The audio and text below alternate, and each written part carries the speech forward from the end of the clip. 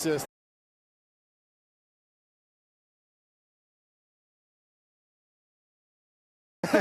but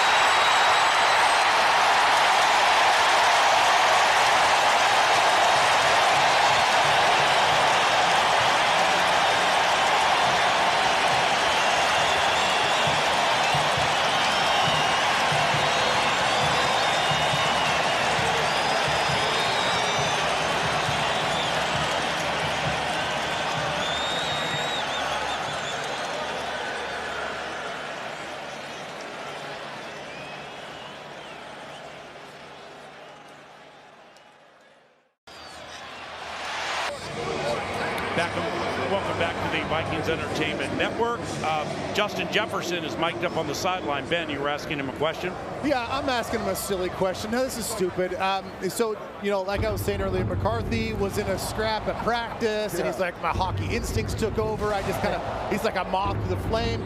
Now, if this actually happened in a regular season game, like, would you just want to see him scrap with somebody?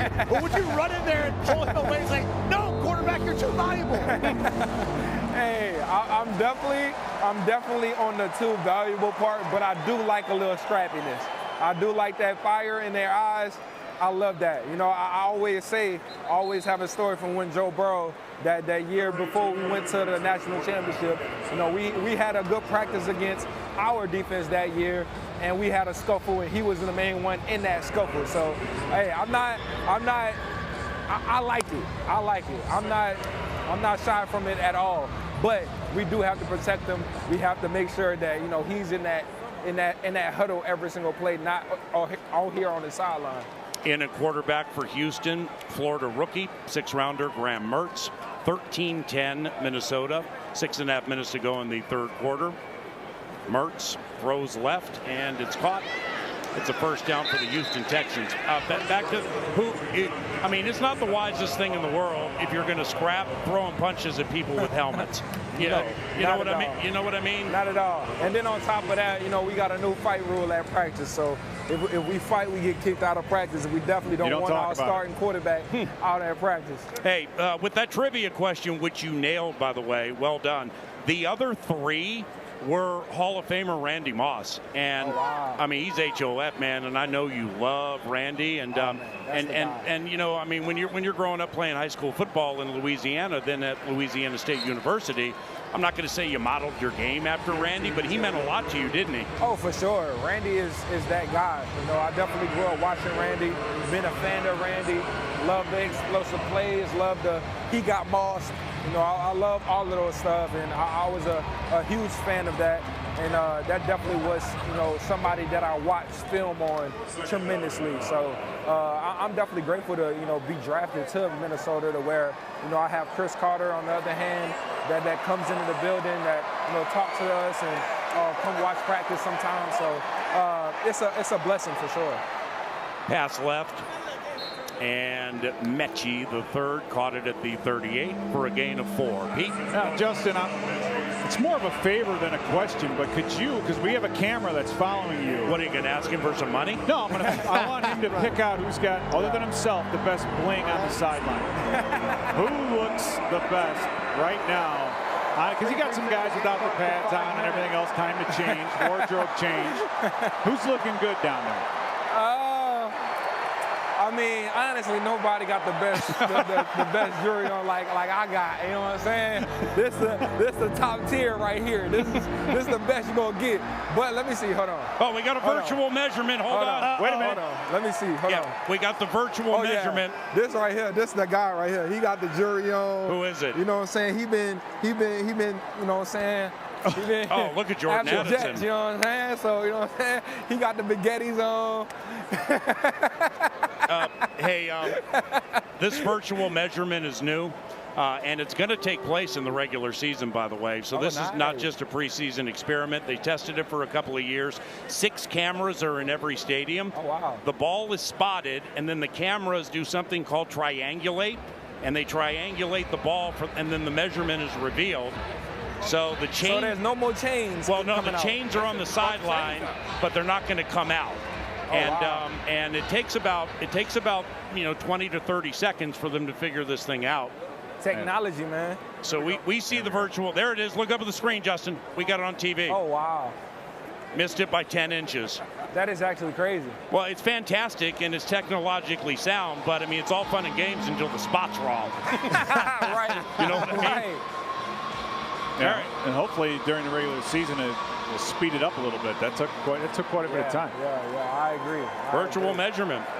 All right, straight eye behind Graham Mertz, rookie from Florida.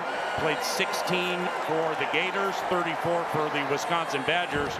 Handoff up the middle, and it goes for a first down for the Houston Texans. Well, Justin, you go over, you talked about Jordan, you show Jordan Addison looking good. How has he been this training camp? Obviously, you've been around him a long time. He's without you in there every single down. He's the number one. How's he progressing? What kind of camp has he had? Yes, he's been having a great camp, honestly, and just to be on the sideline, to coach him up. To watch his releases, to watch his routes, to watch his footwork. It's all something that's I'm blessed to kind of teach him through. And he's been a sponge. He's been trying to grasp all of the information that I'm giving him. He's trying to learn. He's trying to get better. But I'm never the one that's watching him. I'm always the one in the game at the same time as him. So to have this opportunity to coach him up and to get him where he needs to be, and then he missed the first 3. He's going to miss the first 3 games. So that's definitely going to be tough, without him. I mean, Jordan had 20 touchdowns his first 2 seasons. One of them was rushing. And tough break for him those first 3 games, no doubt. But we're going to have you back by that time, man. So that's going to be good. It's going to be good for sure. And it's also a learning lesson for him. Him being young, him not, really understanding how to, move around a little bit sometimes. So just trying to give him all the information that he can so he can move better and this won't happen again. Jawar Jordan with the carry for the Texans. Justin, to the other side of the ball, from what you've seen or what you know, Isaiah Rodgers, who won a Super Bowl with the Eagles last year, the cornerback. What are you thinking about him? I know he's fast. Oh, he's fast. That's definitely one of his traits that he has. But I've kind of been picking his brain a little bit, just kind of asking him the different coverages, asking him how he likes, our defense versus the Philly defense, and how is it different? How is it better? So there we go. Good play. So it's been a learning stage for him, but I'm excited to see what he have, especially with the group of guys that we have on our defense. Well, Jets, what have you seen just from a difference in that defensive back room from last year to this year? So many new faces, but it sounds like a new attitude as well. Hey, it's crazy in there. I ain't gonna lie. They have so much talent, so many different guys all around the field that can play so many different positions. It's been tough in training camp. I'm not gonna lie. I've been watching from afar, and it's been tough. It's been tough, but it's gonna help us a lot during the season because we're not gonna see the same type of coverages that we're seeing with our defense. Line drive. Come on, Silas Bolden. Come on, Silas. Silas wrangled by the Texans at the 17. More with the best. Justin Jefferson from the sideline when we return to US Bank Stadium on the Vikings Entertainment Network.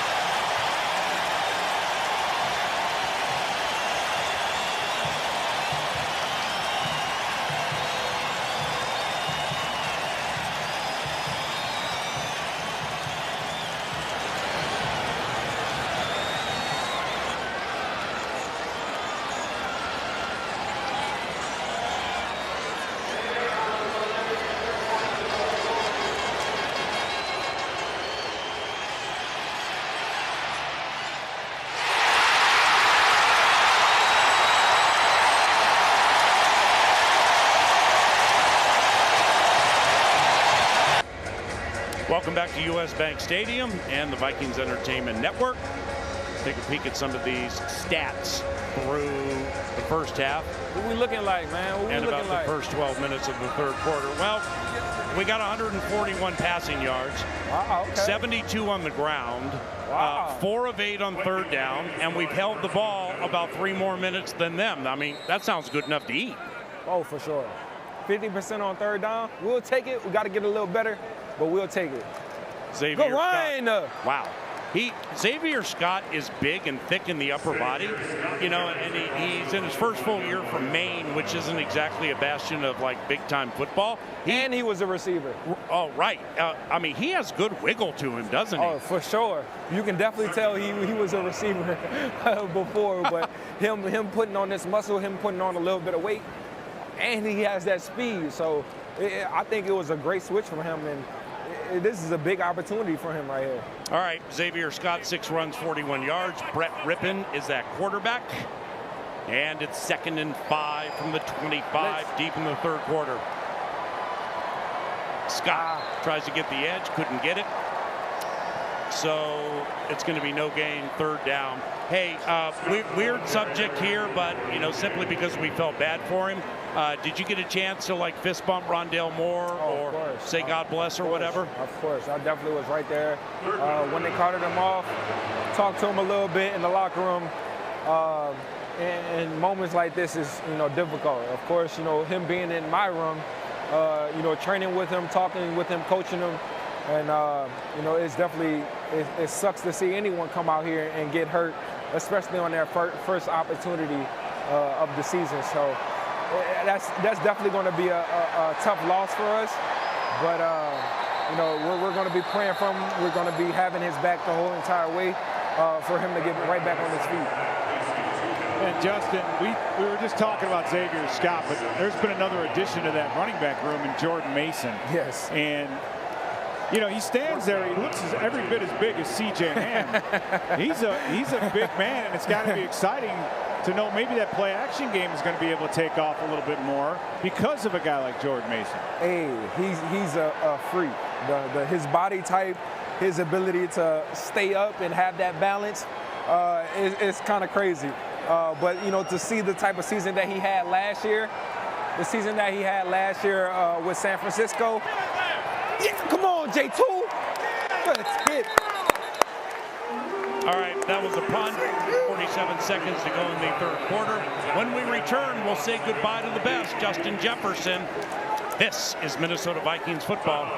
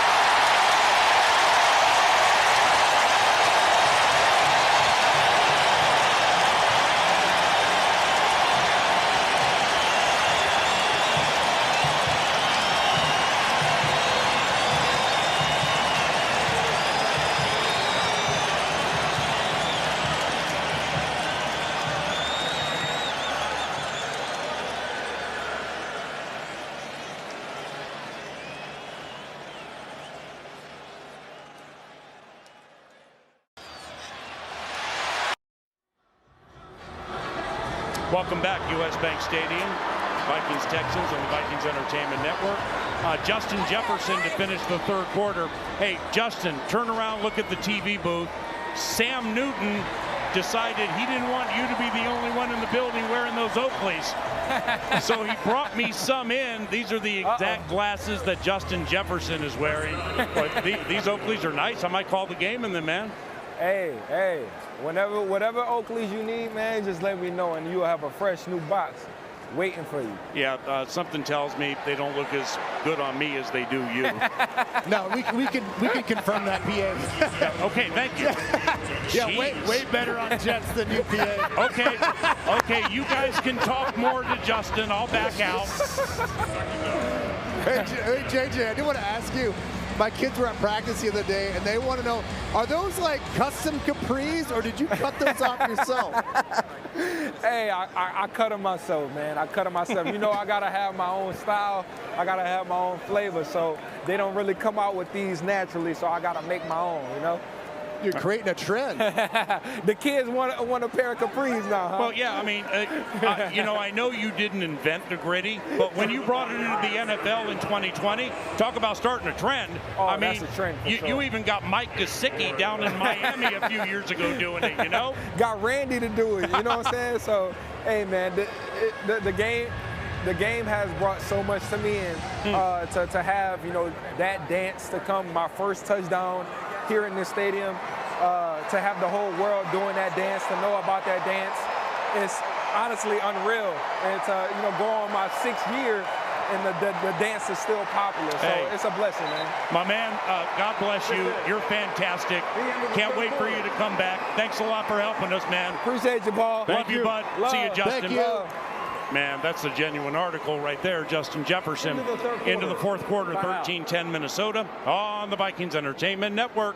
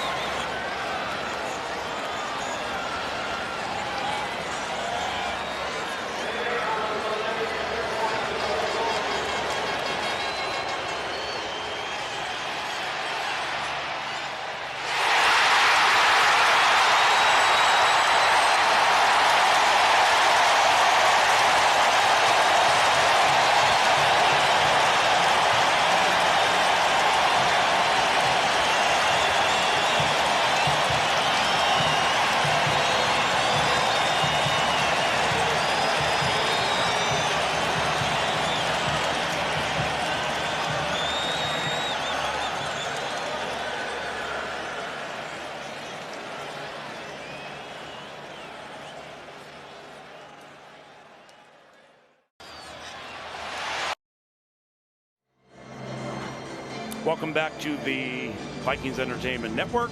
Justin Jefferson amplifying and stealing the show in the third quarter. He gives back the microphone and stuff like that, which is unfortunate because it would have been kind of cool if he had forgotten it and like we could hear him like he's just in our headsets or when he gets in his car or whatever he does tonight. And I think that'd be a lot of fun. 13-10 Minnesota into the fourth quarter. Mertz, rookie, fade, left, incomplete. Nice play At the 42-yard line. That indeed was an excellent play by Reddy Stewart. First full year from Troy. Reddy Stewart, fourth down. And it's for a cornerback. Yeah, you got to have the speed and the hips and all that, but you also have to have the ball skills. And DBs are normally wide receivers in high school that can't catch, and then you get moved to the defensive back. But great job, just looking back, breaking that thing up. So that's the kind of play like Reddy Stewart for right there. That's a good play for him to cement some position on this team going forward. Tommy Townsend, the Orlando native, with the flowing locks down to his shoulders, punts it. And it takes an elite Vikings bounce from the 10 to like the 22. And we pause. Minnesota leads 13-10. We'll return shortly to U.S. Bank Stadium. First preseason game. This is Minnesota Vikings football.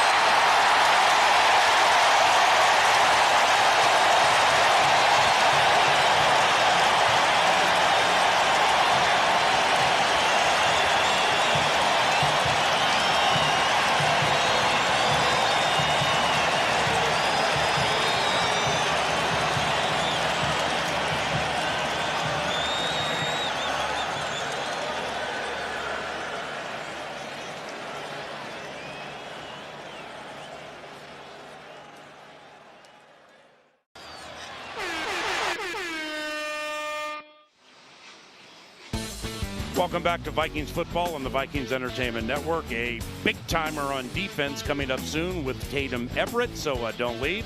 And the Vikings are hosting the Patriots for joint practices Wednesday and Thursday at Twin Cities Orthopedics Performance Center. Don't miss your chance to see the teams up close before they compete next Saturday at noon. It's fun for the whole family, like kids games, live animals, and much more.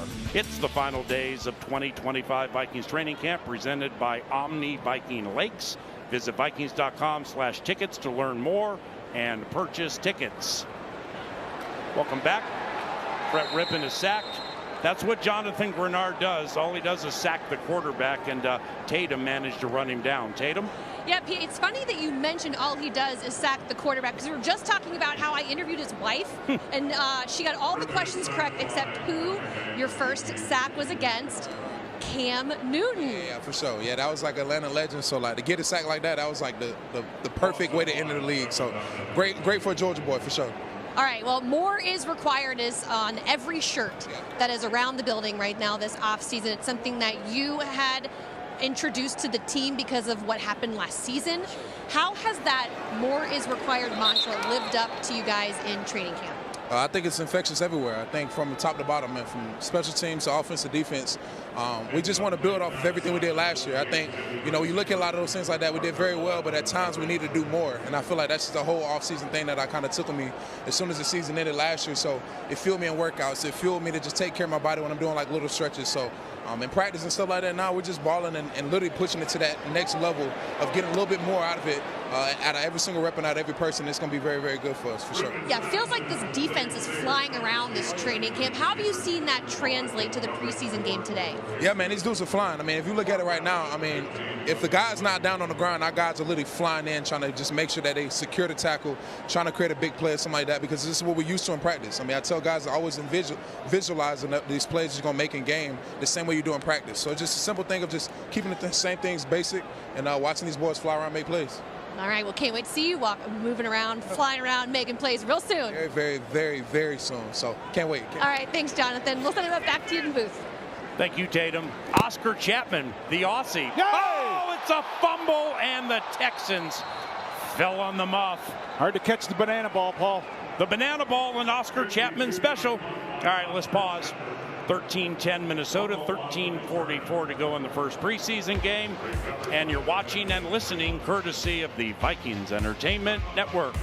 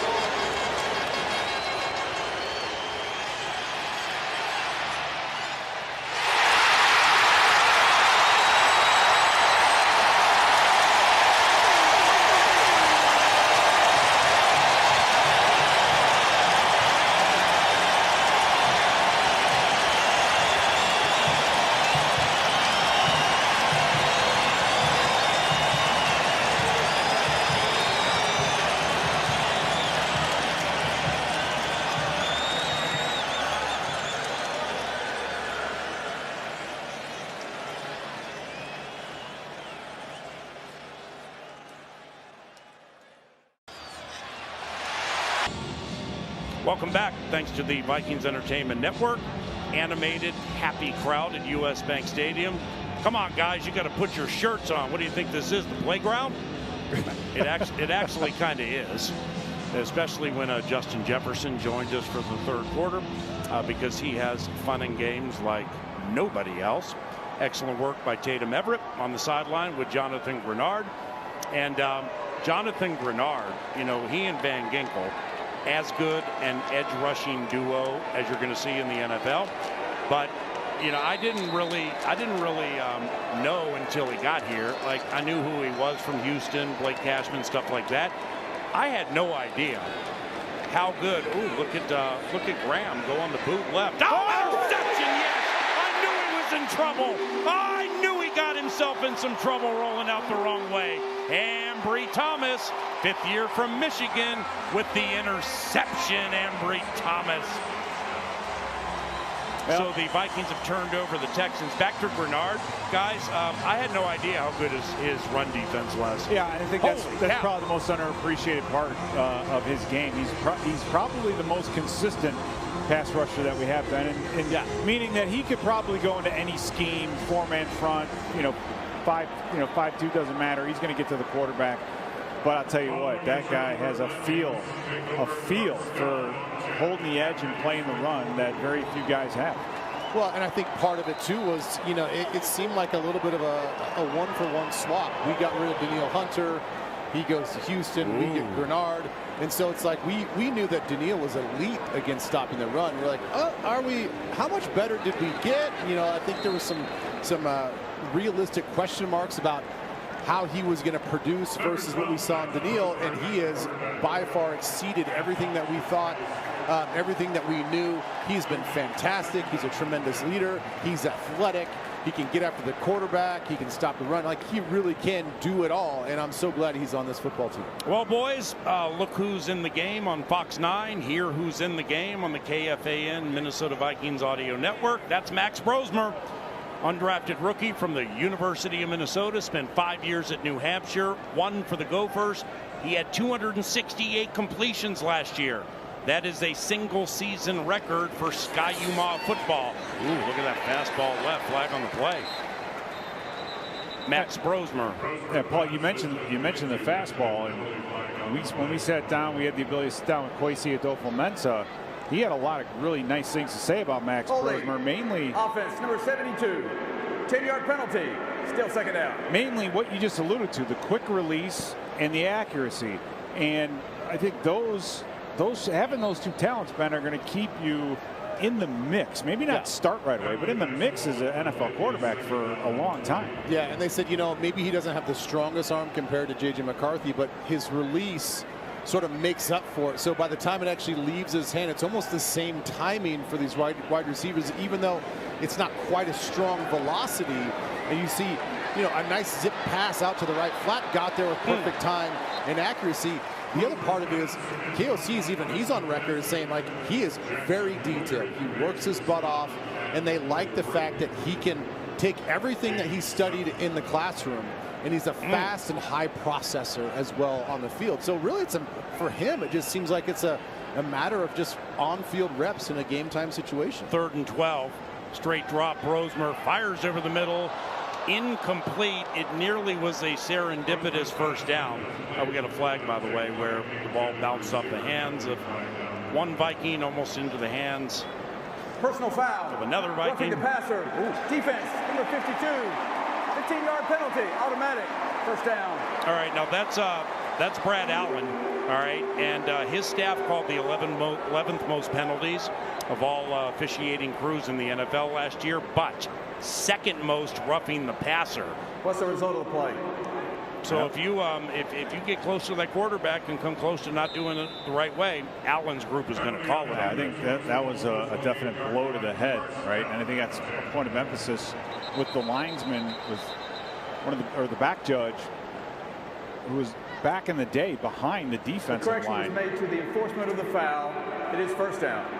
They've moved him from behind, and that's maybe the one call. We saw it against the Rams. It happened to us where, you know, a couple times last year, just quarterbacks getting hit in the head and them not calling it. 13-10 Minnesota. Max Brosmer, the 4th quarterback used. Passes right, and it is incomplete.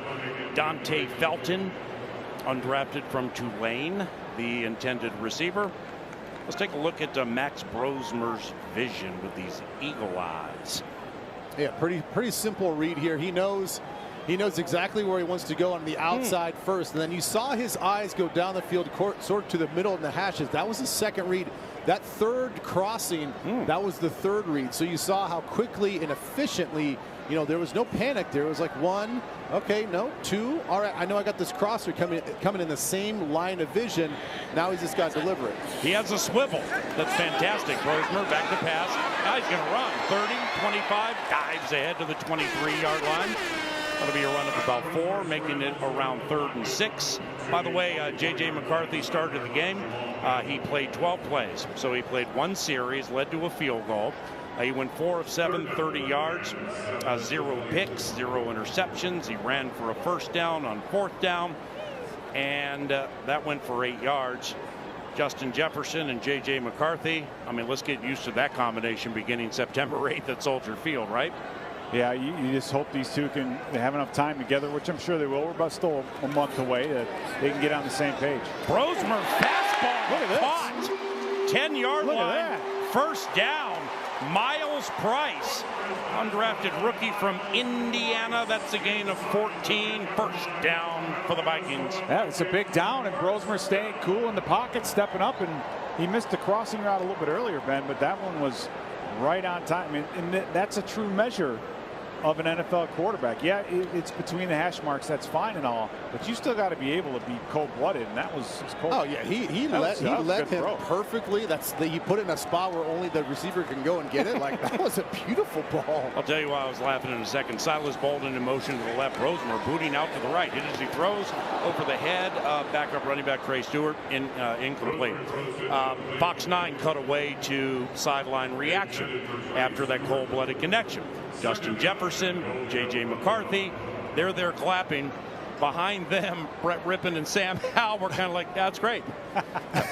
Good job, man. Right on. Hey, way to go, Max. That's a That is the tough thing, man. We've all been there. You know, you've been the one, pushing somebody, or you can feel somebody chasing you a little bit. Like that. It is the spirit of competition, even though you're all supposed to be teammates and friends and help each other out, but we're all trying to take other people's jobs. Trey Stewart bulldogging up the middle. He's a rookie from Jacksonville State. He played at something called Limestone before Jacksonville State. How about this? Trey Stewart had 54 touchdowns with Limestone and Jacksonville State. Uh-oh, we got somebody down. That might be the center. Zeke Corral. Yeah, Zeke Corral, undrafted rookie from North Carolina State. Yeah, you mentioned Trey Stewart. He was one of 8 running backs in the FBS with 20-plus touchdowns. Yeah, he had 25 last year. Third in FBS, and so crazy. Yeah, he's a high-volume guy, right? That matters too. So this is just right up his alley, and you get these late in these preseason games, Ben. You're playing against the same guys on the other side, undrafted free agents, and you need to stand out now if you want to take that step to the next level. All right, we pause. 10:04 to go in the game. Vikes lead 13-10 on the VEN.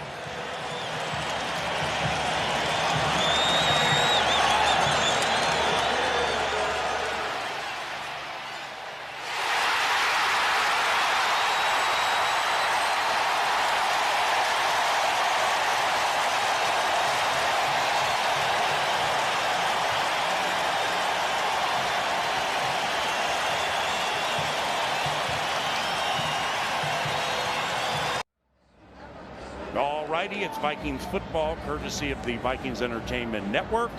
We want to welcome all of our friends from KTUU in Alaska, Anchorage, taking in Minnesota Vikings preseason football for the first time. On behalf of Tatum Everett, Ben Lieber, and Pete Persich, I'm Paul Allen. Anchorage, go crazy, and welcome to the mix. It's third down, 3rd and goal for the Vikings, leading 13-10 with 10 minutes to go in preseason game 1.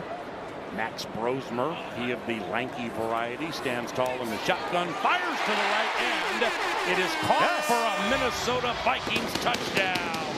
Dante Felton with the touchdown, and Minnesota leads 19-10.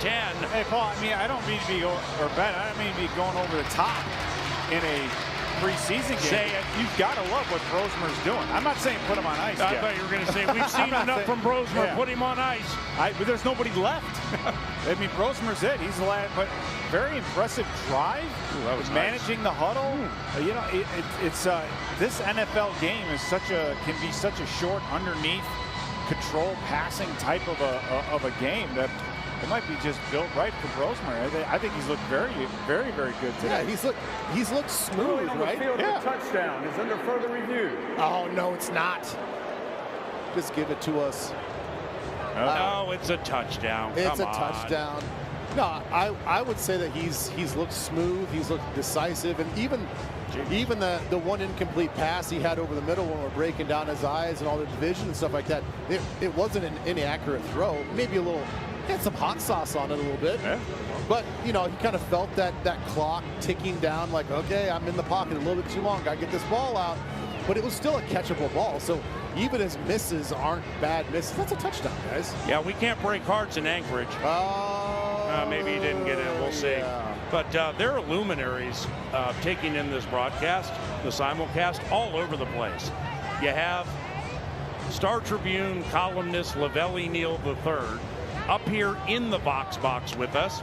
All right. And the preseason games are provided by the Minnesota Star Tribune. So that's cool. The columnist, second to none. Mike Florio, ProFootballTalk.com, with his son Alexander taking in the game in the West Virginia After barn. reviewing the play, it is an incomplete pass. Yeah. And how about this?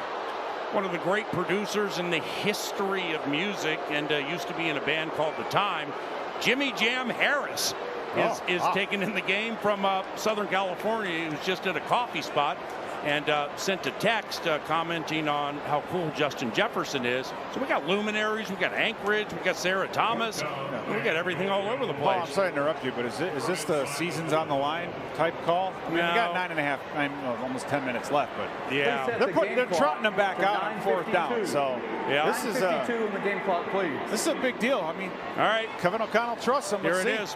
Let's see. Here it is. Inside the 5 is on the line. 2 receivers left and right. Brosmer is set to take the snap. The Vikings lead 13-10. He just chatted with the guy who started this whole thing, Josh McCown, in 2003. Brosmer takes the snap. He steps up, fires to the end zone. Touchdown! Vikings! The price was right on that play. It's Miles Price, and this time officially it's 19-10. And there it is again, another throw, middle of the field, man-to-man coverage, just putting it right where only the receiver can get it, because the chance the receiver can use his body. So, yeah, I'm very impressed with Brosmer and how he's conducting himself on that drive. That's a big fourth down.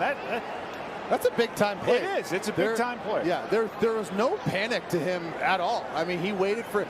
That was a specifically designed play to get Price open in the back part of the end zone. All he needed was the offensive line to hold up and do their part. He was patient, didn't try to rush it, just feathered that thing in there accurately. Touchdown. Give it to Price one more time. And you look at Brosmer's catalog. I mean, we obviously got the chance to see him at the University of Minnesota. But here's a guy he spent 5 years in New Hampshire. He was the first quarterback in school history to start as a true freshman. So if you're a scout, if you're a personnel guy, what does that mean? Well, it just means that as an 18-year-old young man, or kid, if you want to call it that, the game wasn't too big for him. No. Because, you know, as a quarterback, it's not just about see ball, get ball. You got to manage everything else going around you.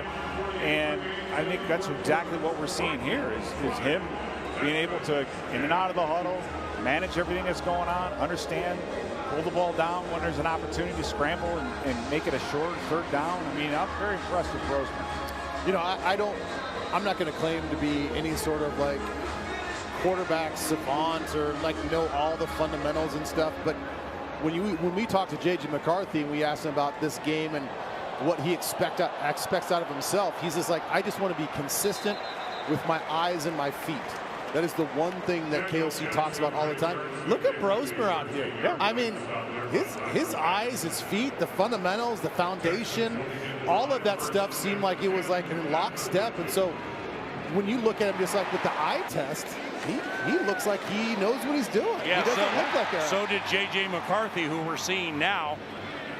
Yeah, JJ did a nice job all day long. Like this is a kind of off schedule type of a scramble to get the first down and fourth down. I mean, the awareness of things going on in front of him. I thought JJ, particularly a first year guy, or actually second year guy, being an IR last year, but first live football for him in almost, what is it, a year and a day, or almost a year, short a day. You mentioned it earlier, Paul, but you got to like the way McCarthy's playing too. All right, Mertz with a pass to Luke Lachey, 7th-round rookie tight end from Iowa. Luke Lachey, you may recognize the last name Lachey. His father, Jim, played 131 games in the National Football League as an offensive lineman. And Luke Lachey's brother-in-law, former Vikings offensive lineman Pat Elflein. Who knew? Let's head down to the sideline, and here's Tatum. Look who we have here, tight end T.J. Hawkinson, and training camp days get long. They get a little redundant sometimes, but you get to put on the pads today, the uniform. How did it feel out there? Feel great, yeah. To come to the stadium, be around our fans is awesome.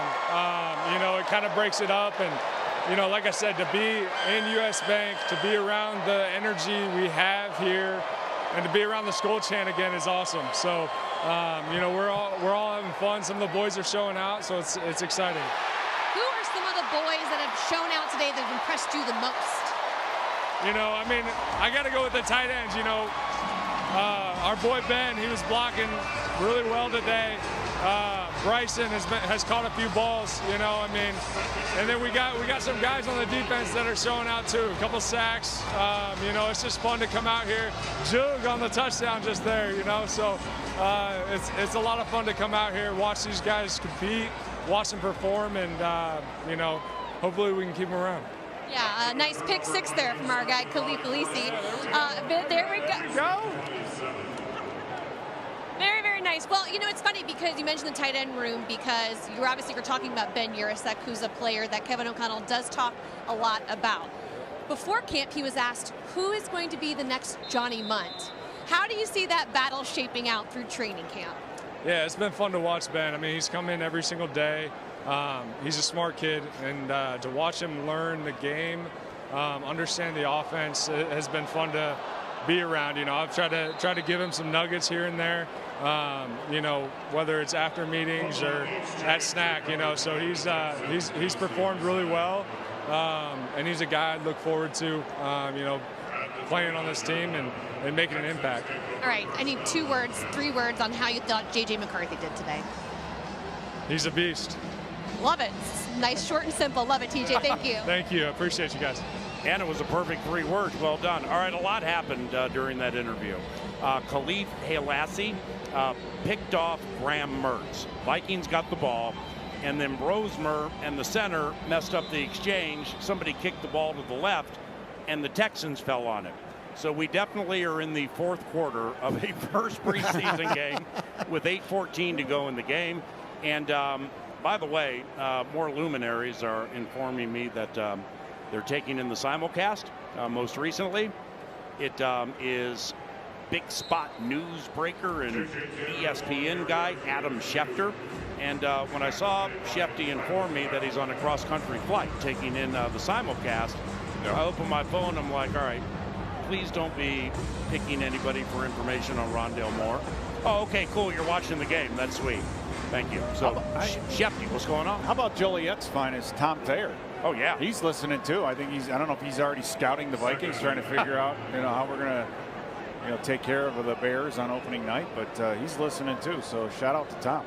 Jeez, I'm feeling left out. Nobody texted me and told me they were watching this game. Well, you're used to being on the sideline, so they don't ever they don't even want to text you. You're like, hey, you ain't going to see it anyway.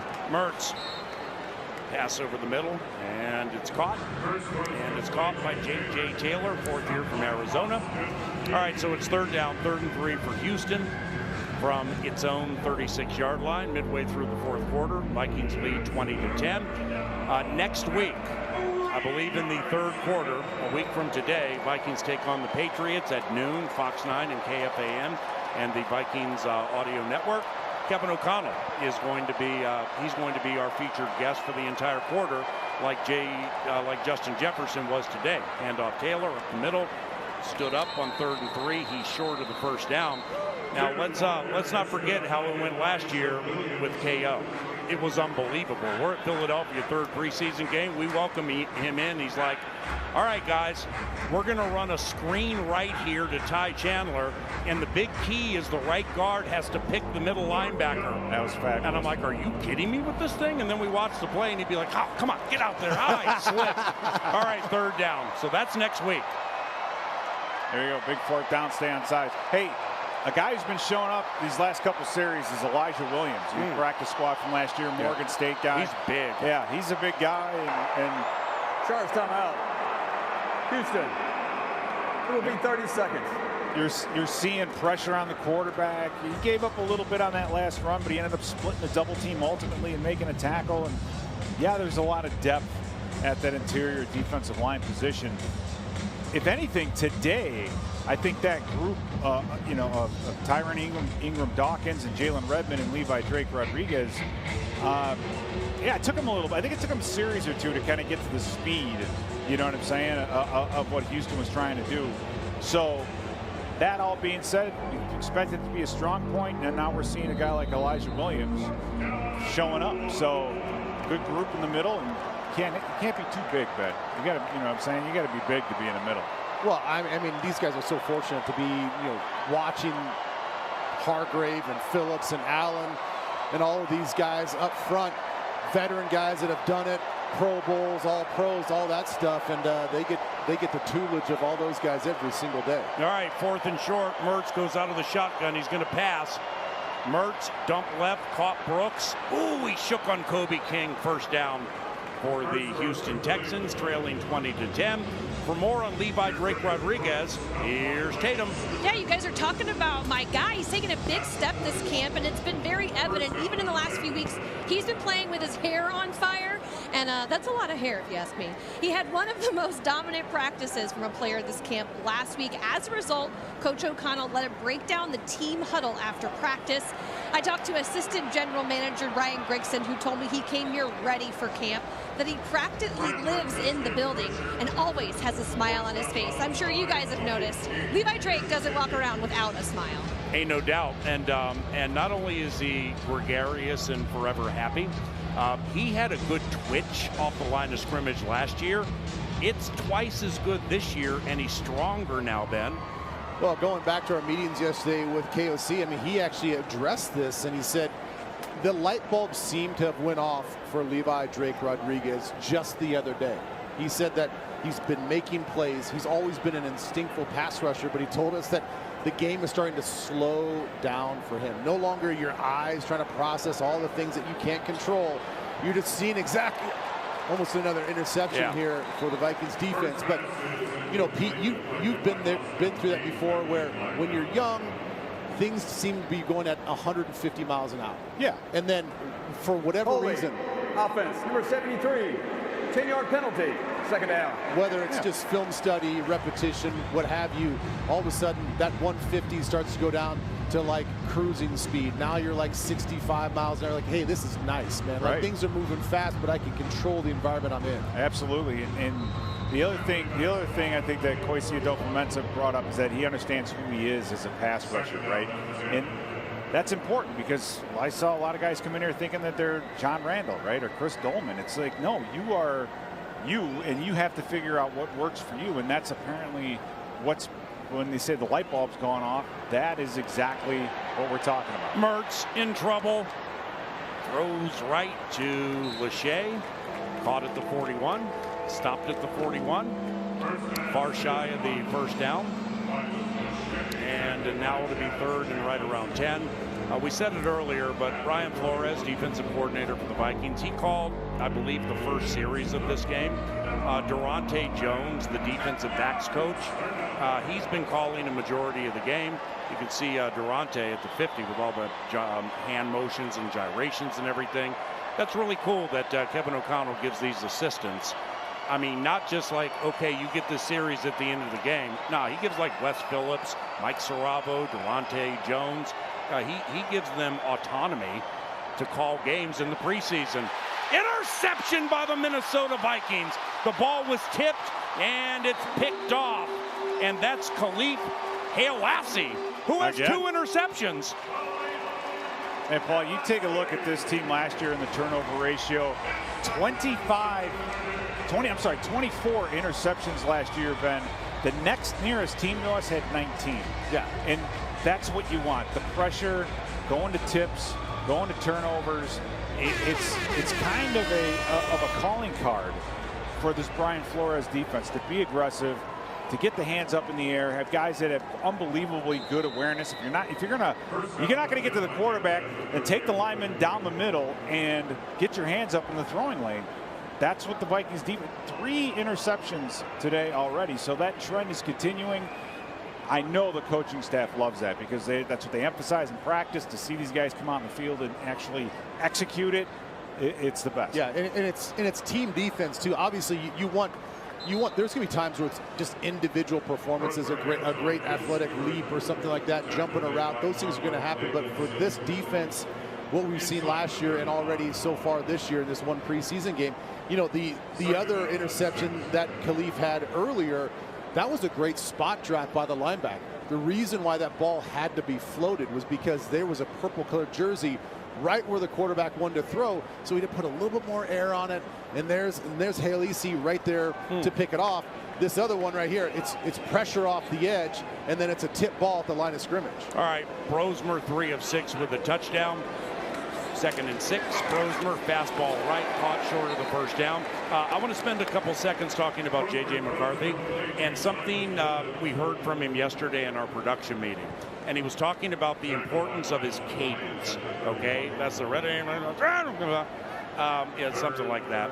And the importance of changing it with veterans like Brian O'Neill and Jonathan Allen praising him at training camp, saying, my man, your cadence is perfect. Don't change it. Yeah, I mean, that's the little nuanced things that about every player, especially a quarterback, though, is you have to like not only notice the meat and potatoes of like the offense and the defense, what the defense is trying to do to you and how you can manipulate all that, but then also you can manipulate the defense as well. That was a great ball. That was a great ball. Yeah, I mean, Brosmer is kind of low-key stealing the show right now. That was a great football. Yeah. But when you change flag on the play, when you work on little nuanced things like your cadence and it's throwing off. Prior to the pass, holding, defense, number 41. Yeah. 5-yard penalty, automatic, first down. Yeah, that's like all of a sudden now you're taking your understanding from like a 200 level, 300 level where he's at, and now you're like into the 400, 500 level class that he's going through, where you're getting praised by veteran defensive players. They're like, man, we're getting confused out here. Like we're trying to figure out what you're doing, and you keep changing this. So like that's it's a great sign for him that he's really understand this game. Okay, now what does this mean? All right, first down for the Vikings, 1st and 10 from the Texans 26, approaching the 2-minute warning. Max Brosmer at quarterback. When J.J. McCarthy says the feet and eyes tell the story. Look at Brosmer looping it. Fleming caught. We'll get into that after the 2-minute warning. It's going to be 1st and goal for the Vikings. I mean, Brosmer is just looping things left and right, and everything is turning up positive. It's 20-10 Minnesota as we approach the 2-minute warning. Patriots next week. Final 2 minutes of preseason game number 1 around the corner. This is Minnesota Vikings football.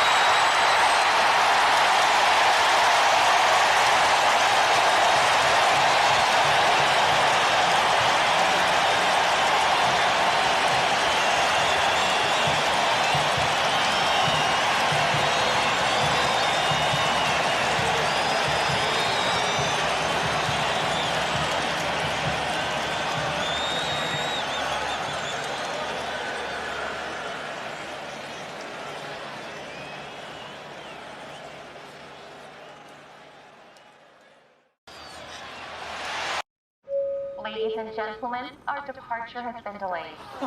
Yes! You're kidding me, man. Why are you so happy? I'm watching the game. Seriously? Yeah, with NFL Plus. Get live, local, and primetime games on mobile with NFL Plus. Unfortunately, our flight has been delayed another hour. NFL Plus. Keep the NFL in reach. All right, back to U.S. Bank Stadium, courtesy of the Vikings Entertainment Network. It is 20-10 Minnesota, and it is first and goal for the Vikings. Quickly, when JJ says feet and eyes tell the story, what's that mean?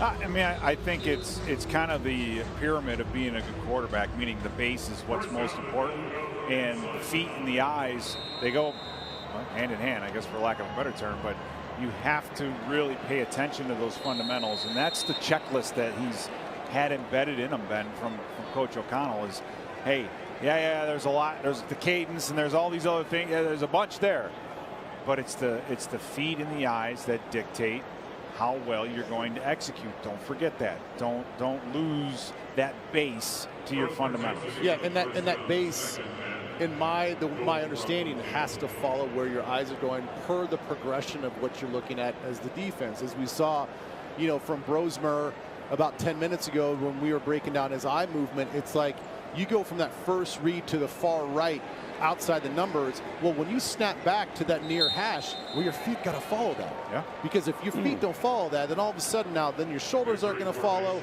your release is going to be wonky, and you're probably going to have an inaccurate throw. So making sure that, because I think mentally all these quarterbacks want to process quickly, but your feet got to follow where your eyes and your mind are going. All right, couple of things here.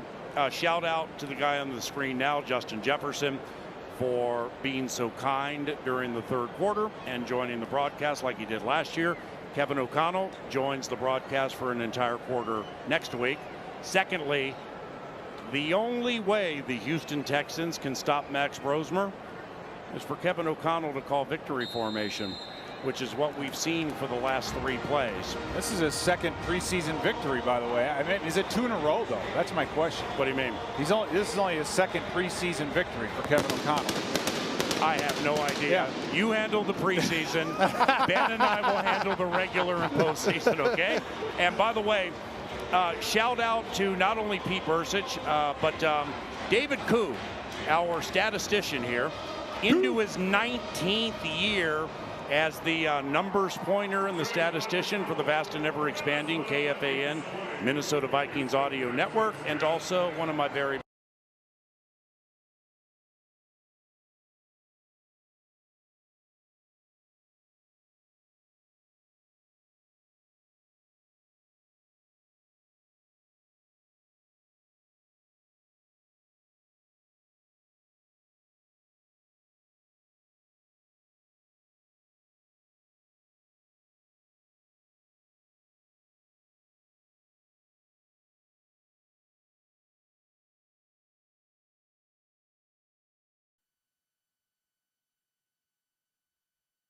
things are People's Gas Tico Hot Takes, and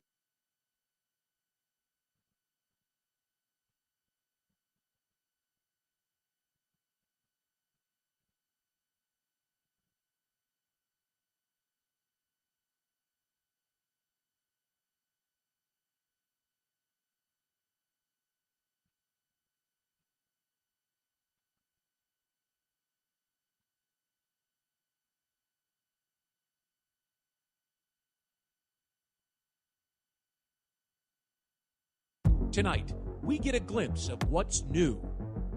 An offensive-minded head coach with an edge. What is our edge? What is it about your best that's going to make you different? A quarterback with everything to prove. And a rookie trying to do what hasn't been done in a generation. That's how you play, bro. That's how you play. A new era starts tonight. Game on. The Jaguars and Steelers are next on the Jaguars Television Network.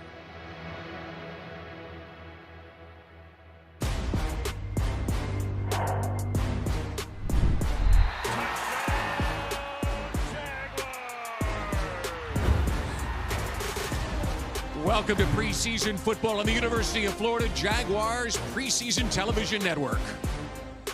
It's a stormy summer night in North Florida, but those clouds are not going to dampen the debut of Jaguars rookie phenom Travis Hunter.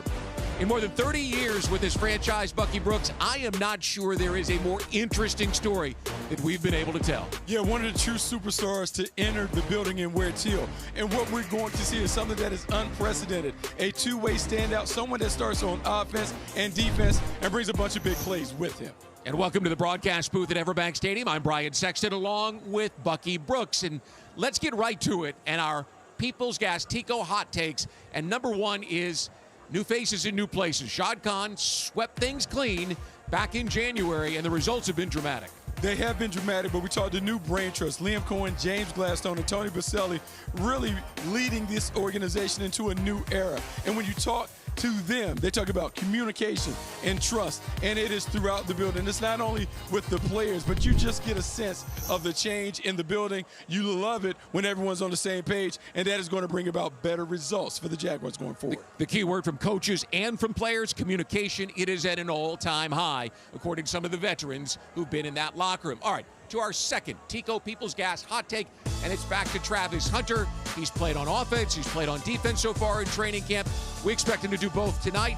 What are your overall expectations for what the rookie from Colorado can do as he shifts from playing on Saturdays to Sundays? You like to temper expectations, but when you've been around him on the practice field, he's an absolute superstar, a guy that can get it done in a variety of ways as wide receiver and as a defensive back. You have to remember, at Colorado, he played almost 85% of the total snaps.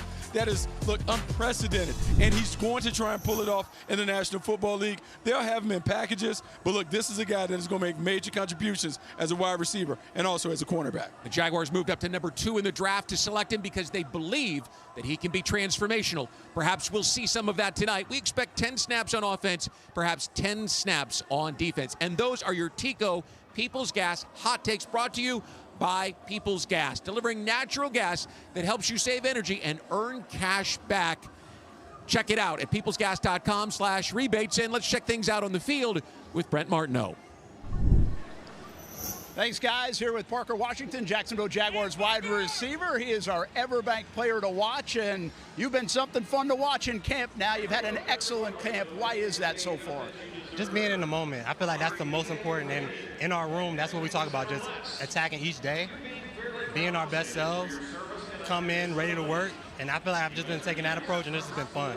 You're a veteran now, but what do you want to go accomplish tonight against the Pittsburgh Steelers? I just want to come out here and just execute, you know? I mean, as a team, as an individual, I just want to put my best foot forward and just make plays. And even when I'm not catching the ball, being effective in the run game, blocking, and just having fun. Go have fun out there, man. Let's do it. That is Parker Washington. He is our Everbank player to watch. Everbank, advantage you. We'll be back with the opening kickoff. We've got the Steelers and the Jacksonville Jaguars coming up on the Jaguars Television Network, presented by the University of Florida.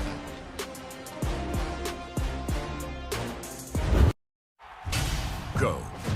Go!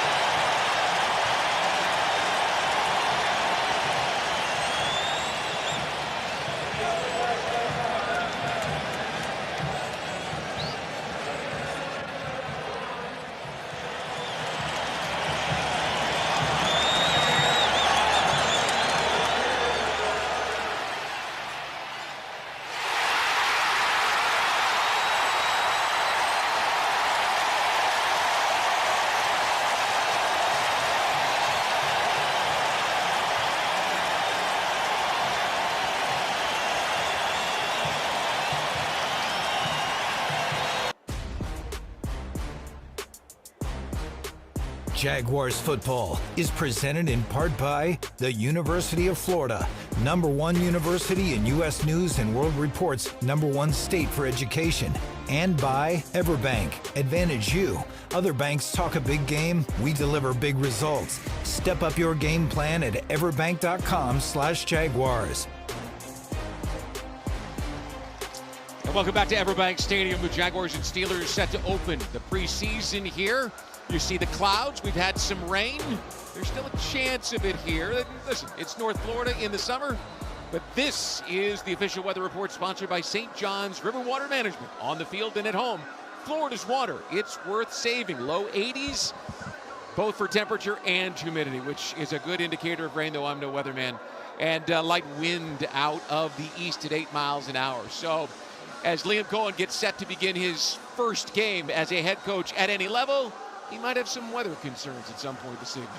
Yeah, you may have to deal with some weather concerns, but it is all a part of getting ready for the regular season. Liam Cohen wants his team tested, but he also has to test himself as he makes the transition from being an offensive coordinator to a head coach who's also calling plays. I want to talk to you about how aggressive he has been through camp and just his overall stance. But listen, this says it as much as anything. The Jaguars won the toss. They elected to receive. We didn't see that much in recent past around here. No, we didn't. He wants to put what he believes is the best unit on the field.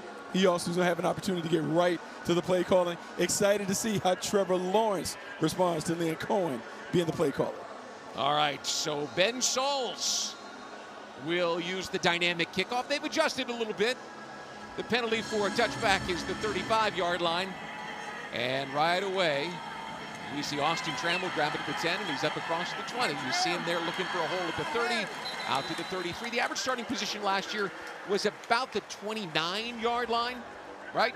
Yeah, and obviously the closer that you get beyond the 30 to the 35, the odds go up of your team being able to score. The dynamic kickoff is going to have a huge impact on the numbers that we see this season. Something that we will watch. Jaguars led the league in touchbacks last season. So we'll see some of the starters for the Jaguars tonight. And there's Trevor Lawrence, who missed 7 games last year with a shoulder injury and with the concussion. Travis Etienne in the backfield. You see right there, Travis Hunter in motion to the slot on the top of your screen. And movement from right tackle Anton Harrison. False start. Offense number 77. 5-yard penalty, first down. Look, it happens. Even though it's a preseason game, the nerves still run high for everybody. Hopefully we'll settle down after a few snaps, get to playing with the kind of rhythm that we want to see. Harrison's a guy that they're expecting a lot from. Former #1 pick for the Jaguars and a guy with a lot of talent, but they've pushed him this year. Yeah, pushed him. It's the go time. First-round pick, you're supposed to be one of the better players on the team. He needs to play at that level. Brian Thomas in motion as Trevor Lawrence sets up in the shotgun on 1st down and 15. There's a quick throw, and Brian's got it. Thomas makes a move across the 35-yard line, and he is pulled out of bounds near the 36. And let's get right to it. This is a player's game. You talked early in pregame about this being an organization that's more player-led. Well, the thing about a play caller, man, get the ball to your best players and let them have the biggest outcome on the game. A gain of 8, so it's 2nd down and 7. Here early going, preseason opener. Again from the shotgun. Lawrence barks out the signals and the handoff to Etienne, who makes a little move back to the inside. It'll set up 3rd down, which means we'll be looking for the 1st and 10 line. Brought to you by Everbank. Advantage you. Other banks talk a big game. We deliver big results. Step up to game plan at everbank.com/Jaguars. Peyton Wilson made that just a 2-yard stop on Etienne. He's a guy who is motivated. Got the 5th-year option, playing on a 1-year deal. 2 years ago, more than 1,400 all-purpose yards and 12 touchdowns. He's a guy who's got a lot of ability. So 3rd down, call it 5. Hunter slides in motion. As Lawrence takes the snap, looks in his direction, and he's got it right short of the 1st down, near the 42-yard line. They'll push him back inside the 42, so it'll be 4th down and almost 2 yards as Beanie Bishop makes the stop. Yeah, a little inside option route, a little delayed. They get it to him, doesn't get beyond the sticks, but it sets up a 4th and 1. And look, we've seen this being a problem area for the Jaguars the last couple years. Let's see what it looks like in the Liam Cohen era, short yardage situation. One of the most attractive situations concerning Liam Cohen was what he was able to do with the Buccaneers and improving their running game last year. Under center for the first time on this drive. Dyami Brown goes in motion. There's the handoff, and Brown's got it. How about that? And he's across the 45 and pushing his way out to near midfield. Dyami Brown's got a first down for the Jaguars. Peyton Wilson, the linebacker, came over the top and makes the stop after a 7-yard gain. So I like this one. I like on short yardage, being able to run a little jet sweep. To me, this is Liam Cohen digging back into his old days with the LA Rams. I felt like this offense has some of that 2018, 2019 LA Rams vibes with the balance that you have on offense and some of the creativity that Liam displays. Like in one of his first news conferences, he was asked about the ability to gain a yard when you need it. He said, you don't always have to run between the tackles. And he didn't right there. First and 10 at the 49-yard line. Play action and a quick turn and throw over the middle. Oh, no! It's caught. Brian Thomas Jr. took a huge hit at the 36-yard line, but he is up. The pass could have been intercepted. It was not. Sebastian Castro, a rookie defensive back from Iowa, put on the big hit. Yeah, big hit coming across. This is a glance route, and he throws it right inside. The safety gets a great big beat on Trevor Lawrence's eyes, delivers a hit a little high for my taste. Big hit. Luckily, Brian Thomas Jr. got up after that. Replays this quarter are presented by Heritage of North Florida, Jacksonville's premier roofing and remodeling company. So here's second down and 10. And Lawrence slides the man in motion. Steelers adjusting up front. There's the waist-high delivery and back to throw, and under a bit of pressure, he'll turn and deliver a dart. Nice. And the catch is made, and it's near first down territory. A beautiful job of threading that ball to Brenton Strange. Yeah, really like what the Jaguars are doing, working the inside portion of the field right over the middle. Brenton Strange is someone who we expect to have a big year. Works on the backside. Trevor Lawrence looks to the front side, comes back to the backside, gives Brenton Strange enough time to work his route. He gets open. Man, nice play by the Jaguars offense. Moves the change. It's first and 10. Jaguars opening this game with the ball. This their opening drive. And with 11:38 to play in this first quarter, it's first and 10 near the 40-yard line of the Steelers. Brown in motion. Here's the handoff. Etienne going left and cuts it up right inside the hash mark and picks up 2 yards on the game. The stop made by the linebacker, Isaiah Loudermilk. So what we're going to see and what's going to be new in 2025, a commitment to the running game. The running game not only establishes the physicality and toughness that Liam Cohen wants to establish for his team as their identity, but it makes the game easy for the quarterback. Call it second down and 7. The receiver stacked at the bottom of your screen, the tight end and the receiver to the top. Here's the 8th play of a drive. And his play action. Deep in the pocket, he'll set up the screen. Etienne makes a man miss, turns it up the field, got a first down inside the 30-yard line. A nice little hop step inside the 29 to the 28. Wilson chases him down. It's a pickup of 9 and another Jacksonville first down. Brian, at practice, we've seen this a ton. Screen game. So a lot of the things that we're doing are easy completions for the quarterback. A little play action fake, drop back, swing it out to Travis Etienne. We talked about him getting back to what he was 2 years ago, where he had over 1,400 scrimmage yards. This is a way to do that. You don't always have to run between the tackles. Get him the ball in space so he can go to work. Line of scrimmage, the 27-yard line, and Brown slides in motion. Trevor takes the high drop, turns and throws it. It's Hunter, and he makes a move to the inside, tries to spin outside to the 20-yard line. Flags come in from a couple of different directions. And it's a gain of 7 pending the outcome of this penalty flag. So I like how they're using the quick rhythm passing game to get the ball in the hands of the playmakers. Early in the drive, Brian Thomas Jr. gets a touch. We've seen Travis Hunter get a touch. Travis Etienne get a touch. Your best players need to be involved early so they can get into that rhythm. Brandon Eccles made the stop. Alex Kemp and his crew were here on the practice field this week. Jaguars got a taste of how they like to officiate a game. There were 2 fouls on the play, both by the offense. Pass interference, offense number 7, that penalty's declined. Illegal block in the back. Offense number 72. 10-yard penalty, first down. So Walker Little picks up his first flag. By the way, Kemp and his crew threw 265 flags last season, so the Jaguars knew coming in that's the 6th most a year ago. They were going to see a bunch of them tonight. Yeah, it's unfortunate. A little block in the back. kind of touchy.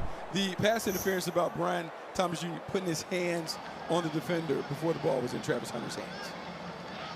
So it's 1st and 20, and they're backed up to the 37-yard line. And an empty backfield. Lawrence takes the delivery, turns and throws outside, and the catch is made. And Parker Washington, who had a terrific week on the practice field, is brought down by Beanie Bishop. Yeah, a lot of expectations and hopes for Parker Washington. Liam Cohen talked about him potentially being a wide receiver 2/wide receiver 3, someone that can play multiple spots and spell Travis Hunter and Brian Thomas Jr. Regardless, he's going to play a big role in this offense. Gain of 5. And we were told yesterday that he's been the most consistent player at the wide receiver position so far through training camp. 2nd and 15. And Lawrence is back to throw. Looking, has time. Now he's going to run out of the pocket. He's inside the 30 and down near the 29-yard line. It'll be a pickup of 3 and set up 3rd down and 12. Yeah, not a bad move, the decision. The coverage won on the perimeter. The pocket didn't necessarily break down because of that, but he didn't have the coverage, so he tries to tuck it and run, get as much as he can to see if he can put us in a position to get a 1st down. Still, 3rd and 11 is a long yardage situation. 8.5 minutes to play here in the first quarter, and the Jaguars have held the ball since the opening kick. Lawrence 5 of 6 on this drive. He's at 5 different receivers. Let's see what he does on 3rd and long. Good protection, good time, fires it underneath. And Travis Hunter slides, has to try to get back up at about the 23-yard line, and the Steelers were right there. It'll bring up 4th down. Yeah, try to hit Travis Hunter on a little underneath route where he could utilize his running skills to get away. Great tackling and rally ability by the Pittsburgh Steelers. Now we have a 4th down situation. Cam Little comes on for a field goal attempt. Chuck Clark made sure that Hunter didn't get back to the outside. And so the Jaguars will attempt a 41-yard field goal. And Cam Little, who last year was outstanding, 27 of 29, puts this one right between the pipes. And the Jaguars' opening drive results in points. 7:41 to play first quarter, and the Jaguars are leading on the Jaguars television. Firehouse Subs, hook and ladder jingle, take 1. Hook and ladder, hook and ladder.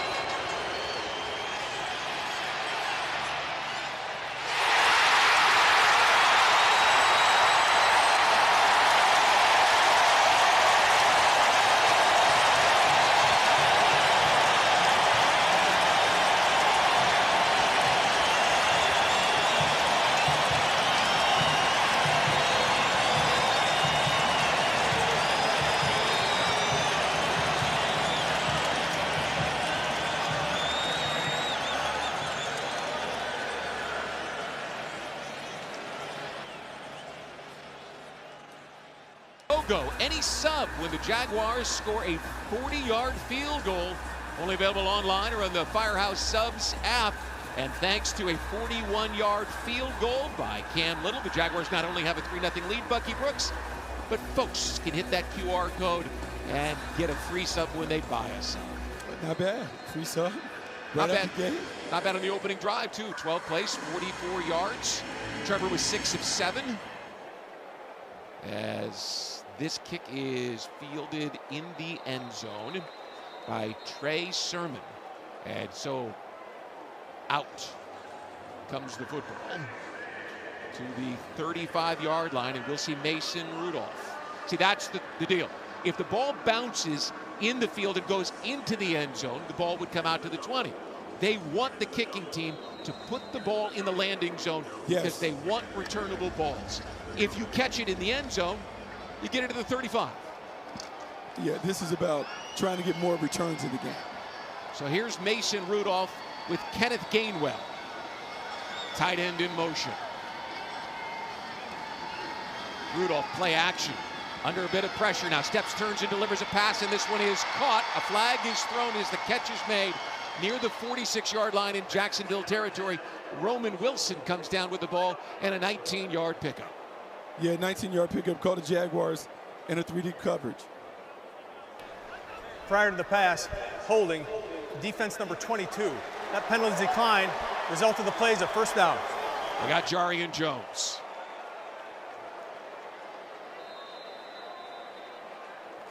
So it's first down for the Steelers in Jacksonville territory on one play. Head coach Mike Tomlin. 18 NFL seasons as the head coach of the Steelers. Never had a loser.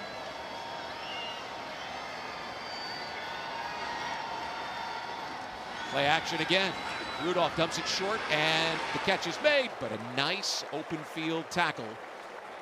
Ben Skoranek makes the catch and is tackled immediately by Dewey Wingard after a 3-yard pickup. Yeah, good job by Dewey. You're going to see more zone coverage from the Jaguars this season. Here's Dewey, he's hanging out in the curl flat area, sees the ball thrown, reacts quickly, and doesn't give up a lot of yards after catch, which is what the defense is intended to do. Second down and 7 at the Jacksonville 43-yard line. There's play action again, trying to hit the quick screen, and the Steelers do. Inside the 40-yard line goes Roman Wilson. And he'll go down near the 38 and set up a 3rd and short after that 5-yard pickup. Yeah, good job on the quick screen. They get it outside. This is one where you have to have the defense running and rallying to the ball. 3rd and 2. Rudolph going to throw again, turns and slings the ball, and it is caught. It's a first down for the Steelers. Making the grab, Brandon Johnson. Yeah, caught Tyson Campbell in off coverage. So Mason Rudolph just took the easy completion on the outside. Tyson Campbell did a good job of closing, making the tackle, but it's a first down for the Pittsburgh Steelers. Inside the 35-yard line, inside the 34, it's first down and 10. Tight formation here, and Rudolph under center.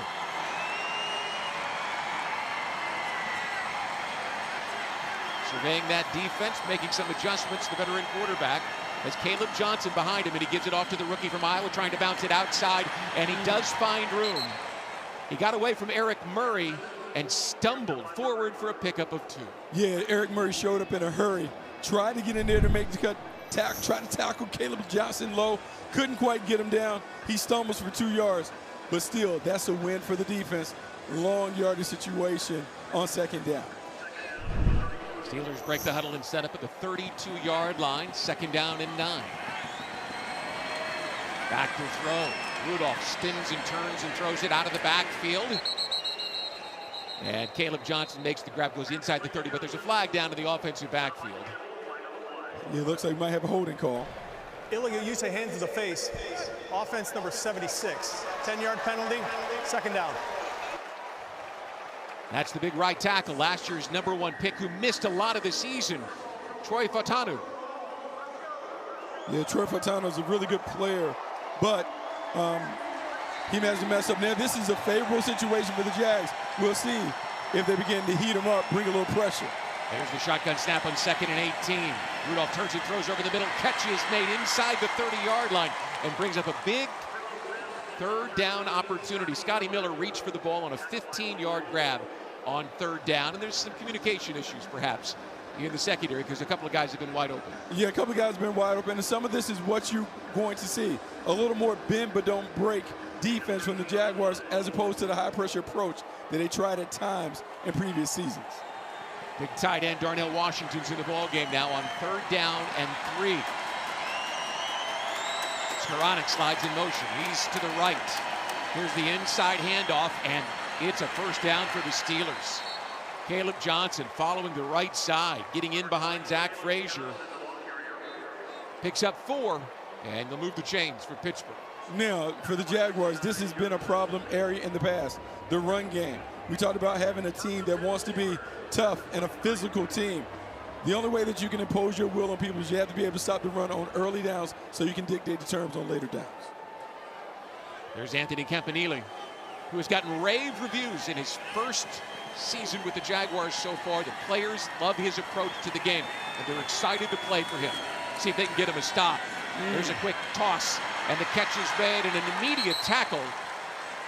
Robert Woods got free, the veteran receiver, inside the 20 to the 19 for a pickup of 4 yards. Yeah, really creative play. This is a bootlet slide concept, meaning you're going to boot one way, come out the back door.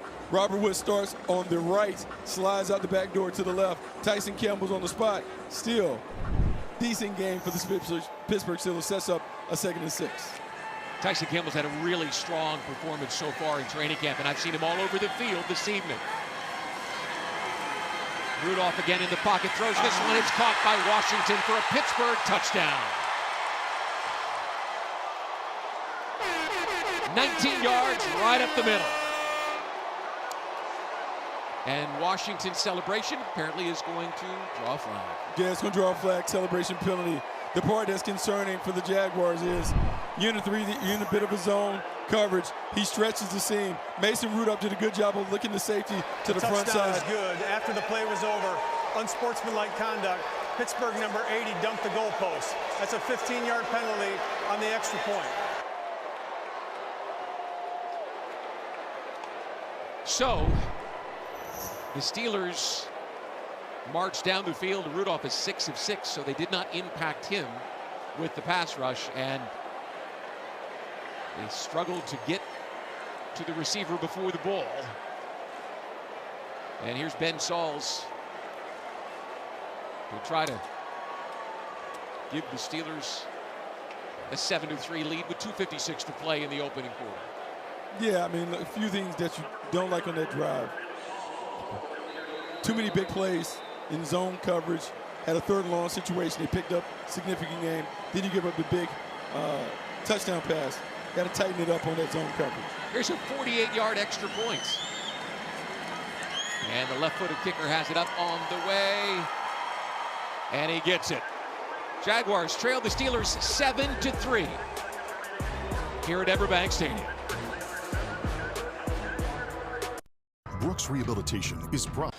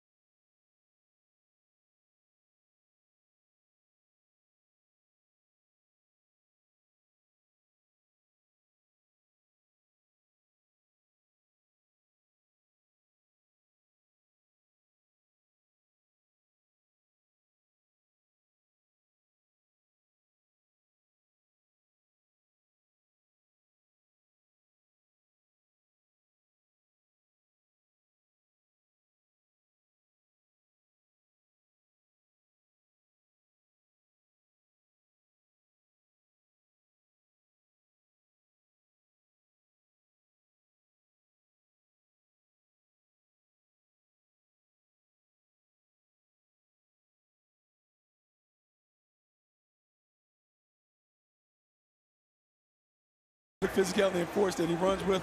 Now we get a chance to see if the Jaguars have really worked on improving their short yardage situation. The last 2 seasons combined, the Jaguars have been among the worst teams in football at converting these situations. We've seen them use a jet sweep. They are 0 of 2 on 3rd down so far tonight. And Mullins to throw. And he gets it to Parker Washington, who gets outside and manages to scoop just past the 1st down marker.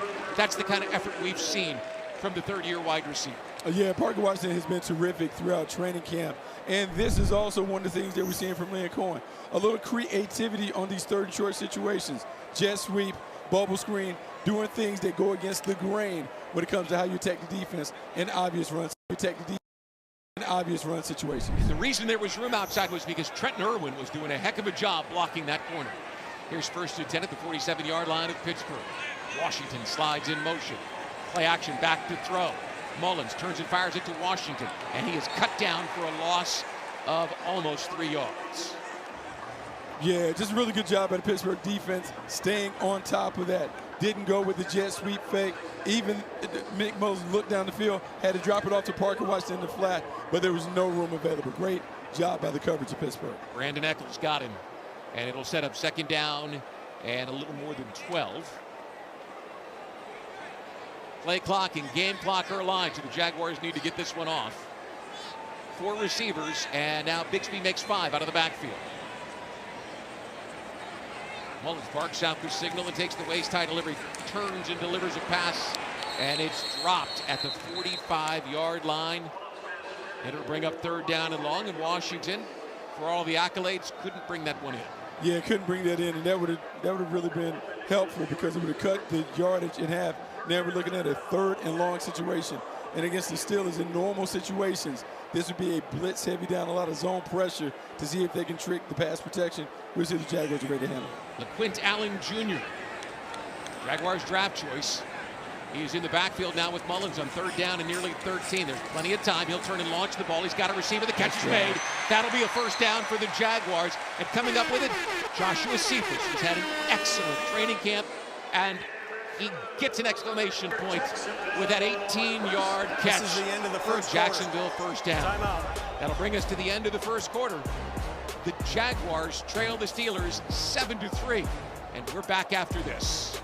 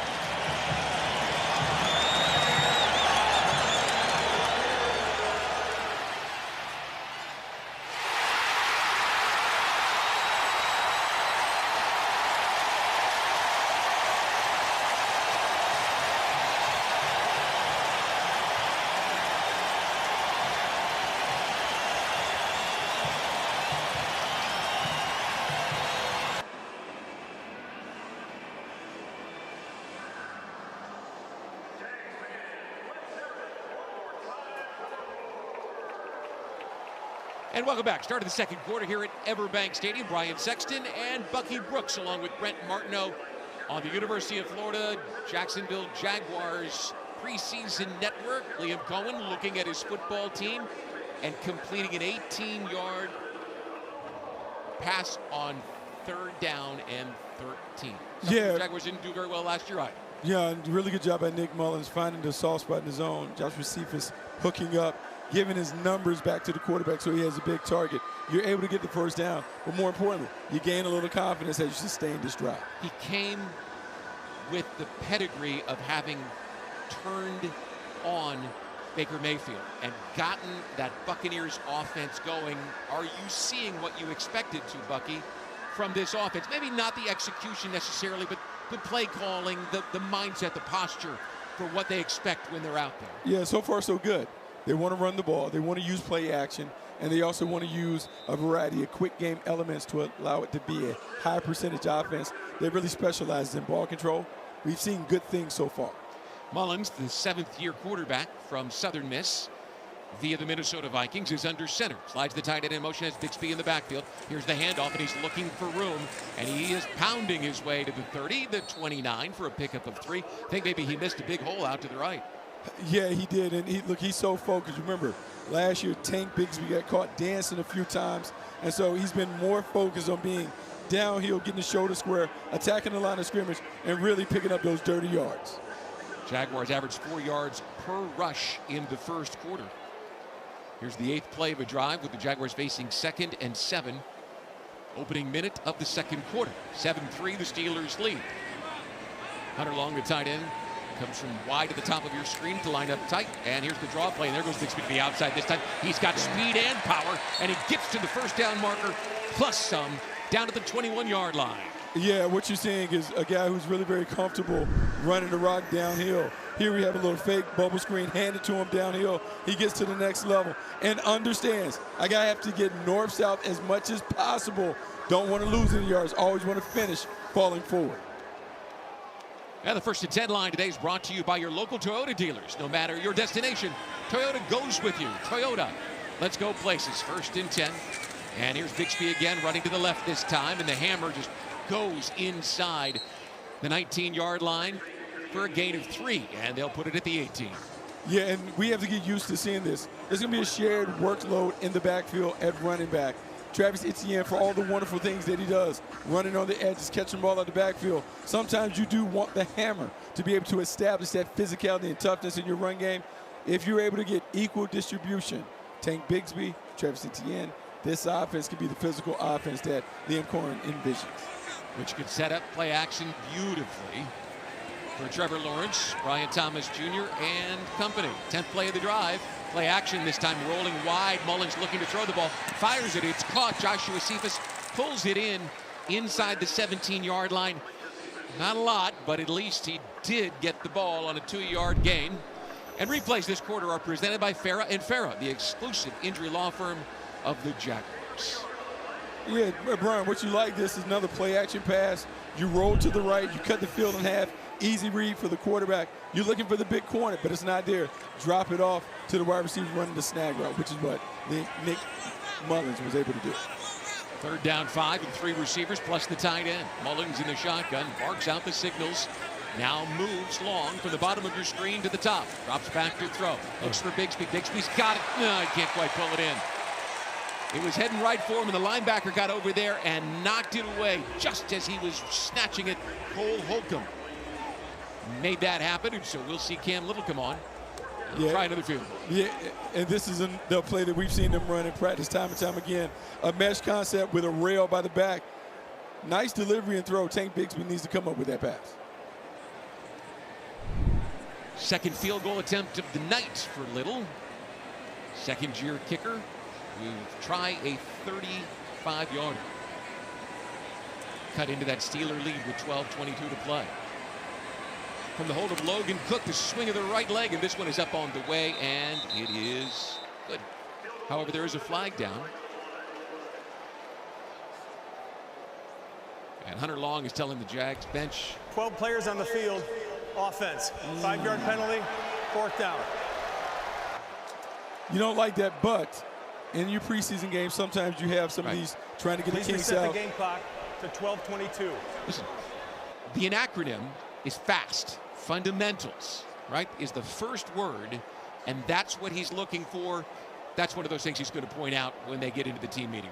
Yeah, and sometimes in the difficulty of managing a preseason game, so many different combinations, starters in, starters out, some of the young guys are in. You have to be aware who is supposed to be in the game in these moments.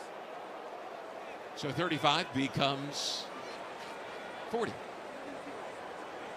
So perhaps we'll see another sub opportunity. 12:22 to play here in the first half. 2nd drive for the Jaguars will end with a field goal attempt of 40 yards. And this is well within the range of Cam Little, whose career long is 59 yards. There's the snap, the placement by Cook. This one up on the way, and it is good. 7-6, the Steelers lead it. We're back after these messages from your local station.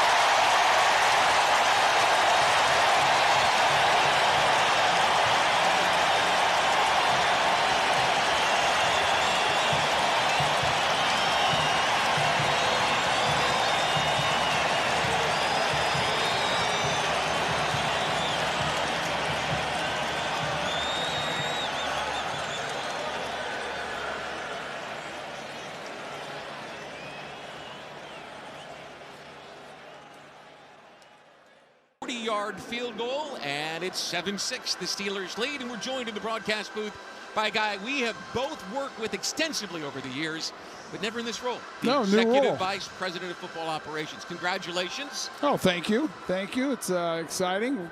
Kind of this. We've had many firsts this year. First game against another opponent, some different bodies out there, different jerseys. It's an important part of the process, and it's exciting. You spearheaded bringing Liam Cohen to Jacksonville because of what he was able to achieve with that offense in Tampa. Are you seeing signs of it? I know we didn't see touchdowns, we saw field goals, but are you seeing what you thought you'd get? Well, I'm going to give one small edit. I give Shad a ton of credit because Shad was really the one who identified Liam as somebody he really felt like could be the right head coach, and then being brought into the process as we did the in-person interviews. Shad nailed it. He absolutely nailed it, and that in-person interview, the final thing is watching him communicate and articulate what his vision was for the organization was beautiful, and knew right away he was the right guy for the job. You know, Tony, one of the things that has been talked about, players and coaches, communication and trust. You know as a player how important it is. But why was it important for Liam to really impose that and act that with this program? Well, I mean, I think everything's new this year. I mean, we're setting a new standard how we want to operate. I heard you talking about fast, you know, the style of play. What's the culture, the type of individual we want in the building. And so to do that, you got to communicate very clearly what you expect and then hold everyone accountable to it. And Liam's done a great job as our head coach of really delivering that message. One of the things that Liam said in a meeting early on in his tenure was that elite communication is required for a team to play elite. Are you getting the sense that this team is going to be an elite communicating team? Hold on, I was just watching. Just a note real quick for all our fans, for the first time seeing a guy go both ways is pretty fun. And Travis Hunter starting the game off on offense and then now coming out here on defense, exactly why we brought him into this building. So excited about what Travis is going to bring, and it's a lot of fun. Well, sorry about that. The elite communication. Listen, that was a better storyline. I kind of jumped all over. You're a broadcaster at heart. You know that. You're a football player now turned EVP. But talk about the decision, Tony, and the bold move to go and move up and get this kid. But I'll go back to what you're talking about in communication, because a lot of that was critical. Nice sack right there by Smoot. Good to see Smoot back in the Jaguar uniform. A lot of fun. But you talked about communication from the head coach. I think something James, Liam, and I all hold dear and really emphasize is communication and collaboration amongst the three of us. When Shad made the move to make the changes here, bringing the three of us in, the expectations were set that the three of us, each very well-defined roles, but together, to come together and communicate and come up with make big decisions. In that case, Travis Hunter, that was led by James. It's a player that all three of us identified as someone we really valued and thought was the best player in the draft by far. And for a long time, we were trying to figure out scenarios. How does he get to number 5? Right. Well, it was clear that was not going to happen. And James came in one day and had the idea and the strategy of how to do it. The three of us talked through it at length, beat it up, pros, cons, everything else. And when we walked out of that room, we were lockstep together that this is the move. And then James went and executed it. I give him all the credit and did a great job of bringing it to life. You talk about James Gladstone, and he talked about changing the culture, not necessarily with slogans and those things, but bringing the right people in. Tony, what kind of players are the right kind to be in this organization? Yeah, I love how you said that, Bucky, because we talk about culture a lot, and obviously I value culture. It's important. But at the end of the day, your culture is what is lived out in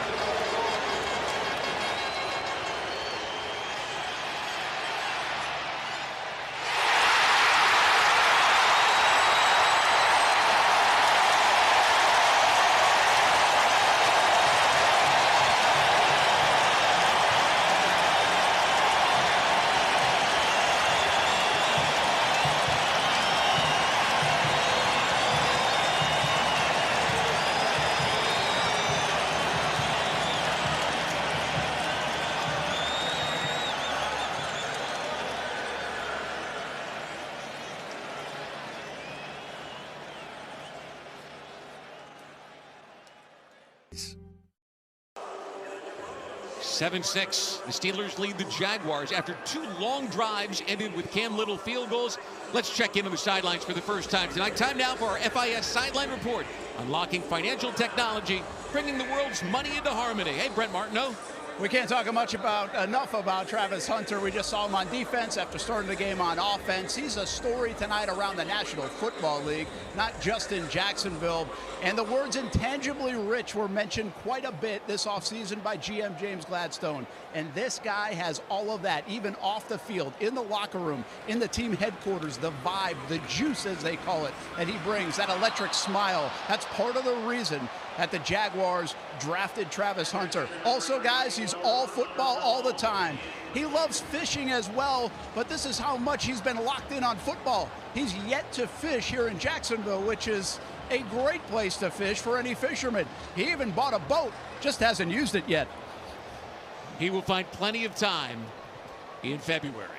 The other Hunter, Hunter Long, just dropped the ball, and so it's 2nd down and 10. Jags at their 23-yard line, trailing by a point. 9:24 to play here in the first half. Hank Bigsby to the bottom of your screen, so an empty backfield for Nick Mullins.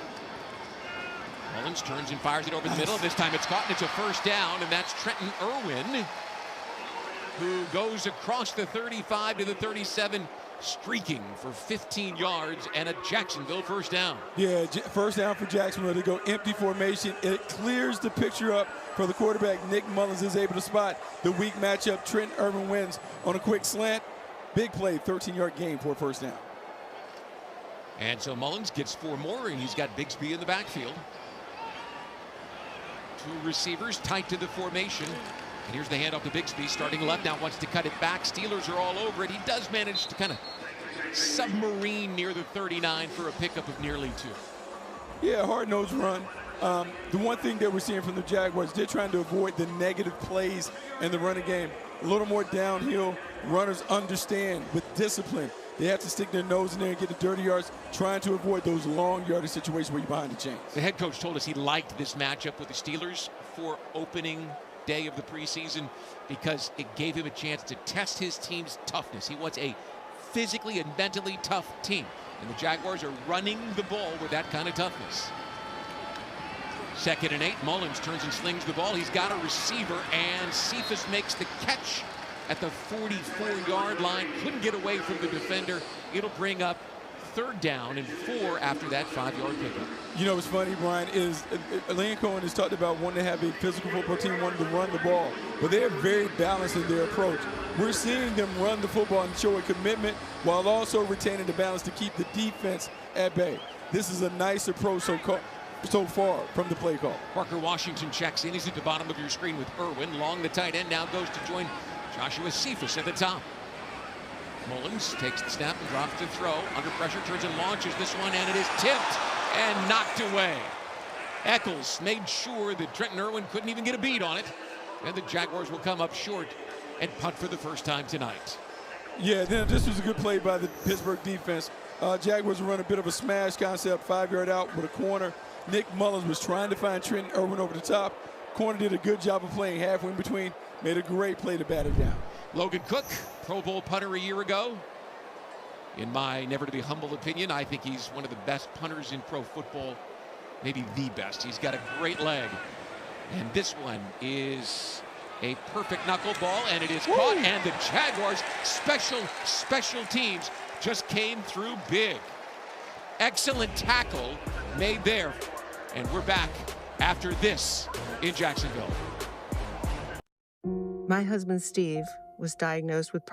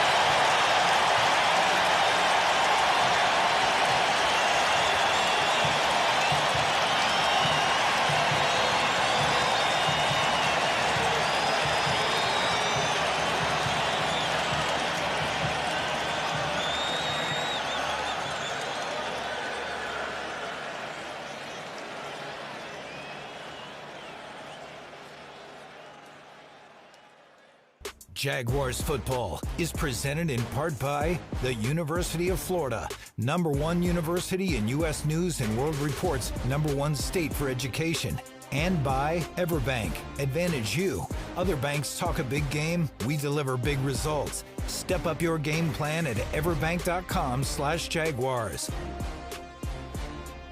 Coughlin. Scenes from training camp, and now scenes from Everbank Stadium. Jaguars trailed the Steelers 7-6, but the Steelers were backed up because of an outstanding play by Rayon Lane when they drafted the young safety out of Navy. They said he's a special team standout. That stood out. It did stand out. Look, he was College Football Network Special Teams Player of the Year, and he showed up, came down, made a great hit on the punt. But this is what he does. He makes plays as a special teams contributor, but is also a takeaway special. Skylar Thompson in the game now. Quick throw, quick stop. Emmanuel Ogba. It's a pickup of 9 yards on first down, and the Jaguars have not quite figured out the Steelers' passing offense. They've had some success underneath stuff tonight. Yeah, but that's going to be part of the equation in terms of Jacksonville. They'll surrender yards between the 20s, but want to be great in the red zone. A little more bend but don't break than what we've seen in the past. Handoff, trying to get to the outside. Jaguars bottle up the back. And there is nowhere to run for Caleb Johnson. And Antonio Johnson, third-year safety, makes the stop. It's a loss of 3. Yeah, look, he's been surprisingly impressive in camp. One of those guys that people wondered how he fit in. He's in a competition, but he's coming downhill. He makes plays and going all the way back to his time at Texas A&M. This is how he played. He was coming on at the end of his rookie season, and then last year was just so disjointed for so many players. I think he's been one of the stories of camp so far, not named Travis Hunter. Third down and 5 for Skylar Thompson. Jaguars with a single high safety. And Thompson takes the errant snap, pulls it down under pressure, being chased outside the pocket. He's got room to the outside. A flag is thrown. So even though Thompson reaches towards the first down marker, this one's coming back. Yeah, coming back. The Jaguars changed the picture for the quarterback late. Looked from a too-deep look to a man-free look and really held up well in coverage.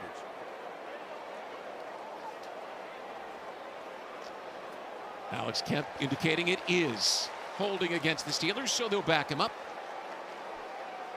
Great pressure up the middle. Thompson's got some wheels, got to the outside. It would be 4th and short if the Jaguars elected to decline it. Holding, offense number 60. Penalties declined, 4th down.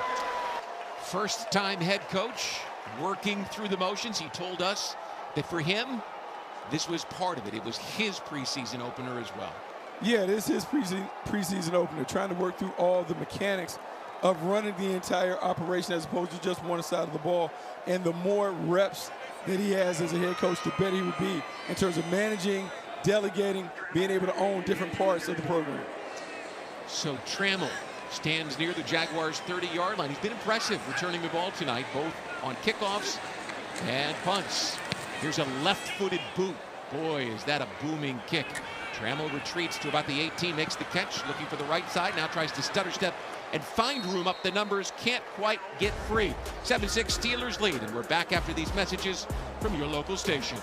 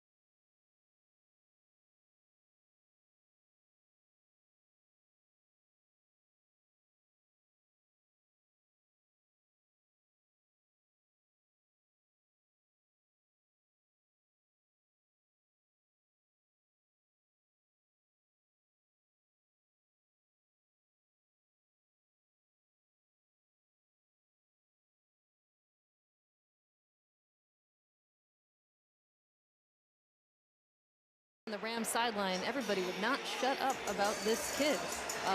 You know, coming out of really nowhere, Buffalo, small school. He did lead all of FBS, in tackles. Undrafted player, but we saw an undrafted linebacker make the starting lineup last year. 2nd and 10 after that run stuff. Coming after Milton. Incomplete. It's 3rd and 10. Schoonmaker again the target. Wallace in coverage. Coming in hot. Seeing the touch that you need in the high red zone like this to give his receiver a chance to fight for the ball. Well, that's Dolak in coverage, who does a great job. The Cowboys try to send a little cheese. They have a running back in the flat on a swing. They send their tight end up the seam with a post, and Dolak does a great job of playing high to low, taking that tight end away before and then rallying to the underneath. Quick set here, incomplete, but a flag. Jolly competing against Mingo. Those two linked up on 3rd and a mile to extend this drive several plays ago. Jolly read that too quick. Yeah. Pass interference, defense number 24. Spot foul with an automatic first down. Can I say one thing, JB? Sometimes as a wide receiver, if you don't run your routes the right way, DBs jump on him. That should be a foul on the. Stepping up in the pocket, waiting for Trent Irwin to uncover. Great route by Irwin. Just didn't finish it the way that you would like to see a wide receiver finish. Right in his hands, perfect throw, just a drop by the veteran. And it brings up 2nd down and 10 at the 25-yard line here. 5:24 to play in the first half. Jaguars have had a couple of drops tonight. A couple of penalties have thrown their drives off kilter. In the shotgun now, moving Tootin to his left and Long to his right. And here's the handoff to the rookie, and he finds some room. Look at him go. He's across the 30 to the 31, nearly the 32. And it's a run of almost 6 yards. Yeah, a lot of excitement over Tootin, the Virginia Tech standout by way of North Carolina A&T. Has big-time juice, the ability to take it a distance from anywhere on the field. But what you saw there, the patience, the balance, the body control to get from the front side to the back side and gain positive yards. Clock running under 5 minutes here. One of the things that the head coach told us is he wants his team to be efficient, get up to the line of scrimmage, and get set so that they can see what the defense is doing, and they're filling all the gaps right now. On 3rd down, Mullins turns and launches, and he's got a receiver, and this one is incomplete. He was looking for Parker Washington on a wheel route, and Bishop read that one perfectly. Yeah, this is unfortunate because this was a perfect pick-rub situation. Parker Washington comes free on this rail route, delivers it. If Nick Mullins can just push it down the field a little more, this should have been an explosive play for the Jaguars. Concept was great. Execution was good up until the point we had to throw and catch. And so here's Logan Cook, backed up slightly on his own 17-yard line. That's the first 3 and out in 4 possessions by the Jaguars tonight. Williams is back to retrieve this one for the Steelers. Beautiful driven punt, and Williams has to fade and then drop back inside the 10-yard line, trying to get outside. Jaguars have him cornered. A flag is thrown. They don't put him on the ground. Steelers returning this one across the 30 to the 35-yard line. The Jaguars missed an opportunity to get him inside the 20. It's a 59-yard boot and a 15-yard return, and Logan Cook is the one who made the stop. We'll see what this penalty says. During the return, holding, receiving team number 38. 10-yard penalty, first down, timeout. 7-6 Steelers lead. We're back in Jacksonville right after this. Hey, Duval, if the Jaguars aren't home, why are you? Touchdown in nearly every Jaguars away game with non-stop flights all season long. It's non-stop action from the gate to the game.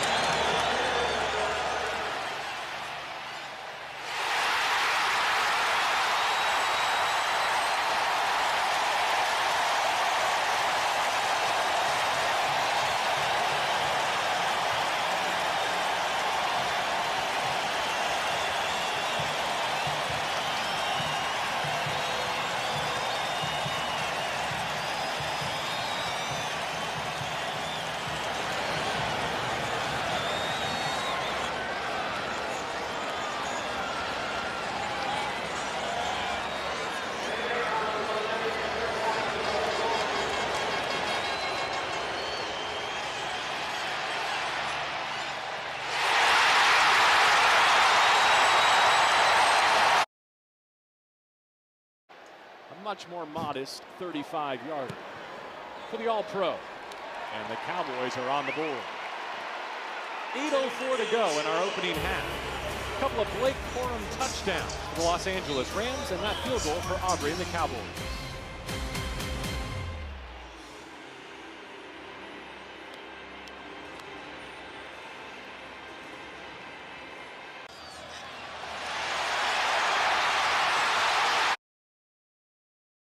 You win a free Whataburger and Cadillac. Visit your Jacksonville area Cadillac dealer today. 4:21 to play here in the first half. 7-6 the Jaguars lead. There's Aaron Rodgers, the man who's going to transform the Steelers. Yeah, I mean, interesting situation. Veteran coming back, trying to give them some life. One and done maybe for Rodgers. Listen, you don't bring him in to run the ball. And you don't trade for DK Metcalf. They're going to throw it. Here's Skylar Thompson handing the ball off.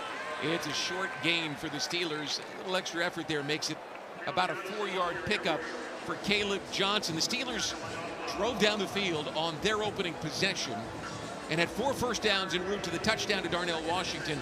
They've only gotten 1 since, so the Jaguars have figured a few things out. Yeah, they have. After maybe getting some of the butterflies and the kinks out, they've really settled in. We've seen the zone have a little tighter coverage on the receivers down the field, and then they've been really solid against the run game. 2nd down and 6. Jaguars adjusting up front. Down a couple of defensive tackles with injuries to Eric Armstead and Mason Smith. A lot of young guys have gotten playing time tonight. Here's the handoff, and Johnson finds yardage out near the 24. He'll be very close to a first down. It'll bring up 3rd down and short. Emmanuel.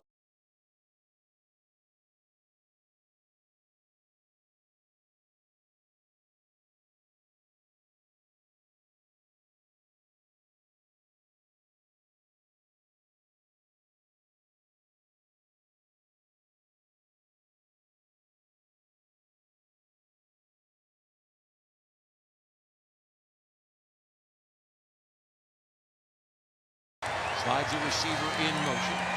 And it's a high snap. He gets it down to the back, and I believe it's a 17-play drop. Running right across the 30 to the 31, and it is for Johnson at the 26. Jordan Jefferson, 2nd-year defensive tackle, makes the stop. Ticking down to the 2-minute warning here. Boy, it feels like it's been a really quick first half for the preseason opener. Steelers up 7-6, 1st and 10 at their own 26. And Thompson is up, barking out instructions. And Caleb Johnson is caught in the backfield. And I thought they were going to get Miles Cole with a face mask, and it appears that's exactly what they've decided. Yeah, I mean, he reached up. Got in there, but the penetration was great. Made him bounce. You had a negative play. Just got to make sure you're trying to keep your hands in place. Effort play, sometimes those things happen. Yeah. Miles Cole, a 2nd-year defensive end. There were 2 fouls on the play, 1 by each team. Personal foul, face mask, defense number 58, holding, offense number 83. Those penalties offset. Repeat the down. I think he meant 59 because 58's Dwan Smoot. He's off the field. So it'll be 1st and 10 again, but they won't even get a playoff because yes, we'll it get is the middle half. The 2-minute warning.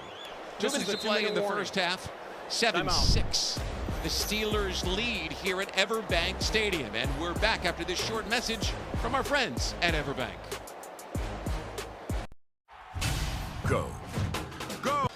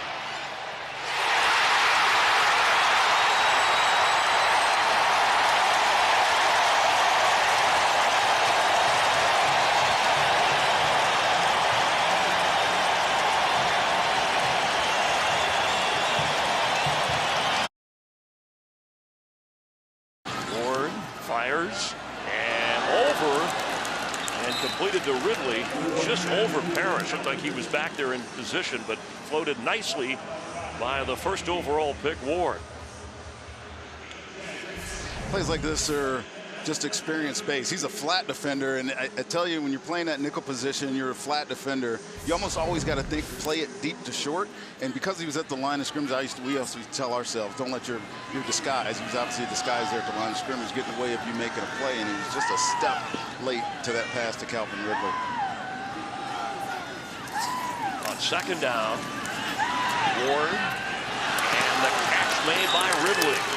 And good enough for a first down. You can see the comfort level with this rookie quarterback and Calvin Ridley. I think every pass on this drive has gone to number 0, and he's getting the favorable matchup. He's working on a rookie there, Jacob Parrish, running a cross route from the other side of the field. He's not able to keep up with him. 5 seasons in college. He has the Division I record, 156 touchdown passes for Cam Ward, and over 18,000 yards.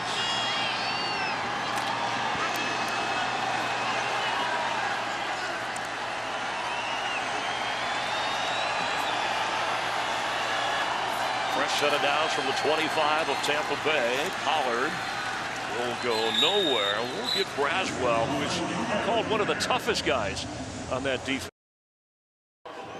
Steelers hurrying up here, working on the 2-minute. And looking left, Thompson turns and throws. He's got a wide open receiver, and it's a first down and out of bounds. Goes Brandon Johnson. Yeah, nice play by them. They're working the underneath areas of coverage.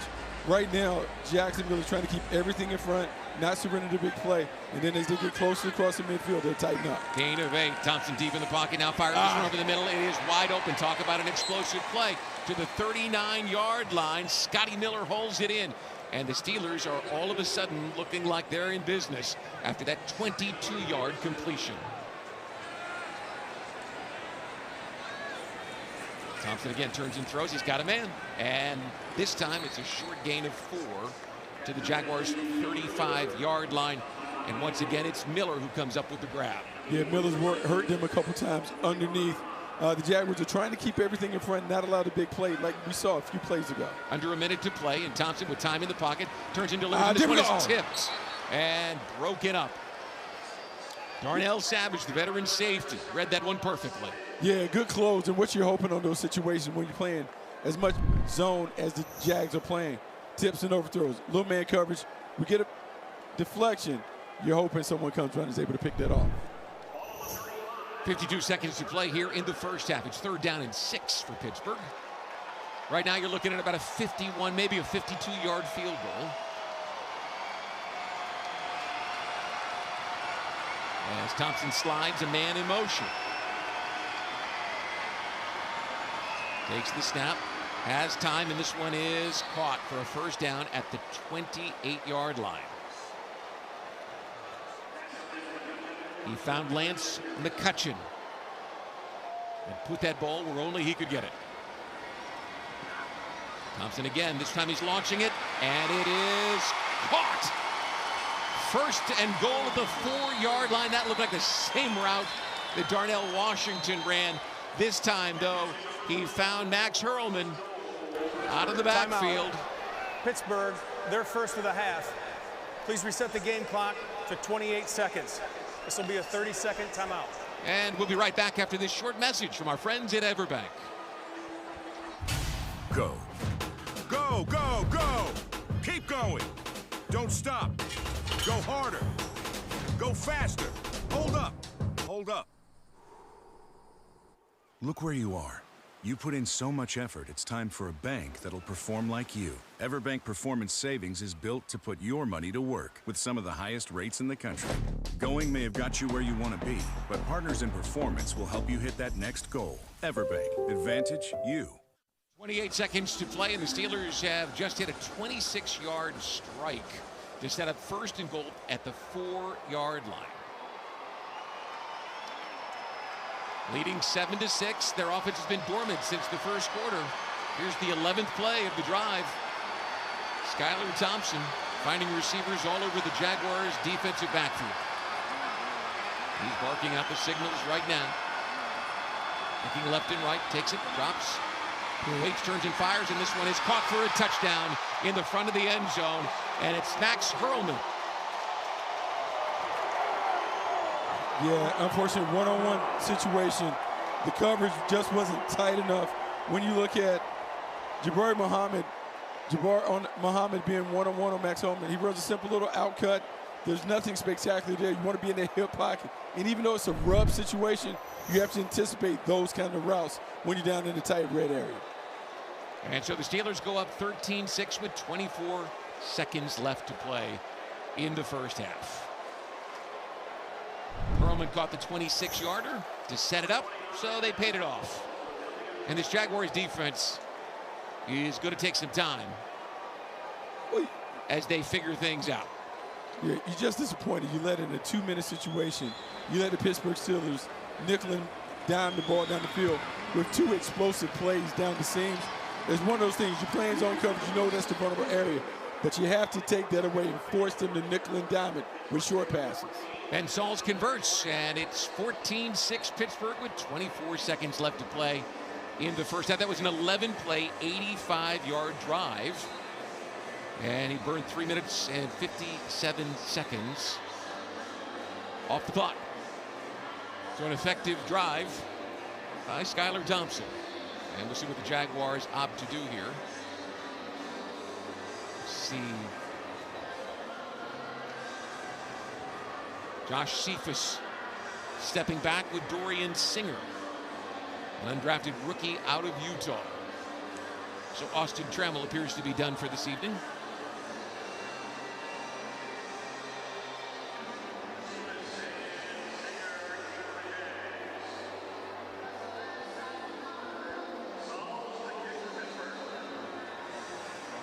Yeah, it's a great opportunity for these guys now. Trammell's done a great job. We'll see if we can get a big one now. Here's Singer. He's at the 10.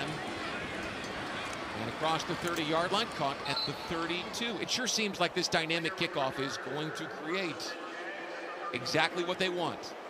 Yeah, you want more returns. You want more returns. You want more big plays. The kick return has been such a big part of football forever. And for years, it was out of the game because of touchbacks and those things. They've tweaked the rule to create more opportunities for the returners to be a big part of the game. I'm a fan of that, obviously, as a former return. I think we heard 362 returns last year, which was a significant increase from the year before. And Mullins with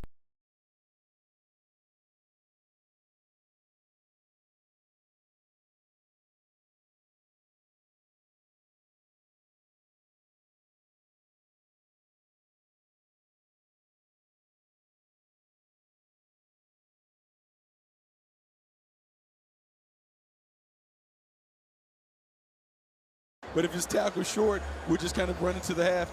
This gives them a chance. The ball is close enough to midfield where if you do hit a big play, Cam Little's range is significant. It may have an opportunity to try a long-distance field goal if you want to get that done. How long distance would you think with Little? Man, I think if you can get to the 35-yard line, 52 is what we're talking about. That's reasonable. How about unreasonable?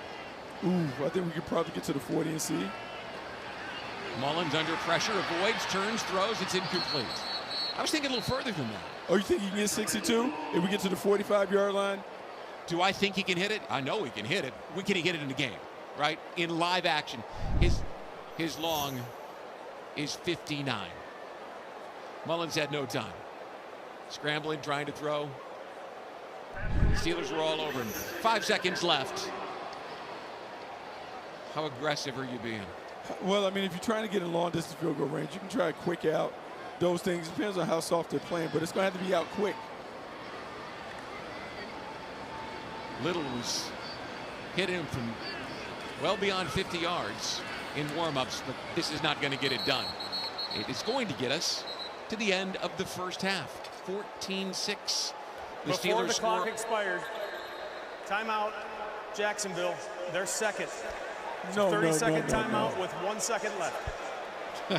Remember, I Brian, asked you, Brian, how long would you try? I mean, this is, holy smokes, Listen, 70-yarder? I know, and it's fun in a preseason game, but they do have a lot of confidence In the red zone. Huge opportunity here for Joe Milton. Tough early start. This is the best drive yet. Chance to cap it off. 3rd and 4. Everything's on the table. Josiah Stewart, rookie edge rusher for the Los Angeles Rams. They attack his edge. A cut down right at the line to gain. Valkerso with a nice play in space, decking Tyler Neville, and they mark him short. They're going to go for it, right? Oh, yeah. Great play there, though. Safety coming down. He recognizes it, and you cut the tight end down, get him down before the first down, make them snap it one more time. You just never know what may happen on any given play. All right, so big Joe Milton's back there. Always a threat to keep. And 230-pound Phil Maffa behind him before the Rams stop it. Get a little Joe Milton tush push. What a tease, Mina. We'll see on the other side to find out.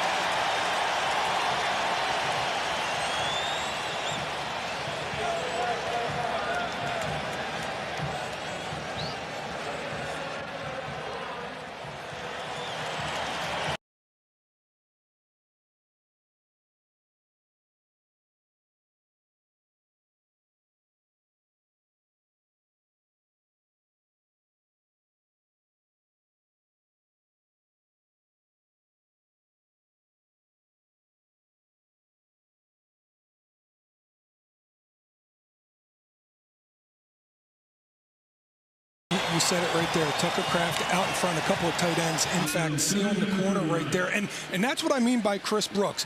Doesn't look super flashy, doesn't look crazy, but look at the production that he makes out of that play. The Jets defense had that thing pretty well sniffed out, but he read the blocks, he fit into the gap that he was supposed to fit in, got himself a positive game.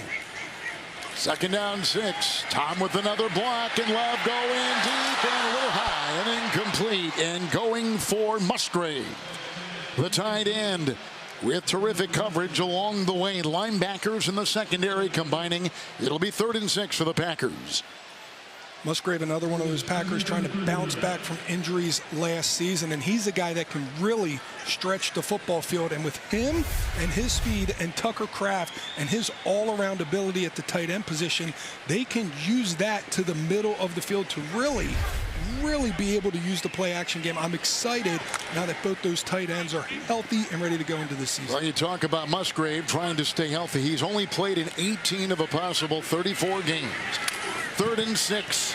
And a quick throw, incomplete, looking for Golden. Coverage by Gardner, and a flag is thrown where that ball was lasered in by Love.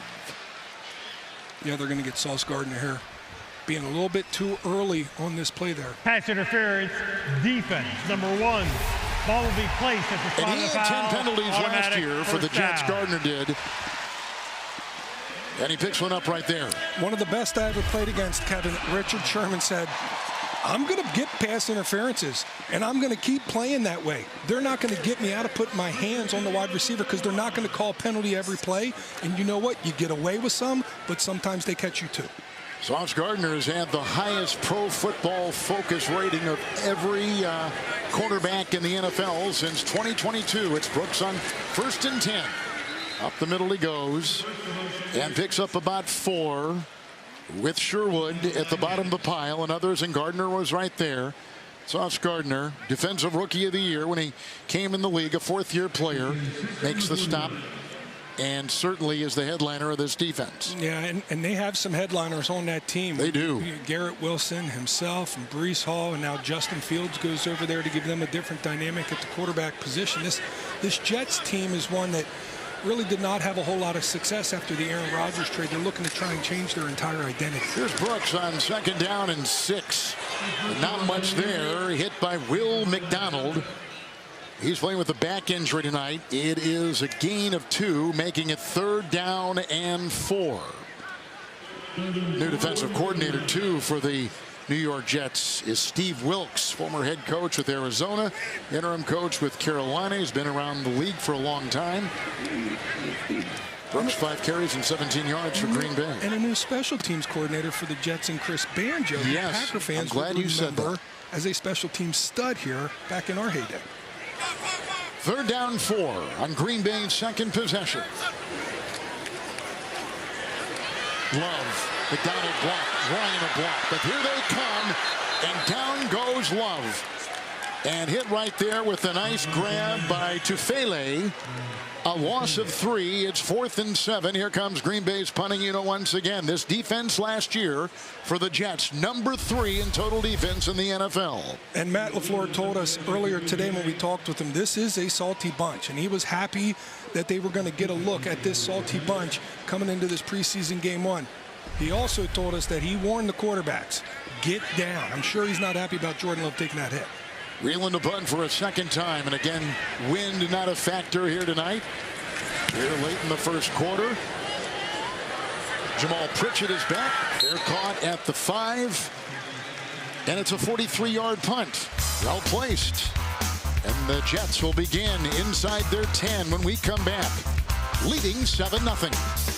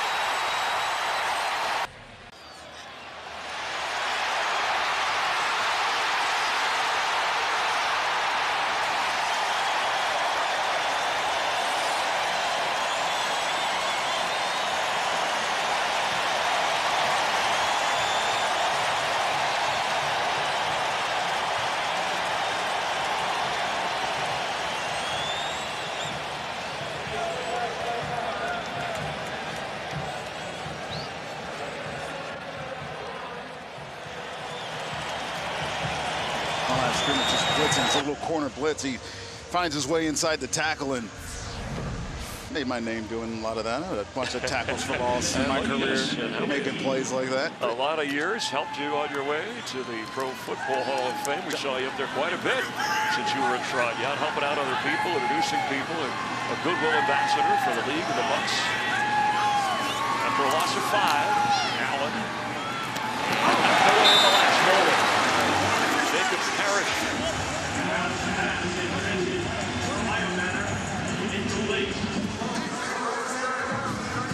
In 2023 at Kansas State, he had his.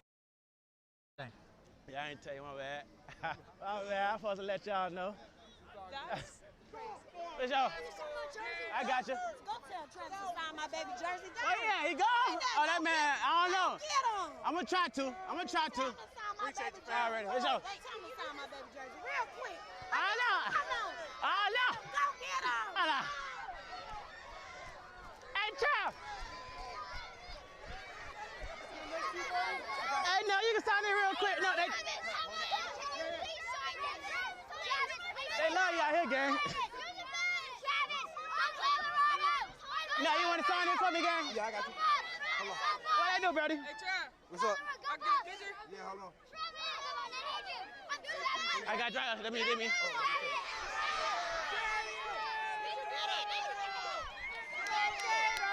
Alrighty.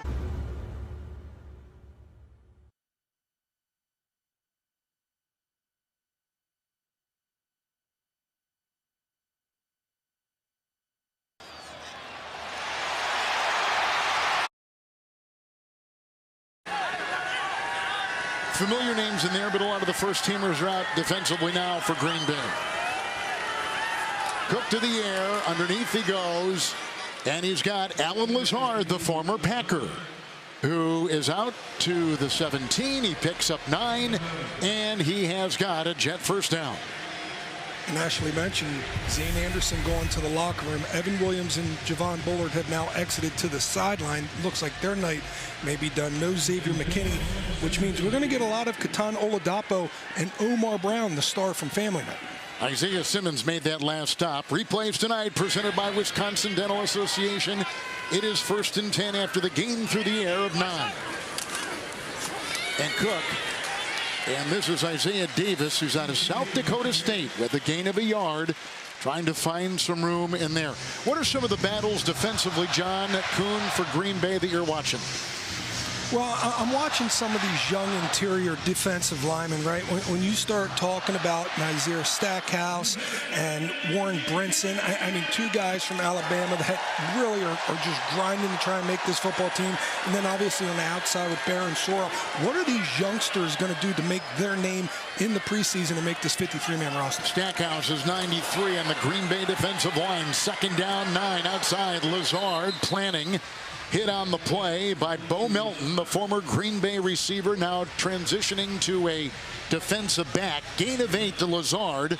3rd and 1 for the Jets. Bo Melton might be the best story on this Packers team in the preseason, switching from wide receiver to cornerback, and he is the ultimate competitor. Matt LaFleur says athleticism and his skill set translated to playing corner, and it might just get him on this roster, the fact that he can play both positions, and he's one of their best special teamers.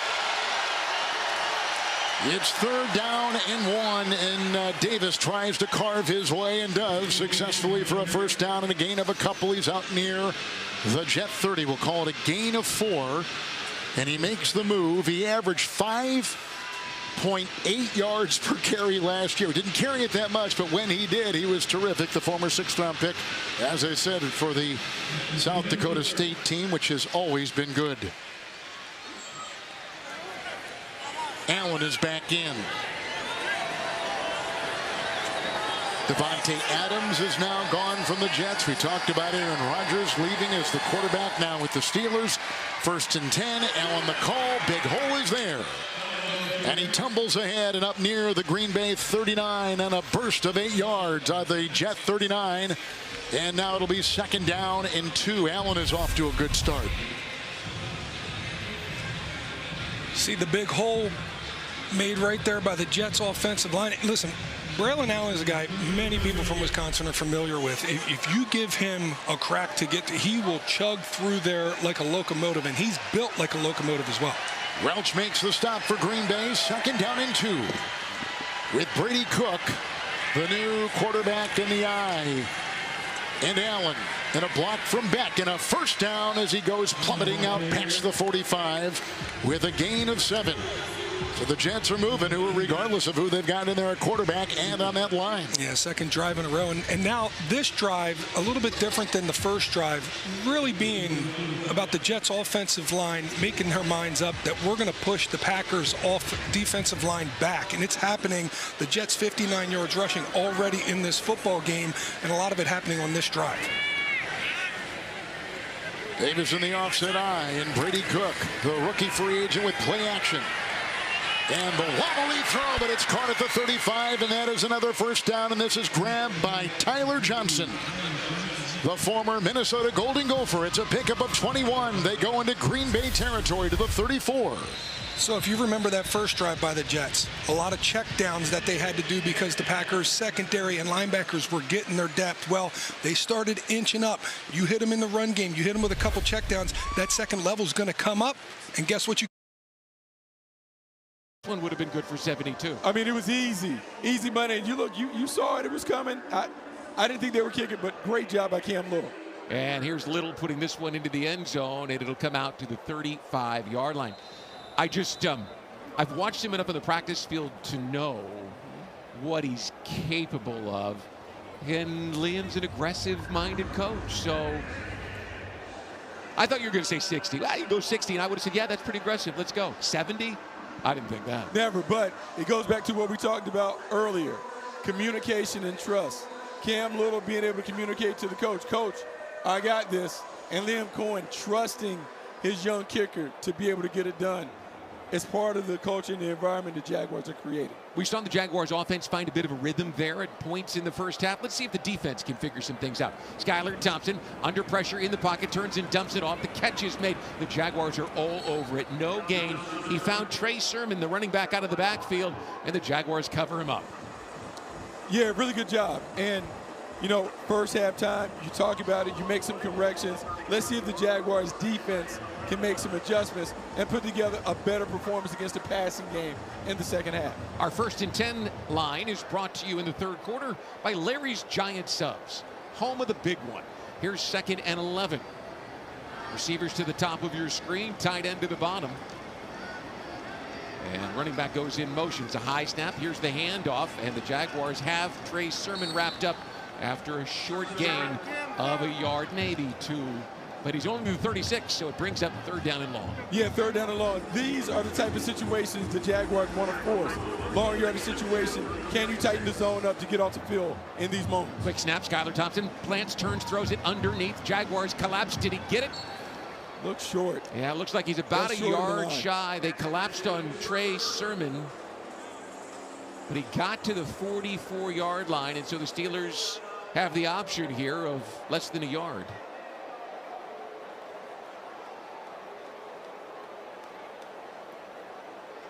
They're measuring with cameras. You know that? Yeah, that's pretty cool. It doesn't look close Hawkeye system to me, like just to the naked eye. It looks like it's far away from the sticks. And I know the sticks. But why not practice it, right? Yeah, we can practice the Hawkeye system. I love it in tennis, yes. I love it, being able to see it and go through it. As long as we can get it quickly and everyone in the fans can have that enjoyable experience, I'm all good with it. I loved it watching Wimbledon. I was upset they didn't use it at the French Open. And I'm excited now, obviously, to see it in play in the NFL. There are 6 cameras that are looking at that football out there right now and measuring the distance for the officials. It's clearly shy of the 1st down, but it's an opportunity for them to test the system, which will be in effect. And there are the cameras you see right now.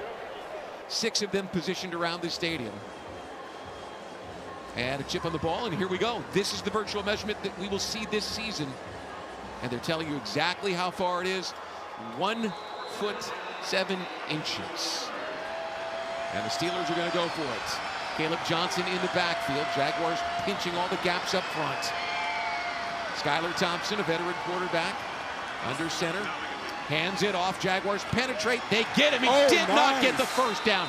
There's the Jaguars defense. And Trey Prince, the cornerback, the 2nd-year man, got in there and made the 1st hit. And the Jaguars will take over. Gotta love it. Great job getting off the field. Big play by the defense, and we're back to Everbank Stadium for more preseason football after this on the Jaguars University of Florida Preseason Network.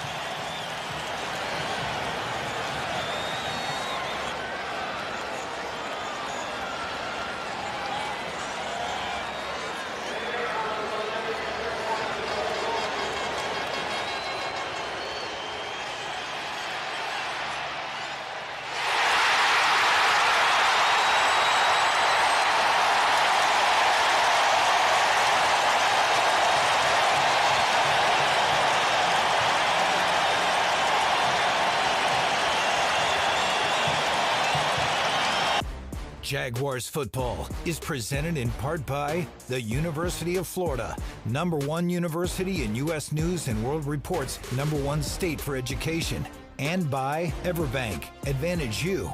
Other banks talk a big game, we deliver big results. Step up your game plan at everbank.com/Jaguars. 14-6, the Steelers lead with the Jaguars. Using a huge third down stop. And the ball is back in their court. Travis Hunter enjoying the action in his NFL debut. Take a look at the drive chart for the Jaguars. 3 field goals in 5 opportunities. I'd like to see if Nick Mullins, who is 8 of 15 for 55 yards, can find a little rhythm here and get the Jaguars into the end zone, Bucky. Yeah, you do want to find the rhythm, and you see when the Jaguars offense best is a ball control outfit. 4 receivers and Bashal Tootin. Here's play action. Mullins under pressure, turns and launches this one, and it is going to be intercepted. He put it up, and Trenton Irwin couldn't come down with it, and Austin Trammell's going to make sure it stays inside the 5-yard line. That's Cameron McCutcheon. There is a flag down in the offensive backfield. This could be a late hit on the quarterback.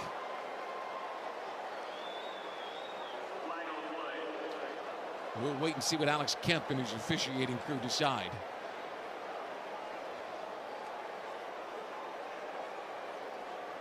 He launched that one looking for the 6'2" Irwin. And Irwin couldn't come down with it. Personal foul, roughing the passer.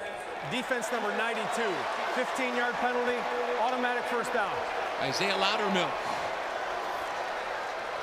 gives the Jaguars new life. Yeah, now, that's previous spot. Nick Mullins gets a mulligan for a poor decision. This is one he should never put up. Late and high down the middle. Even though you want to trust Trenton Irwin to make the jump ball catch, you can't do this. We talk about turnovers being the deciding factor. Right. You can't put that up if you're Nick Mullins. Listen, it didn't look like the biggest hit, but you see that Loudermilk made helmet-to-helmet contact, and so that's always going to be called. And now the ball goes to the 29-yard line. Now Nick Mullins has to make up for it. Smarter decisions. Let's see if we can put this one in the paint. He's going to be the backup quarterback in Jacksonville this year. Came with Grant Udinsky from Minnesota. Smart guy, understands the offense. Trevor Lawrence has given him a lot of credit for helping move things along. A quick drop and a quick throw, and it's a quick grab at the 21-yard line, and Irwin didn't get touched, so he got up and very smartly picks up the first down inside the 19-yard line. Yeah, one thing that we have seen from this offense, they're really working inside in breaking routes over the middle of the field. Trent Irwin here on a little inside break, catches the ball, gets up, veteran savvy, understanding he hasn't been touched, picks up a few more yards. 1st and 10 in the red zone now for Mullins. One back is the rookie from Virginia Tech. 2 receivers, a couple of tight ends. Sean Bowman's checked into the ball game for the first time this evening. And here's play action. And Mullins turns and throws it. And this is a down to the 8-yard line. He put that one right between 2 defenders, and Irwin comes up with it. Yeah, this is the offense that we expected to see from the Jaguars. A lot of stretch, bootleg concepts. Here we see that coming out the back door. Doesn't like the flat. Ends up hitting Trent on the drag coming over the middle of the field. First down for the Jaguars. 1st and goal inside the 7-yard line. Austin Trammell checks into the ball game this evening for the first time at wide receiver. He and Irwin are at the top of your screen. Joshua Cephas is at the bottom. Mullins under center, takes a look at that defense, and now steps back into the shotgun. And a flag is thrown. We've got motion called against the Jags. Yeah, still working at the Kings pre-snap penalty. Ball starts, offense number 74. 5-yard penalty, first down. That's Big Fred Johnson. The 2nd team left tackle, played in Philadelphia on their Super Bowl championship team last year. He might be, with all due respect to Tony Baselli and to Big John Henderson, he might be the biggest Jaguar I've ever seen.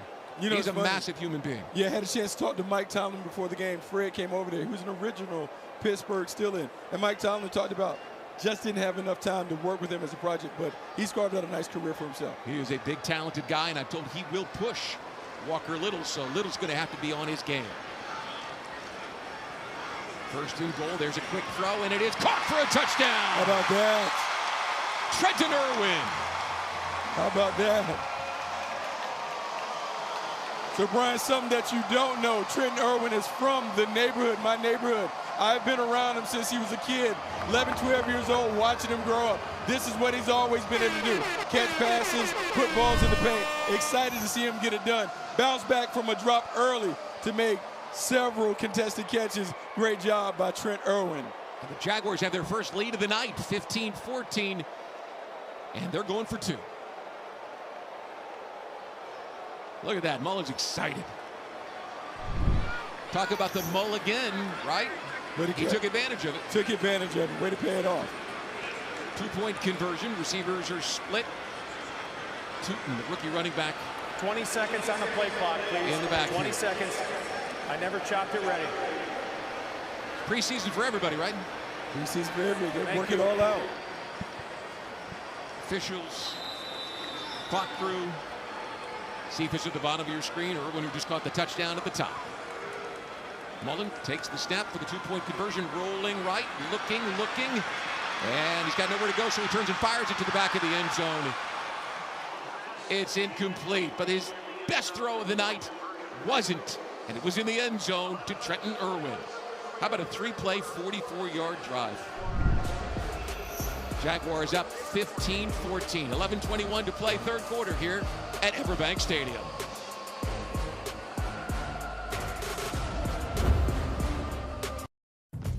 Since 2014.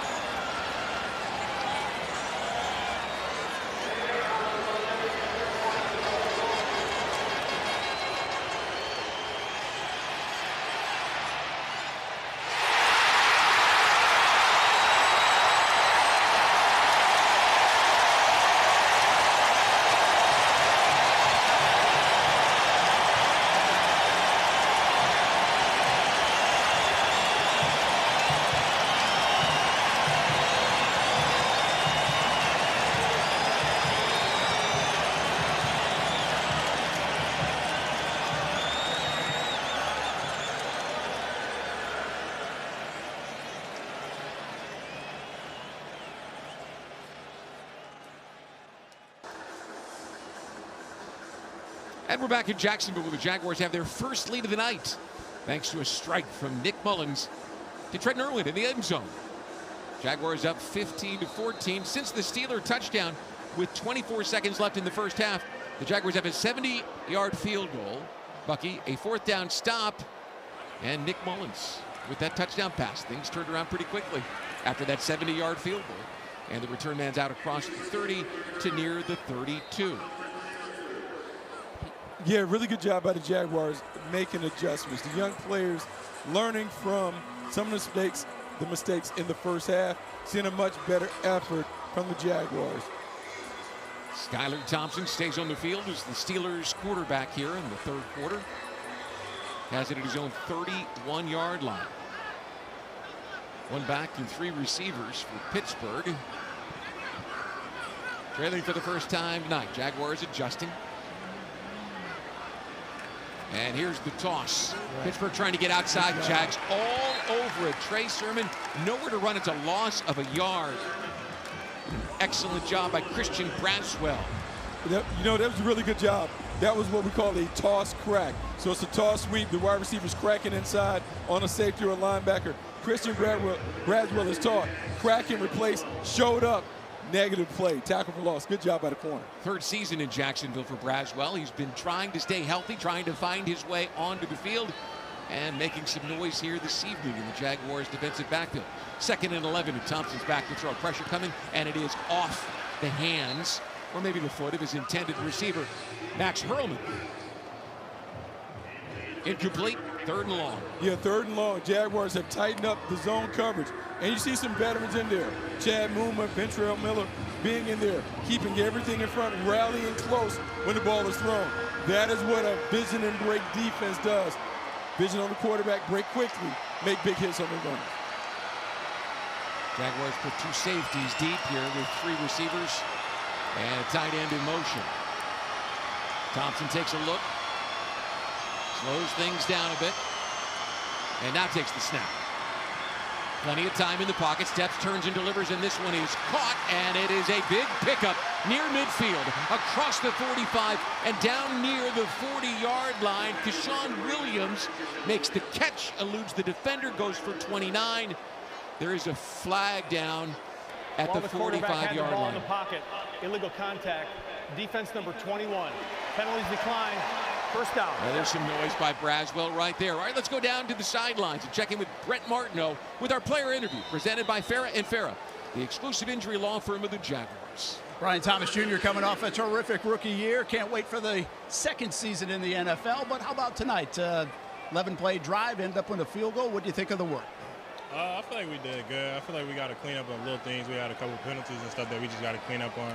I mean, I feel like we needed to work, though. I feel like we needed to come out here and get this in, so we'll be ready for the season. So you're glad you did, and you also got popped pretty good. So welcome to the season, right? Yeah. We definitely needed it. We needed it as an offense, as a team. But we'll be ready when the season comes. So much talk about this offense. What's it going to look like? How does it accentuate what you do as a player? Just being able to do a lot more of like little things, little routes and stuff. So just adding to my game, expanding my route tree, just being able to do it like a lot more. Being able to have other good receivers in the offense also helps out too. You can't just double team one person, or can't just send the defense to one side. So I mean that all helps out. What is your comfort level with the offense right now? With Trevor, you only played a half a season with him last year. Yeah, I'm super comfortable with the offense right now.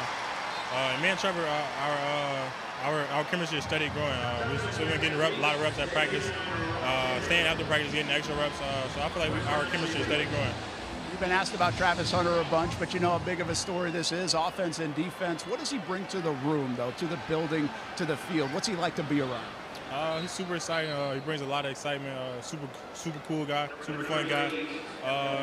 Great person. And I feel like him being able to go out there and play, do what he wants, do his dream. So I feel like it's good for him. He'll have a big year too, man. Yep, yes, sir. Appreciate you. That is Brian Thomas Jr., guys. Remind you a little bit of a Jimmy Smith campaign a year ago, Brian. Let me tell you something. Jimmy Smith told me at halftime of that Colts game when we were getting set to induct Tom Coughlin into the pride of the Jaguars that he thought that kid was really good, and Jimmy Smith doesn't throw compliments around very often. So it told me a lot, and of course, 87 catches, 1,280 yards, and 10 touchdowns.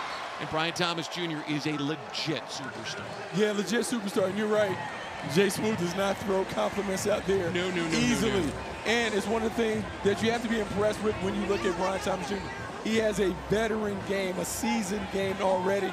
The challenge this year is how does he handle when the rest of the league starts to double team him, throw cloud coverage at him, do some tactics, try and neutralize some of the things he did last year. Yeah, Trevor Lawrence said it best. You've got to put the ball up in a spot he can.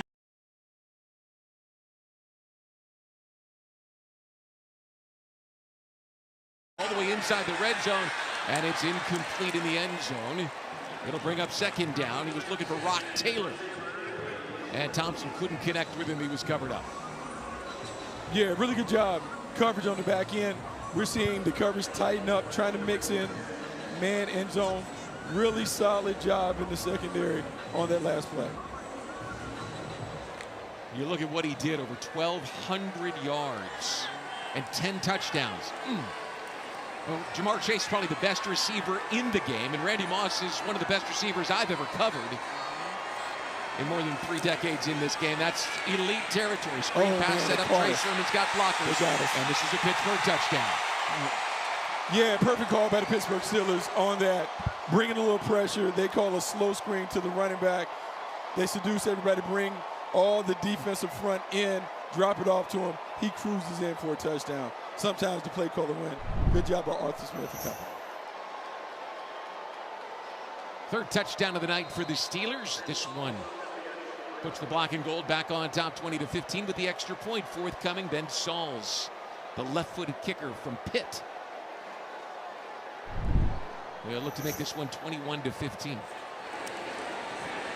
And this one is good. 7:57 to play in the 3rd quarter. Steelers on top 21-15. We're back in Jacksonville after this.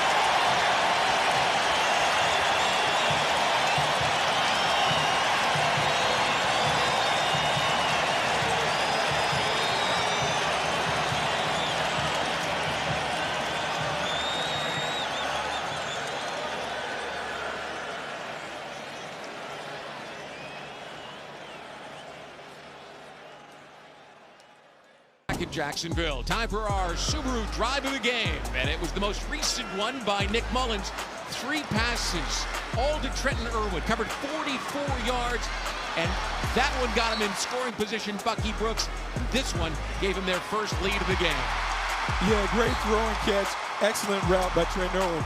More importantly, Nick Mullins dropping a dime when he needed to make a tight window throw. That's our Subaru drive of the game presented by Subaru of Jacksonville. Visit SoJax.com to learn more. And there he is, Irwin back to retrieve this kickoff. And he's got it coming out of the end zone. And he doesn't get real far. Got across the 22, maybe the 23, where Carson Bruner made the stop. Bruner, I should point out, the son of former Pac-10 standout Mark Bruner, who played for the Steelers as a tight end for years. College teammate of Mark Brunell. I think he's also a scout for the Steelers still. Yeah. Well, that's probably an easy scouting report. He's my kid, drafted. It worked for the guy in Dallas the year before. 7:51 to play, 3rd quarter preseason opener. A beautiful night. It was stormy early, and we thought we might have some interruptions, but no going. And here's the handoff to Tootin. And he picks up 3, 4, maybe 5 yards as he grinded it out there. And we've got the pride of Bishop Kenny High School from across the river, John Wolford. How about that? Another local kid gets to play for his hometown team. Wolford, who is a bit of a legend in town. This is good, but also having been in this offense, having known Liam, he's another guy who can help everyone with the learning curve of the offense. In LA, knows that system. In Tampa, knows that as well. And Johnny Wolford's under center here on 2nd and 5. Here's the handoff. And Tootin is spinning and twisting and fighting for a little more than 2. Deshaun Jameson, the nickelback, comes in and makes the stop. And it'll bring up 3rd down and just a little more than 3 yards. Yeah, really good job fighting for extra yardage. Tootin making a hard push to finish strong, which is what every running back coach is always telling these guys every day. LaQuint Allen, junior, 7th round pick from Syracuse, a very talented receiver out of the backfield on 3rd down and 3. Wolford takes the delivery, and there's a flag. Another pre-snap penalty against the Jags. Ball start, offense, number 80. 5-yard penalty, 3rd down. Joshua Cephas. Yeah, Brian, one thing I can guarantee, this week they'll do a lot of stances and starts. They'll do some things to make sure that they clean up this pre-snap penalty thing that they have going on. False starts, lining up wrong, all those things. You expect some of this. You got to clean this up, though. Seems like it's been sloppier than it has. It's only the 5th penalty, but 3 of them are false starts, and that drives coaches crazy. Man, that's just easy. Just giving yards away. So it's 3rd down and 8. And Wolford's got a tight end and 3 receivers. Pressure coming. Wolford tries to get outside, scrambling and looking. And he turns and throws the ball just up for grabs, looking for Camper in the hopes that somehow he could connect. No dice. Time to punt. Yeah, couldn't get it going. Pre-snap penalty didn't help. Now we got a punt and pay defense. Overall, you expect Wolford to get that group together on the sideline. They need a much better effort when they get the ball again. That's a Logan Cook. Swinging that big right leg. He'll punt to Keshawn Williams, who stands at the Pittsburgh 25-yard line. And this is a low knuckleball, and it's going to bounce and die, rolling down near the 27-yard line. Yeah, interesting technique by Logan Cook on that one. Low knuckleball, hits the ground and dies. I wish I could have that when I was playing golf. 21-15, Steelers lead. We're back after this. Go.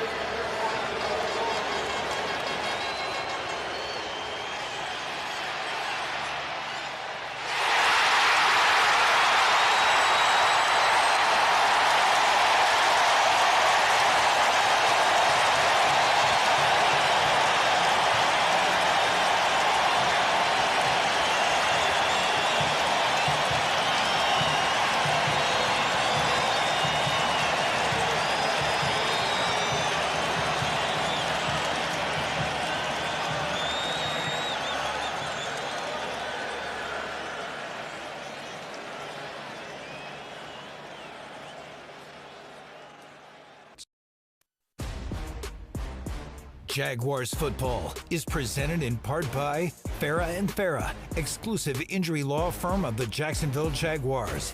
Whataburger, bring home the W when the Jags win. You win a free Whataburger. And Ticketmaster, the official ticket marketplace of the Jacksonville Jaguars and the NFL. Well, the Jaguars flag football team went to Atlanta and won the championship. And that young man Well, I don't even need to explain to you who it is. Everyone saw that catch.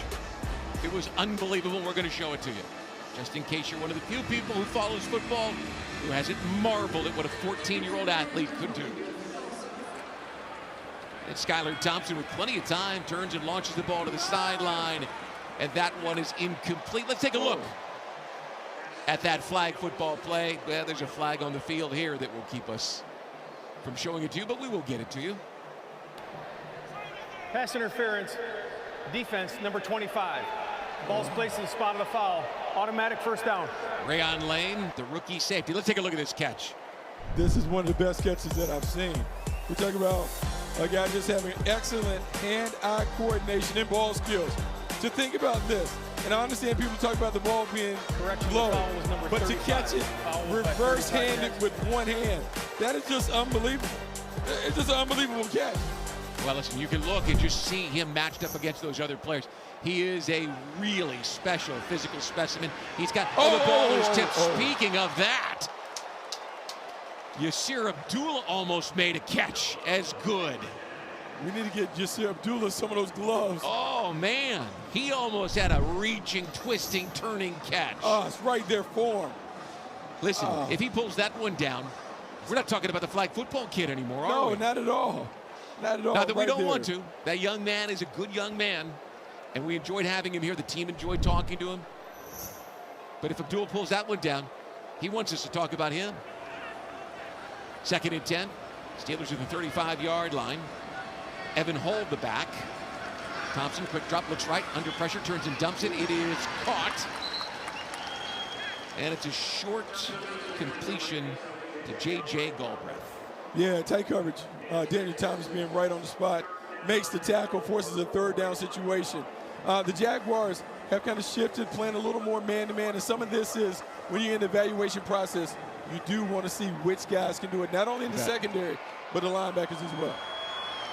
A lot of matchups they're trying to get so they get a good look at someone.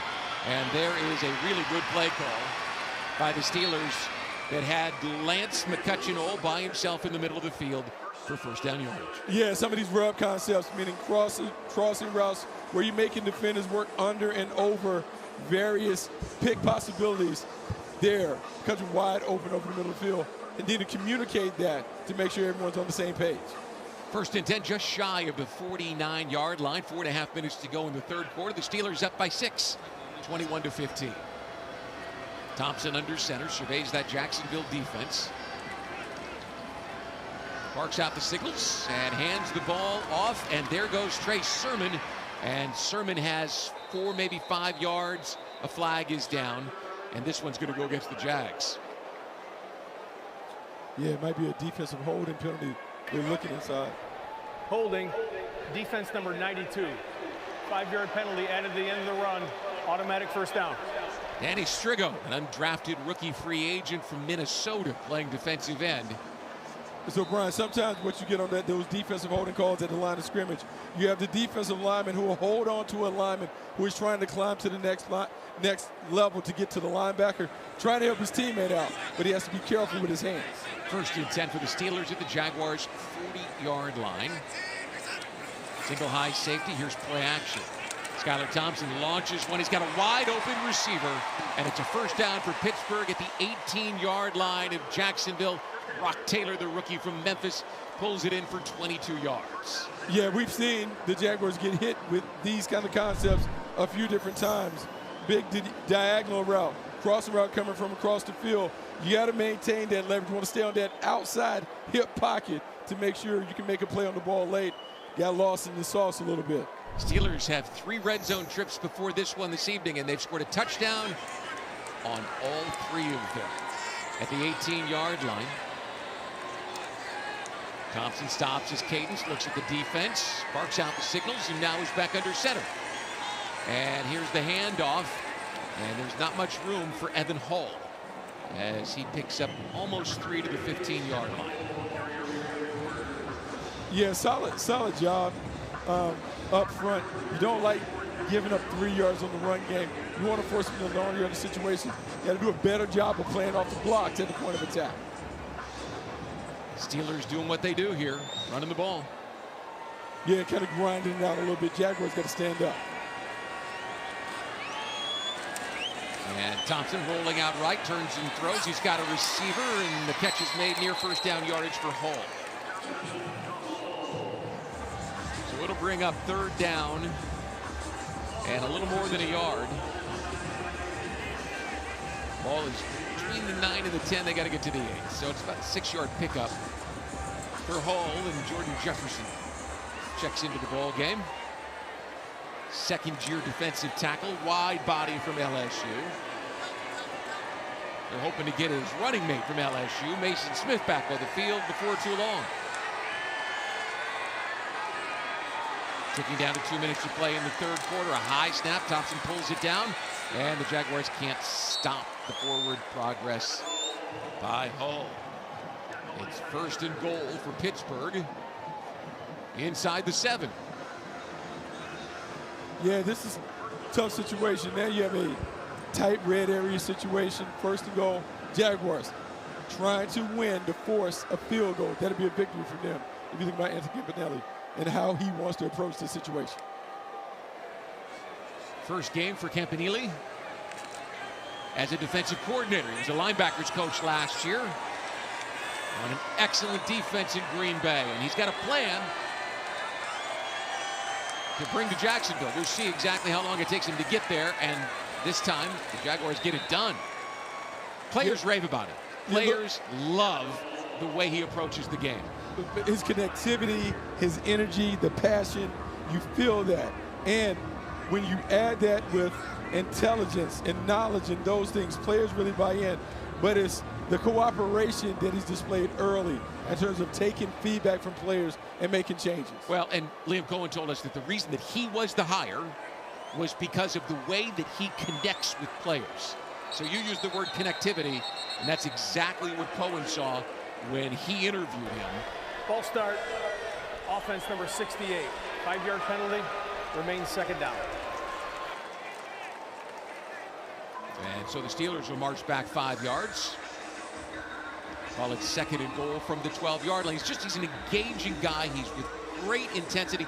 And listen, you and I talked about before the Packers game last year, we talked about how good that Packers defense was. And you said that Packers players almost always are in position to make plays. They're never out of position. And that's a big part of the Jaguars. If you think about some of the issues from last year, different coaching staff, but man, just alignment, assignment, and adjustment, knowing where to line up, knowing what your assignment is, and how you're going to adjust to whether motions and those things. If they can just master that area, it gives them a chance. Don't get beat by alignment and assignment early. Antonio Johnson makes sure that Evan Hull does not pull that one in. And so it's third down and goal from the 12-yard line. Steelers have converted 7 of 10 this evening and 5 of the last 6. So here's a test for Coach Camp's defense. Little wins, right? Try to stack some little wins together here. Albrecht, the tight end, in motion. Thompson looks at 2 safeties back. Takes the waist-high delivery. Plants, turns, wants to throw. His hit! Oh! And second, the ball is free! Out. And the Jaguars have recovered a fumble. Now, whether they hold it after this pile comes up, I don't know. Nope, they didn't get it back. Hull got it. Oh, my gosh. Great play. There you go. There's a win. Man, that was right there for him. Ball sitting right there. Timeout. And the Jaguars defense comes up with a big one, down 21-15, and we'll see what the Steelers do on 4th down and 18. You said they needed a win. That's a win if you force a field goal. That is a win. Come a long way. Good job. We're set to start the 4th quarter when we return to Everbank Stadium in Jacksonville right after this.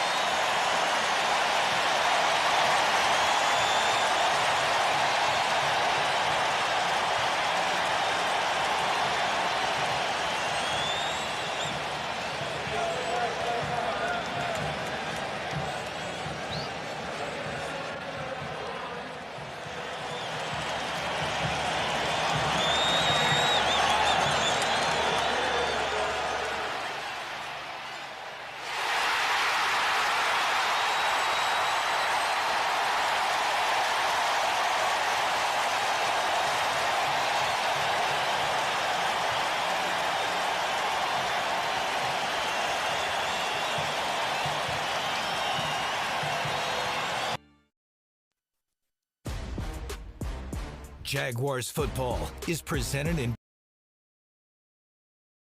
by the University of Florida, #1 university in U.S. News and World Report's #1 state for education, and by Everbank. Advantage you. Other banks talk a big game, we deliver big results. Step up your game plan at everbank.com/Jaguars. Well, we're back at the old Everbank Stadium, Bucky Brooks. That's the new one. The stadium of the future. Fans arrived here tonight. They had to kind of work around their normal patterns of getting to their seats are a little bit disrupted tonight. And this season, they'll have to pay attention because we're under construction already in Jacksonville. The promise of that stadium is off the charts. It's going to be exciting when it's finally complete. It's going to be an exciting venue to be able to watch a game. And hopefully what you're hoping is you have a championship caliber team to welcome the fans back to the new stadium. Sensational. It is an amazing, amazing stadium. Can't wait to see them in it. Here's a 36-yard field goal attempt for Ben Sauls to extend the lead. And the kick is up on the way. And lefty launched it right between the uprights. And it's 24-15 Pittsburgh. And we'll be right back after this short message from the University of Florida.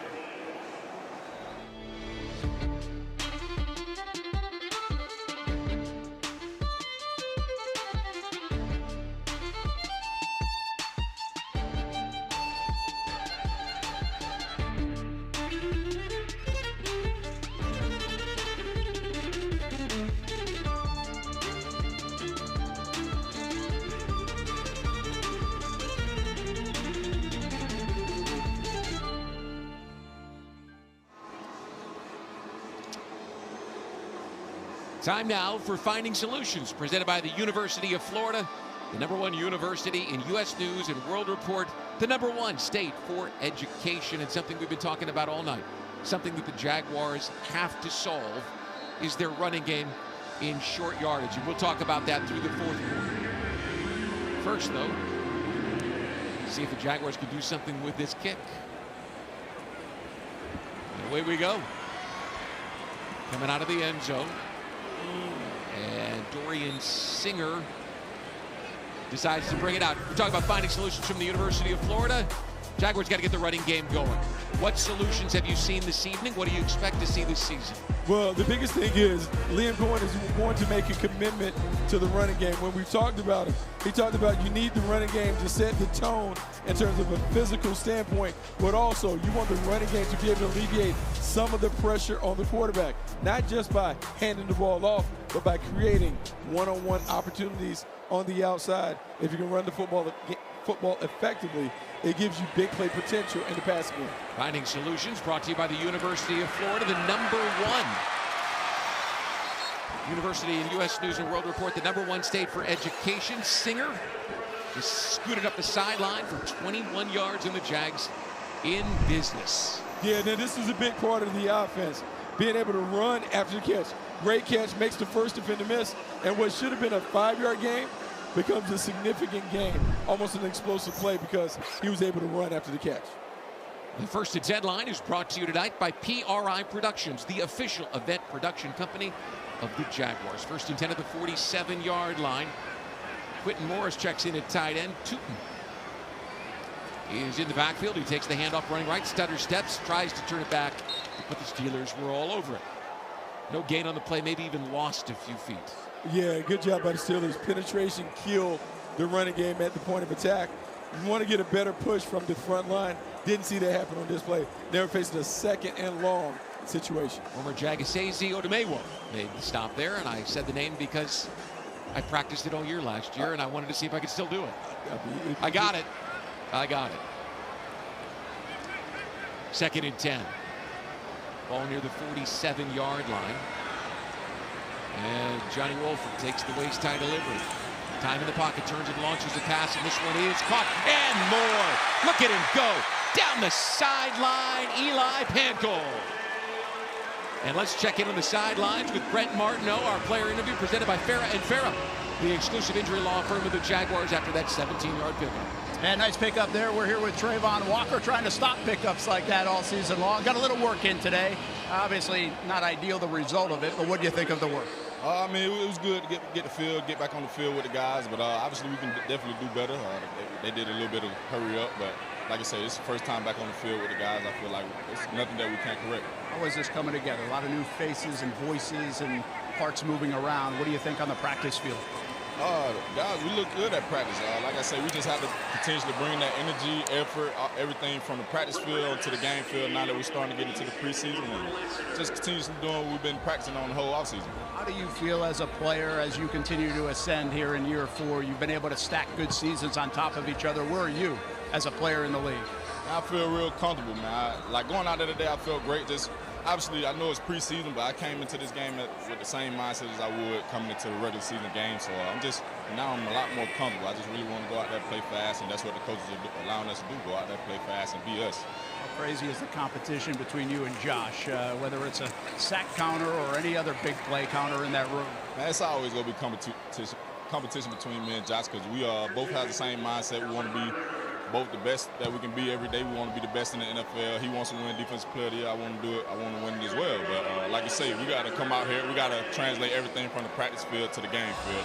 And once we consistently be able to do that, then I feel like everything will take care of itself. Consistency, man, as far as the competition between me and him, it's always going to be there. Lastly, Smoot, Agba, guys like that, how much of a difference will they make in your pass rush this season? Man, that'll make a great impact, especially, coming in, being able to give us a breather, and they're great rushes, great run stoppers as well, so I feel like there won't be no drop-off at all. And as you want guys to back you up, you don't want to be no back-off. You want guys who can come in that you can trust, and obviously they're both veteran guys, and they're both great players as well. Trayvon Walker, have a great season, man. Thank you. You guys, will send it back up to you. I don't think enough people are talking about Trayvon Walker. No, they're not. Listen, the great Tony Brackens is #1 on the Jaguars' all-time sack chart, and the great Josh Hines-Allen is right behind him. In fact, he'll pass him this year. But neither one of those guys, both draft choices by the Jaguars, ever put back-to-back double-digit sack seasons together. It just hasn't happened. That guy right there, Trayvon Walker, the first Jaguars draft choice to ever do that. 15-yard completion, and it's 1st and goal near the 8-yard line. Wolford under center, hands the ball to Tootin, and he's patient, and he charges up the middle, and the Jags are pushing and trying to get him to the end zone, and they got him there. Iron Jaguars. Talk about the offseason program, the strength and conditioning program, all the competitiveness, everyone getting together like they're pushing the sled. That was a great job. Listen, that was fun. That looked like the Detroit Lions running game right there. Physical at the point of attack, physical to finish. But sure, Tootin finishing with violence. You love to see it. And when the gang gets together and pushes them into the zone, you love that if you're Liam Cohen and the Jaguars. That was fun. We've had some fun moments this evening. 70-yard field goal. That touchdown right up there. And here's the extra point try, which seems just, ho-hum after a guy kicks a 70-yard field goal. This one just, swinging a leg. I mean, that should be light work. Yeah. I mean, if you can get from 70. Here's the problem. We're all going to assume he's going to make everything now under 70. Jaguars charging back, down 24-22 with 11:02 to play in the 4th quarter. And we're back to Everbank Stadium right after this.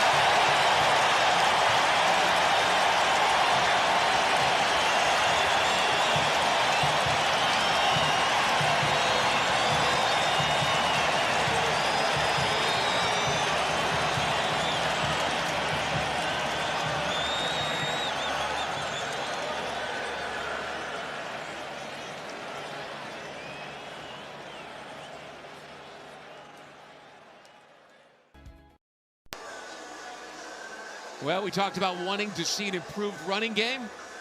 Facial Tootin and the offensive line just gave it to us. What a fun play as they just would not be denied en route to the end zone. A charging, pummeling, pounding kind of touchdown. Look, it's not talked about a lot at the NFL level, the importance of the strength and conditioning program as it relates to adding to the culture that the head coach wants to create. When we talk about wanting a physical running game, you got to get that done in the offseason. We've seen that. All right, well, the Prowler jerseys are back. Don't we all love them? You can snag tickets to all 4 throwback games this season and get a limited edition keychain with a throwback pack. On sale now. Week 3 against the Texans, Monday Night Football against Kansas City, and a couple of divisional matchups against the Colts and the Titans late in the season when perhaps the division is on the line. Wouldn't it be fun to do it in those throwbacks? 10:55 left to play. Jags trail this one 24-22. Here's play action. Thompson stumbles a bit. Now wants to throw back. Has to step to avoid. He's under pressure. And the ball is batted away. Miles Cole got out there with those long arms and knocked it down. Yeah, really good job. Coverage was solid in the back end. That allowed the pressure to eventually get close to Thompson. But then just a great play. Everyone taking care of their responsibilities.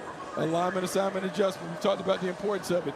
Great job by the second and third unit. We heard about Miles Cole last year when the Jaguars picked him at the end of the draft in 2024. All the measurables, he's 6'6", he's got long arms. Made a couple of plays tonight. One of those developmental players, draft and develop. What the great franchises do. And Thompson wants to set up the screen, and there is room. And the Jaguars are around him, but they don't get him on the ground. Lou Nichols just was given a seam as someone missed a tackle, and it's close to a first down. Take a look at the replay, and replays this quarter presented by Everbank. Advantage you. Yeah, Other banks talk a big game, they deliver results. Step up your game plan at everbank.com/Jaguars. Yeah, this is one of the things when you play more zone defense, vision and break. But the big part of it is you have to tackle well in space.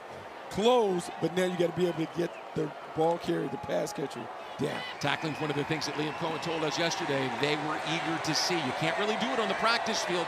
You can't do it in a scrimmage. This is the first live tackling they've had since they opened camp. Here's the short handoff, and Nichols is going to get the first down as he crosses the 43 and reaches for the 44, maybe even to the 45. Ethan Downs makes the stop for the Jaguars. Now, Brian, for some of the guys that are young and finally have an opportunity to play, what you're trying to do is make a play that gives you an opportunity to get more reps next week. With only 3 preseason games, man, you got to splash. You got to make a splash play to show up. Coaches want to start working more and more with the guys they're going to count on. So if you're one of those borderline edge of the roster guys, pretty important for you to make a play. 1st and 10. Here's the handoff. Room over the right side. Gain of 3 for Nichols. Young running back from Central Michigan running with some power there. 9 minutes and counting, 4th quarter, preseason opener in Jacksonville. Yeah, now even though the young guys are in, this is where you have to stand up. Liam Cohen, the defense, you want to see your defense finish strong in the 4th quarter. The Pittsburgh Steelers aren't quite in the 4-minute offense when they're trying to run it out, but you have to be able to turn the spigot off when it comes to the running game. Man in motion, and Thompson looks at the defense. Hand signals, now he's got what he wants. And it's Nichols again running wide left, and look at him pound his way over Jack Kaiser and pick up a first down. The rookie linebacker from Notre Dame was not in a good position to get him to the ground, and Rayon Lane, another rookie, had to do it. 8-yard gain. Yeah, not ideal. In the game, you have opportunity to be the hammer or the nail. You want to make sure you're the hammer, not the nail. At that time, Jack Kaiser got caught. 1st and 10, Steelers, who will be contentious to run the ball here, you would imagine. At the 44-yard line in Jacksonville territory. This is where stopping the run becomes your will against theirs. Another handoff to Nichols, trying to get outside, and he does. He's got room. Jaguars finally get him on the ground. Yeah, Brian, first down. Yeah, Brian, what you talking about? It's not an X and O's thing.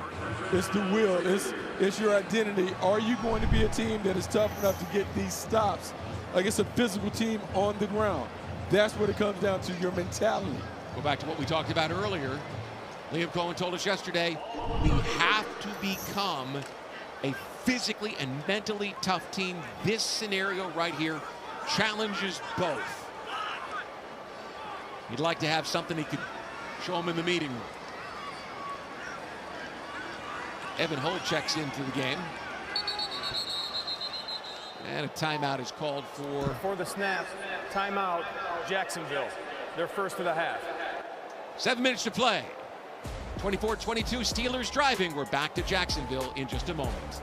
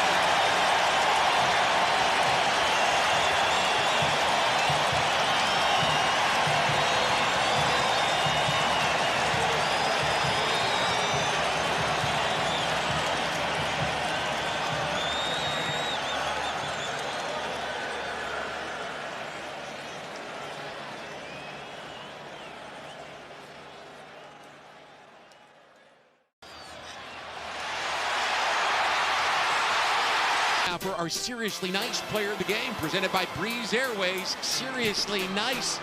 Listen, I don't know whether there's a breeze at his back or not. He didn't need it. Absolutely didn't need it. Nailed a 70-yarder.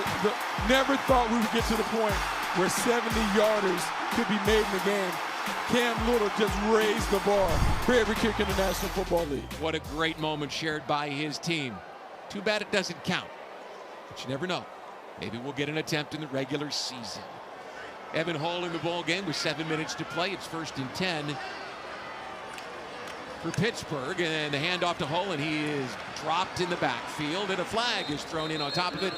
They're going to get the tight end, Galbraith, for holding.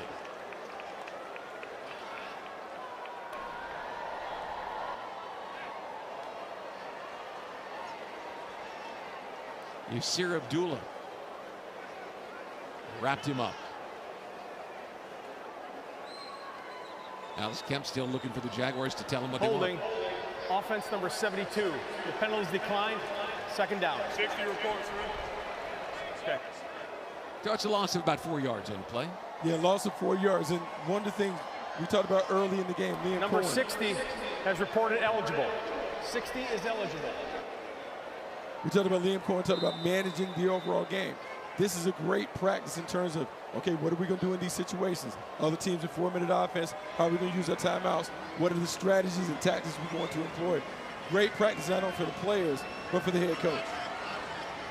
Skylar Thompson in since mid-second quarter, takes the snap, play action under pressure, has to run, turns and throws, and misses his intended target. He was looking for Lou Nichols, and instead it's incomplete. 3rd down and 14, and that particular play right there pays off for Liam Cohen. B.J. Green, the undrafted rookie from Colorado, helps him out. Because now all of a sudden you didn't have to take the penalty, and it's third down, not second down. Yeah, great job by B.J. Green. Just the effort, the energy, trying to get to the quarterback, force a hurry throw. Nice job from the rookie from Colorado. Ball to the 34-yard line. Steelers up 24-22. Pressure coming now. Thompson turns and delivers, and it is... Was it caught? I didn't see a signal. And there is a flag down in the secondary. Yeah, so we'll watch both of these. Critical defensive holding. While the quarterback had the ball in the pocket, illegal contact. Defense number 50. 5-yard penalty from the previous spot. Automatic first down. That's a backbreaker. You have third down and 14. Now it's first down and 10. Off the field, and this is one of the things that sometimes you young players have to get used to.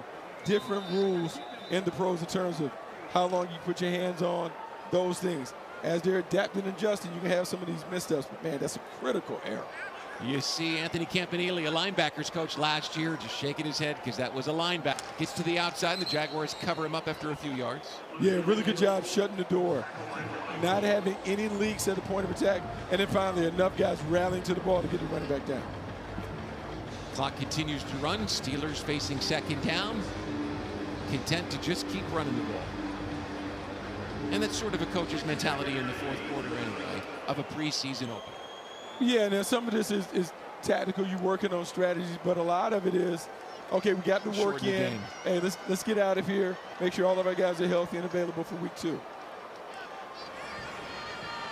Ball to the 27 of Jacksonville territory. And Thompson takes it under pressure. Launches this one for the end zone, and it is caught. Touchdown. Man. What a catch. Keshawn Williams just took it away from the defensive back and scores a Steeler touchdown, 26-yard strike. I thought that Skylar Thompson was really just heaving the ball because pressure was coming up the middle. Yeah, just got caught in a pressure situation. Cover 0 blitz. All out hit it. Look, the defensive back is right there. He has vision on the ball, has his hands up, and just goes through his hands, plays through the pocket. Great catch by the Steelers wide receivers. It's one of those things, 50-50 ball. Keyshawn Williams comes down with a catch. And so the Steelers extend their lead. It's 30-22. The extra point will make it 31-22. With 5:16 to play, the Jaguars offense will be on the field when we return to Everbank Stadium in Jacksonville right after this.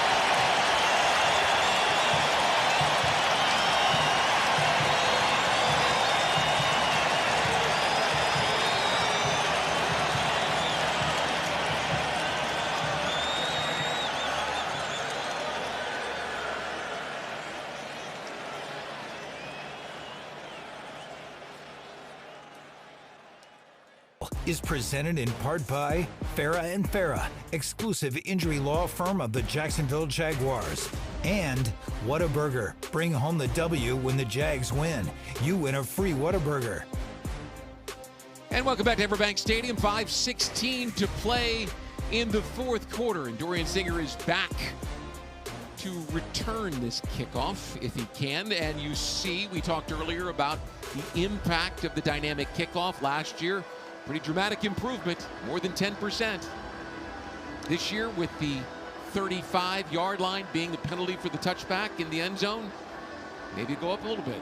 Yeah, it should go up, more opportunities. And after having a year to study it in the entire offseason, we should see more returns, more big returns, now that everyone understands how it's going to be played out from a tactical standpoint. And it's a collaboration between the competition committee and the special teams coordinators who were consulting and advising how you could tweak it to be able to create some strategic opportunities. And listen, Heath Farwell is as good a special teams coach as there is in the NFL. I'm sure he and Luke Thompson, his assistant special teams coordinator, have some things lined up. I mean, absolutely. You want to take advantage of that. You want to get dynamic in the return game. And this time you're going to penalize the Steelers. They're going to kick it that deep. Yeah, you take it to the 35. Dorian Singer did not listen last time when Chandler Brayboy said, don't come out. This time he did. Seth Hennigan, by the way, checking in at quarterback. Undrafted rookie from Memphis. Yeah, great opportunity for Seth to come in. In a way, he's lucky because they're down. He's going to have an opportunity to show off the arm a little bit, show the coaching staff that he can run the team in what is going to be a no-huddle 2-minute offense situation. First and 10 at the 35-yard line. LaQuint Allen Jr., the rookie from Syracuse in the backfield. Quentin Morris, the tight end, slides to the top of the screen in motion.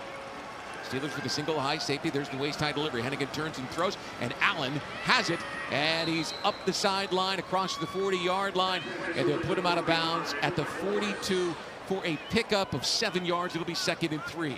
Yeah, sometimes this is the easiest situation to jump into as a quarterback. Soft coverage, balls coming out, quick rhythm throw. Stacked receivers, and Hennigan turns and delivers a dart. This one caught by the tight end, Morris. Came to the Jaguars in free agency via the Buffalo Bills. 1st and 10 Jacksonville at their 47-yard line. Clock ticking, 4:41 and counting. Hennigan stays in the shotgun. A little bit of a low snap, shuffles his feet, turns and delivers it out of the backfield. LaQuint Allen Jr. tries to go inside, has to go to the outside, and the boundary was not helpful. Carson Bruner makes the stop after a very short gain, less than a yard. Yeah, less than a yard. Didn't get much out of that. Threw the check down on the outside. Not fully in a 2-minute mode, but you always want to be aware of where the sideline is to save some precious seconds. So a tight end and 3 receivers now for the Jaguars offense in attack mode, trying to get the ball down the field in a hurry. And Hennigan plants, turns and delivers a dart. Nice. This one to the 37-yard line. And the rookie has the Jaguars in position. Cam Camper, an undrafted rookie from Boise State, makes a 14-yard catch. And the Jags at the 37-yard line. Hennigan steps up to avoid the pressure. With time, looks to the boundary. He's got a receiver, and a beautiful catch is made. Did they say it was out of bounds? Chandler Brayboy looked like he had it, could not, in fact, pull it in. I mean, terrific throw. Oh, went through his hands. Right there. That you're talking about getting reps. That's one that he will be thinking about until the early morning hours. 3:37 left in the fourth quarter. 31-22 Steelers. Dave Cohn would love to have the opportunity to try an onside kick. There's a quick throw. Singer has got it. And Singer picks up 4 yards. Clock rolling here. Under 3.5 to play. And it's 3rd down and 6. So talking about situational game planning here, you try this little chip shot 50-yard field goal now. Yeah, there are a few different ways you can approach. You don't get first down, kick the field goal, onside kick, and see if your offense can find a way to win it. Remember when a 50-yard field goal wasn't considered a chip shot? I mean, now it is in Jacksonville now. Yeah, now if you knock down 70 yards. It is in Jacksonville now. Flipping it on its ear. Conventional wisdom on the field goal. All gone after that 70-yarder. Hennigan with time, launches it. He's got a receiver. He throws it behind Cam Camper. It's incomplete. Here's decision. And it looks like they're going to go for the field goal. Yeah, this is a great opportunity. Liam Cohen playing out some different strategies. Yeah. One that can come and play during the regular season. Can we make the field goal, then get an onside kick, and see if you can finish it with a terrific 2-minute drill that ends in a game-winning score. So here's a 52-yard field goal. Tonight, Cam Little's connected from 41, 40, and 70 yards. What a kick, what a night. And this one is up, and it is on the way. And he got it. I think it went a little low because there was great pressure from the outside by the Steelers, but it cuts the lead back to 6, 31-25 with 2:45 left to play. Man, what a great offensive weapon in Cam Little. Let's take a look at what Travis Hunter accomplished tonight. He was one of our big storylines, our Tico Peoples Gas hot take. And he had a couple of catches for 9 yards. And was involved in defense, too. You could tell early in the game, it was a concerted effort to make sure he was involved.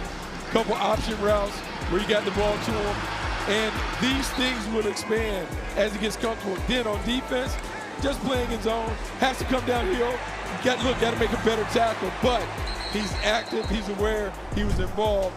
And the more reps he gets, the better he's going to be on each side of the ball. Listen, you might name him the player of the game for being, right, for playing on both sides, except that Cam Little has 202 yards of field goals, right? 70, 52, 41, 40. It's Cam Little. Oh, it's his night. 70-yarder. 70-yarder, yes. Give him a little chip shot. Jags playing strategy, going to make the Steelers return it. And across the 20-yard line, and the Jags have him bottled up. I think he's free, crosses the 30, the 35. He's still on his feet. You got to get him on the ground, fellas. Gets to the 36-yard line. Deshaun Jameson. Limp leg there, kind of looked like he was going down, and then all of a sudden he's up the field for a couple of extra yards. Yeah, up the field for a couple extra yards. Now Liam Cohen, from a managerial standpoint, 2 timeouts plus the 2-minute. You're talking to your defense about being able to finish this off. It'll be interesting to see, does Cohen use his timeouts Number 60 on the front end of the 2 minutes. eligible. 60 is eligible. Well, if you're Mike Tomlin, you probably want to see if Lou Nichols can keep pounding the ball. And that's what they do with Evan Hull, and the Jags stop him after a 2-yard pickup and use a timeout. Jacksonville, their second of the half. 30-second timeout.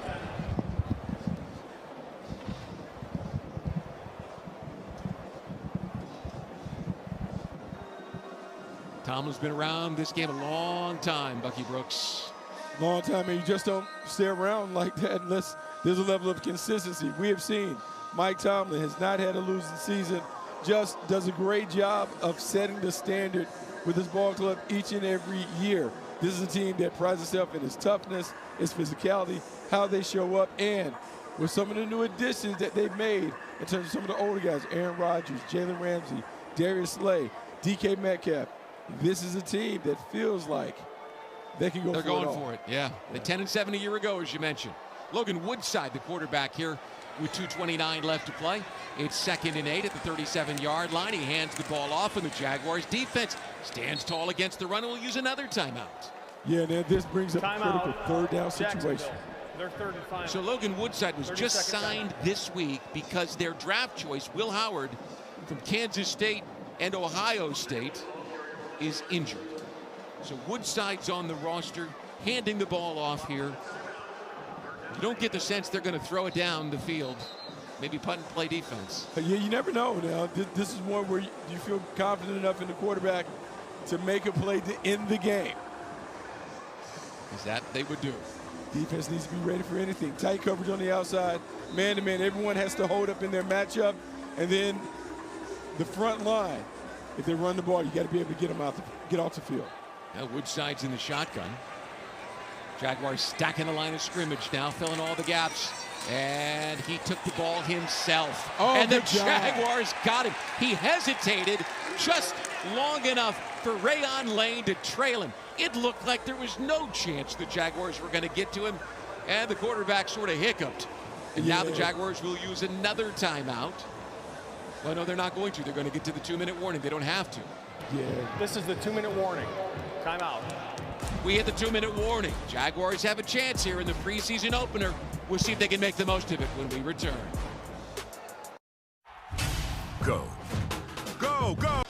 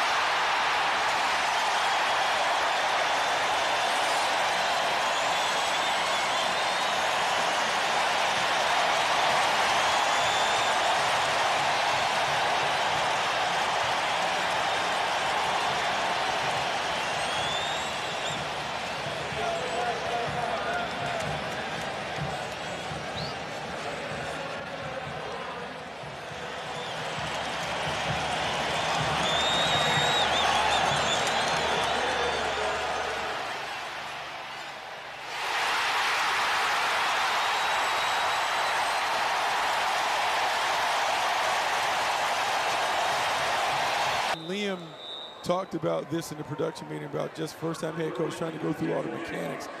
Being a head coach managing the entire team and calling plays, perfect setup. Finish it off with a 2-minute drill. Trenton Irwin tries to get underneath this one. He's got it on the 13-yard line, tries to make a man miss. Nothing doing.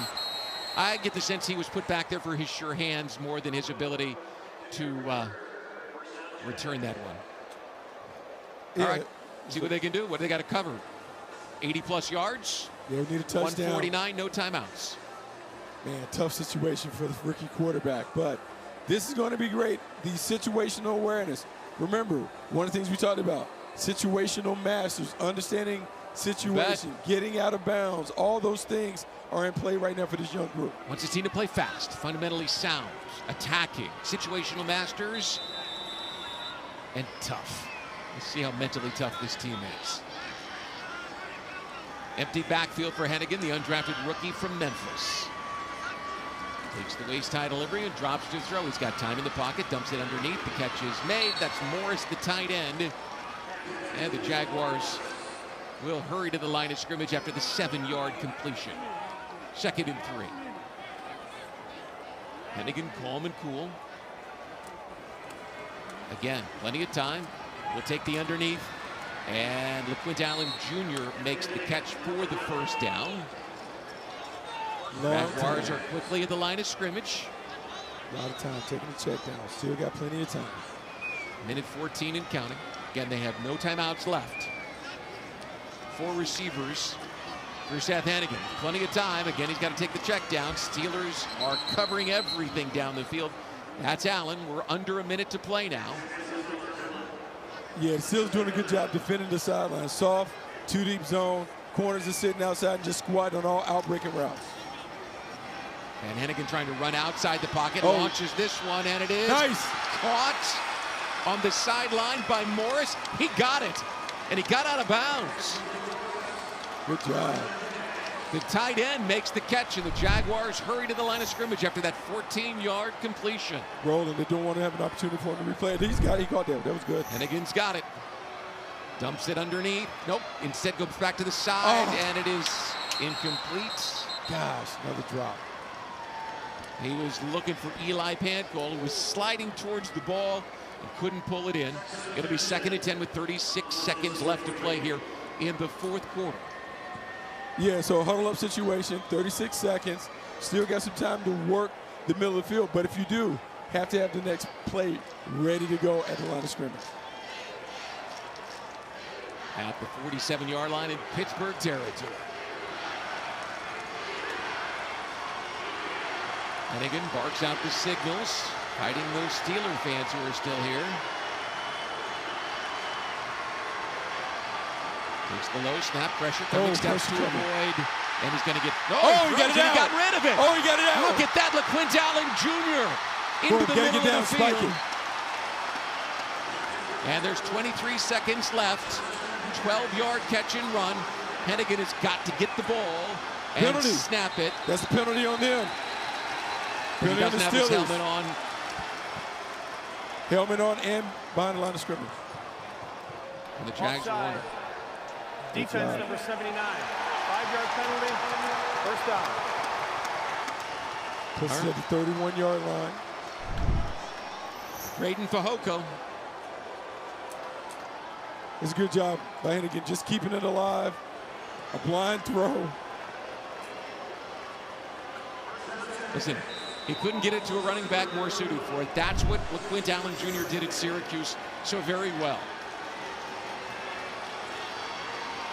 Excellent receiving back was the word on him. Absolutely. 16 seconds to play. 31 yards between the Jaguars and a potential win. Pressure coming, Hennigan on the run. He's going to take it himself and go out of bounds. Good, smart play. With 9 seconds left at about the 29-yard line. So depending on how they play this, may have 2 plays, but it has to be a play out of bounds. If not, it's going to have to be 2 tosses into the end zone. Impressed by Hennigan.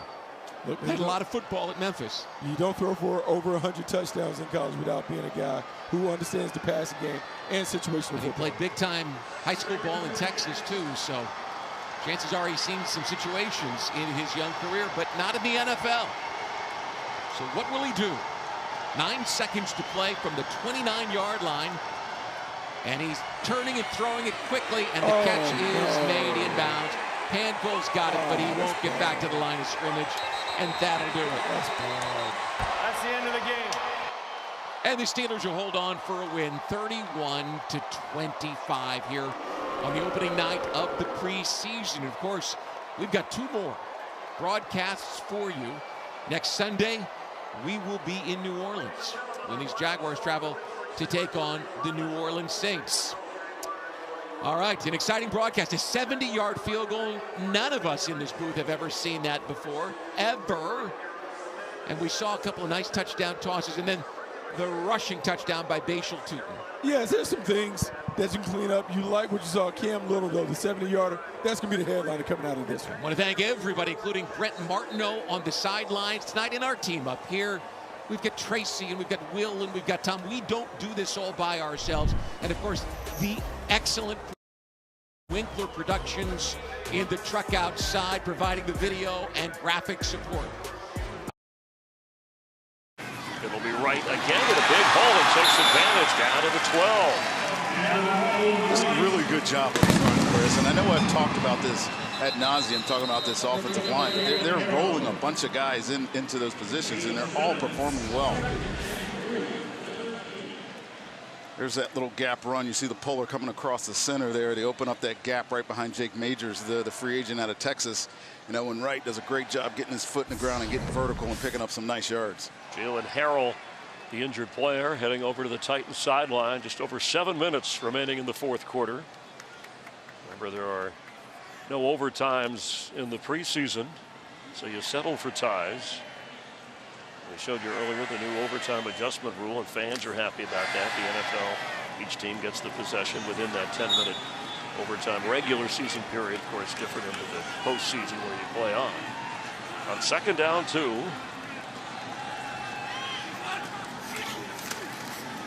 Can Wright get the first down? Yes, he can, toward the end zone. Owen Wright leaps forward, and Wright is in with the touchdown, and there's a flag down back at the 11.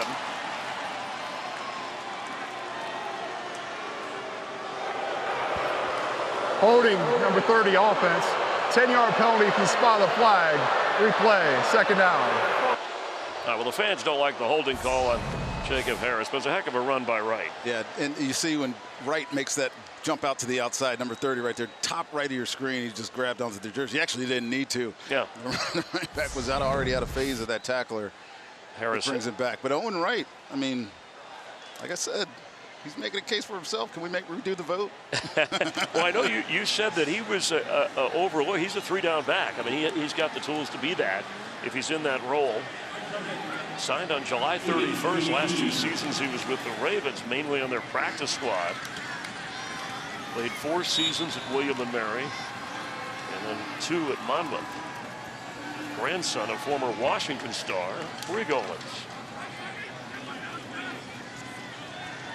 Tucker has come back in to get Wright a breather. Hit hard right when he got near what looked like a first down. But he jumps up. We've seen that's one thing the Titans, and we wondered, as Eileen reported when we opened the broadcast, from the scrimmage when there was a little bit of a skirmish out there, would it carry over? And at least within the rules, it's been physical but clean.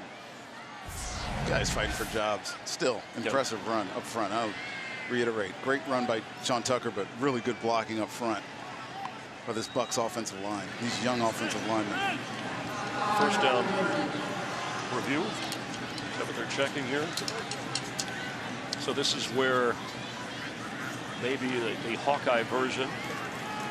We may need a virtual measurement.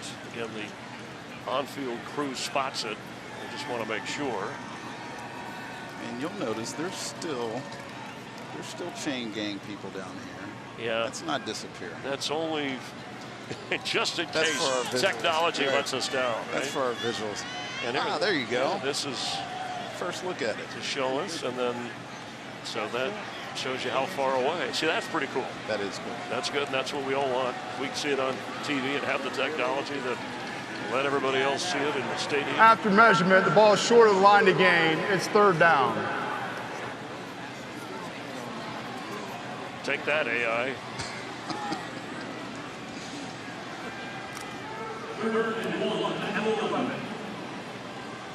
He didn't laugh at your joke. It's okay. He was working. He's focusing. Third down at inches.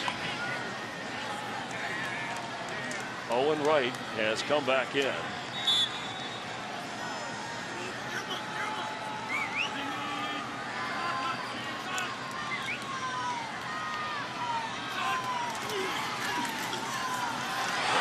look at this. Owen Wright into the end zone for a Bucs touchdown.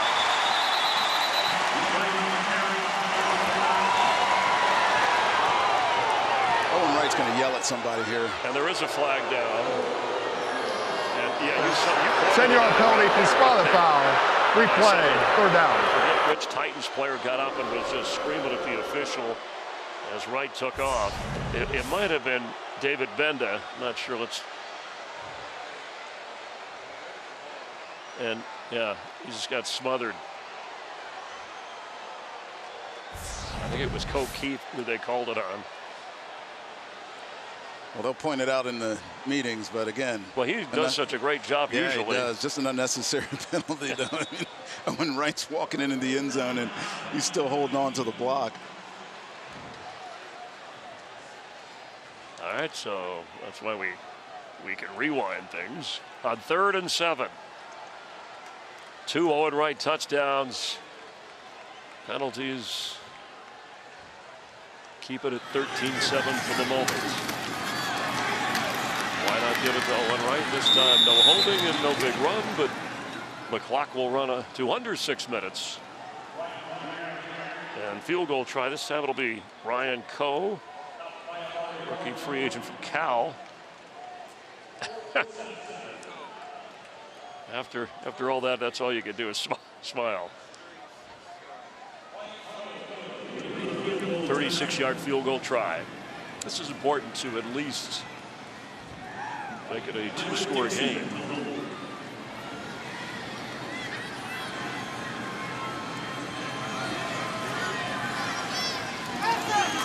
And the kick by Coe. It's good. 16-7 Bucks, just over 5.5 to go in the 4th quarter. Whether it's DIY day, Yard day. Game day. Yeah, it's game day. Birthday. Advent Health keeps you ready for every day and for everything that makes you feel whole. Exclusive hospital of the Tampa Bay Buccaneers. It's a Baker Mayfield commercial. Everybody in that commercial had Baker Mayfield jerseys on. She doesn't want his picture on the wall. Come on. It was great when we went into the locker room before the game talking to new offensive coordinator Josh Zard. Baker came in with a cup of teas, and I don't mean iced tea, not the big iced tea. These were golf teas he was teasing you about. He's still not over his Lake Tahoe. You know, he wanted to do a little better there. That's okay. He's got game. You tell me he's got a good golf game. He's got game, except he's on the wrong side of the ball. Righty quarterback, lefty golfer. I don't get it. Hey, as long as he gets it down the fairway and completes the passes. What a great story. You know, he's really become one of the top quarterbacks in the league. Popular. He's Buck fans around the league have loved his genuine enthusiasm and the results that he's put up. Sheffield on the return for Tennessee. Those are encouraging stories. Guys find a home and settled in. Has a lot around him this year, a lot more. It seems like they keep adding.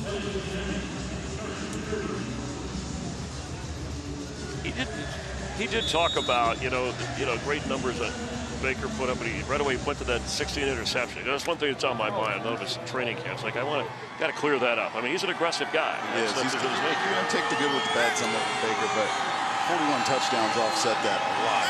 And the interceptions, some of them are mitigated by, great offensive play throughout the rest of the game, but I mean, he does want to clean that up. I mean, he's so talented. I mean, a lot of people don't give him credit. They think he's too short, too small, whatever.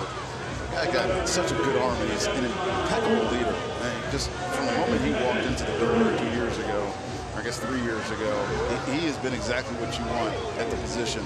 And he had a tough road, obviously. He was taking reins from Tom Brady, who won the Super Bowl a couple of years before, but he has certainly made this team his own.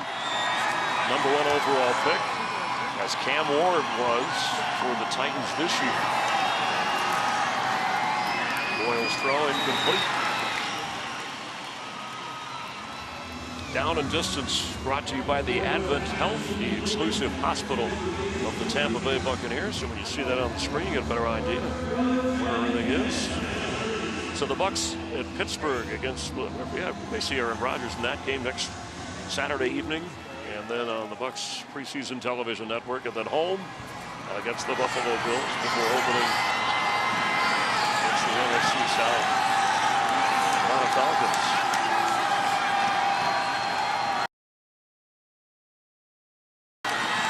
Boyle's throw knocked in the air and intercepted. A Tampa Bay takeaway. Terry Funderburk. Thank you, J.J. Roberts.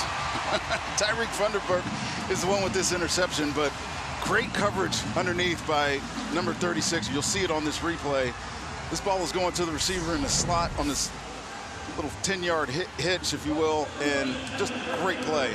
He had an opportunity to get one earlier, J.J. Roberts did, but that one tipped it up in the air. 24, Tyreek Funderburk, who had a great preseason last year, gets an interception. Second takeaway by this Bucs defense.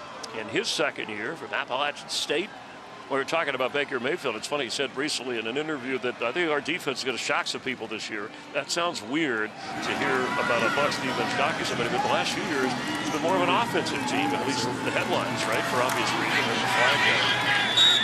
Like that you played in the early years, we talk about was defense. Got to have both to win it all.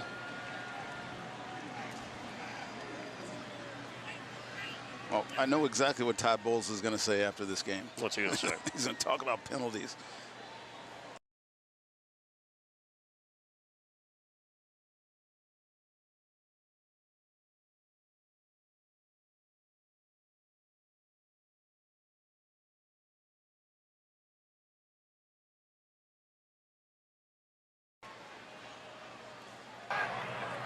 Illegal formation. Offense. 5-yard penalty. Replay first down.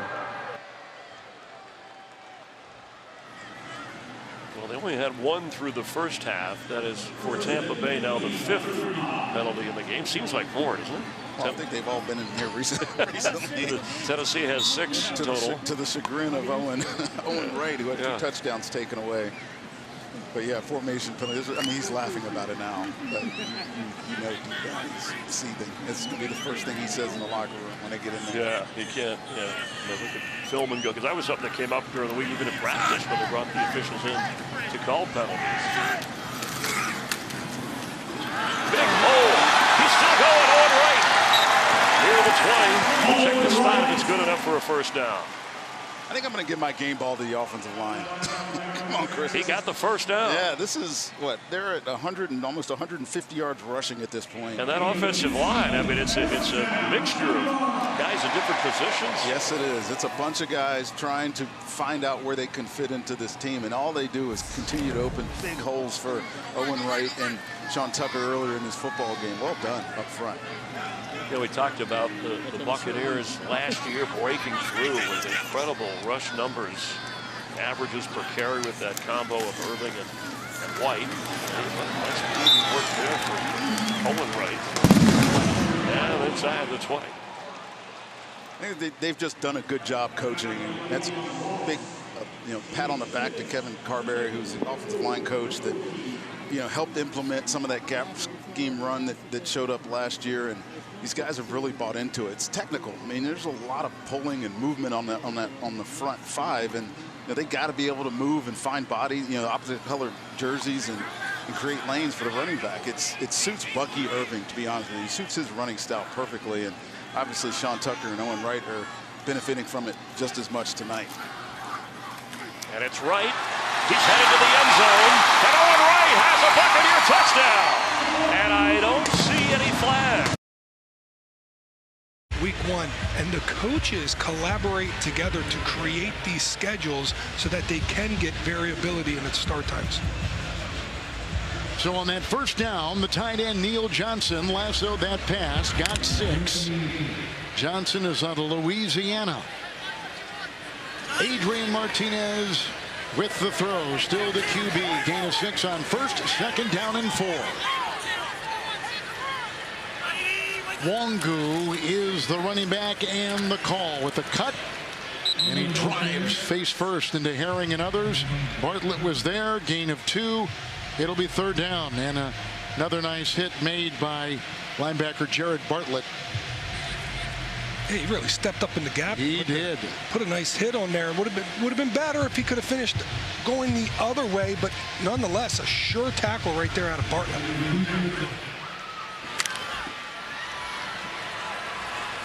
Adrian Martinez played in the UFL with Birmingham last year. He's got a 3rd and 2 right now at his own 20-yard line. Edwards the back and the block. Here's the throw. He's got him. Downfield, nice looking catch by Skinner.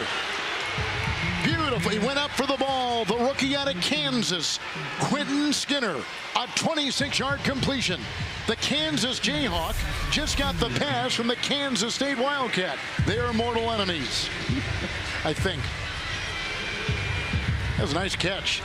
Katana Oladapo just losing his man at the line of scrimmage. Knows they got a little stunt game going on up front. It gets the pressure, but unfortunately unable to break up the pass. Longest play tonight by either team is a first down. Here is Edwards, the Michigan Wolverine, running back, and he runs right into Barron Sorrell, rookie out of Texas. They like him. He went up the middle. Looks like a player might be down, slow to get up for the pack. Gain of 6 as the ball goes into Packer territory at the 49. Man, it doesn't matter. Offense, defense, special teams, first quarter, second quarter, third quarter. The Jets came in here ready to play. But you know what? They haven't had a winning. They've had 9 consecutive losing seasons. I mean, but they came into the preseason game number 1 ready to play. Ready to play. And you know what, Kevin? We can talk about preseason, and there's all kinds of slogans and taglines and things you can throw down there. But for Aaron Glenn, in his first game, preseason game or not, like I said, they want to come out here. They all want to play. Matt LaFleur's not going to leave this game feeling happy at all. Not at all. That guy, Aaron Glenn, he will. Zach Kuntz, the tight end, just picked up 12. Who? Zach Kuntz. Valentine makes the stop. You think they'll get that going in New York? Kuntz. Can they get that going there in New York? That's why I wanted to say it twice. They should. I wanted to do it. Yep.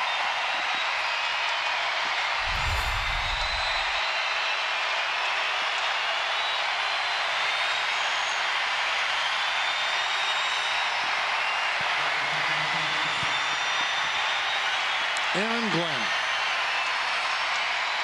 inherits a 5-12 team, 14 playoff years of drought from the postseason. 9 straight losing seasons. Get the pitch out here. Here comes Edwards. Oh, turns the corner well. With a flag thrown on that 1st and 10. Wheeling his way to the Green Bay 31. Holding offense, number 77.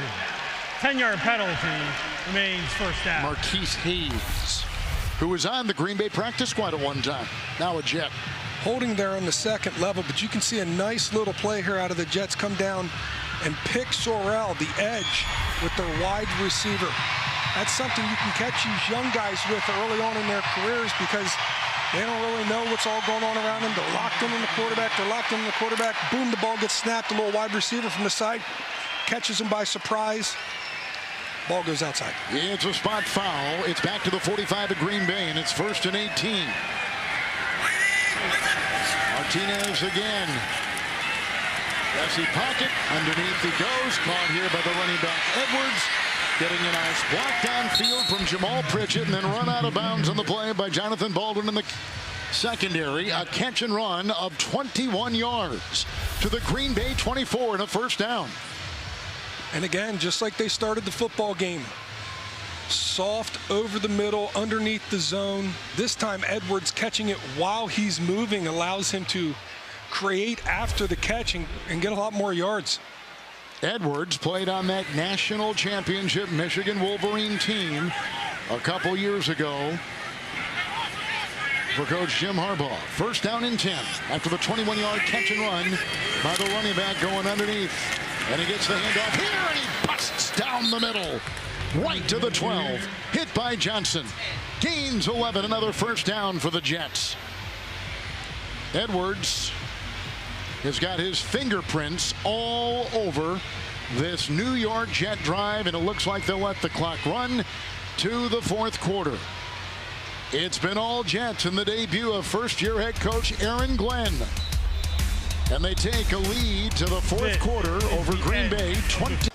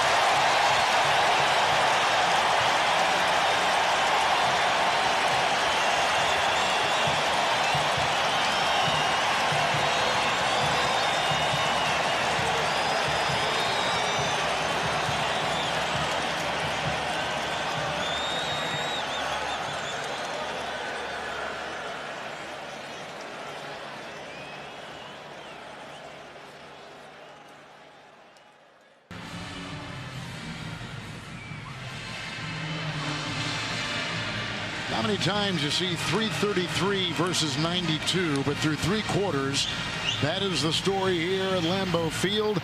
Preseason game number 1.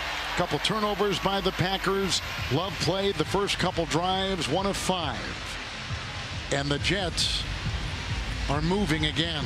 On this drive, they got a 26-yard pass completion. Kuntz, the tight end, caught one for 12. Edwards has been huge. The running back, the rookie free agent out of Michigan, 21-yard catch and run, 11-yard run moments ago. In a 1st and 10 to start the 4th at the Green Bay 13.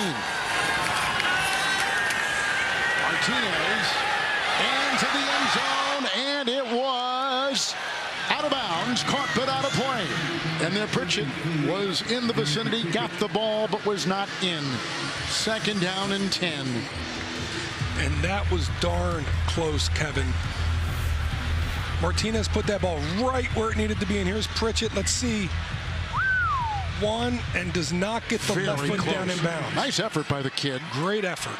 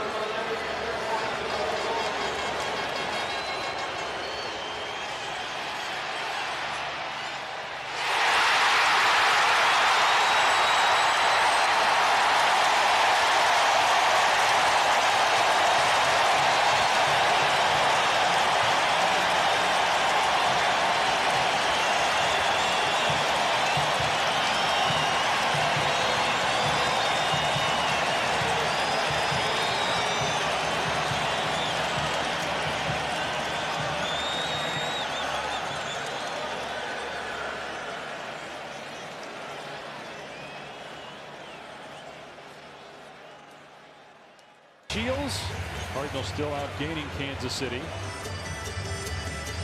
2 takeaways for the Cardinals, but another turnover by the Cardinals in that quarter with Clayton Tune throwing an interception.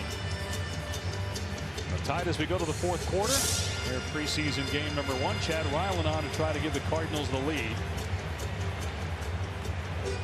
Kicked at Maryland. That's where he wrapped up his college career, and then was a 4th-round draft pick by the Patriots 2 years ago, but struggled his rookie year, was let go, signed with the Cardinals last year when Matt Prater got hurt, and it was nothing short of spectacular. 3 game-winning kicks in his first 4 games. 28 of 32 on the year. A 50-yard attempt here, and Ryland nails that one. He's 2 for 2 tonight. The Cardinals have the lead again.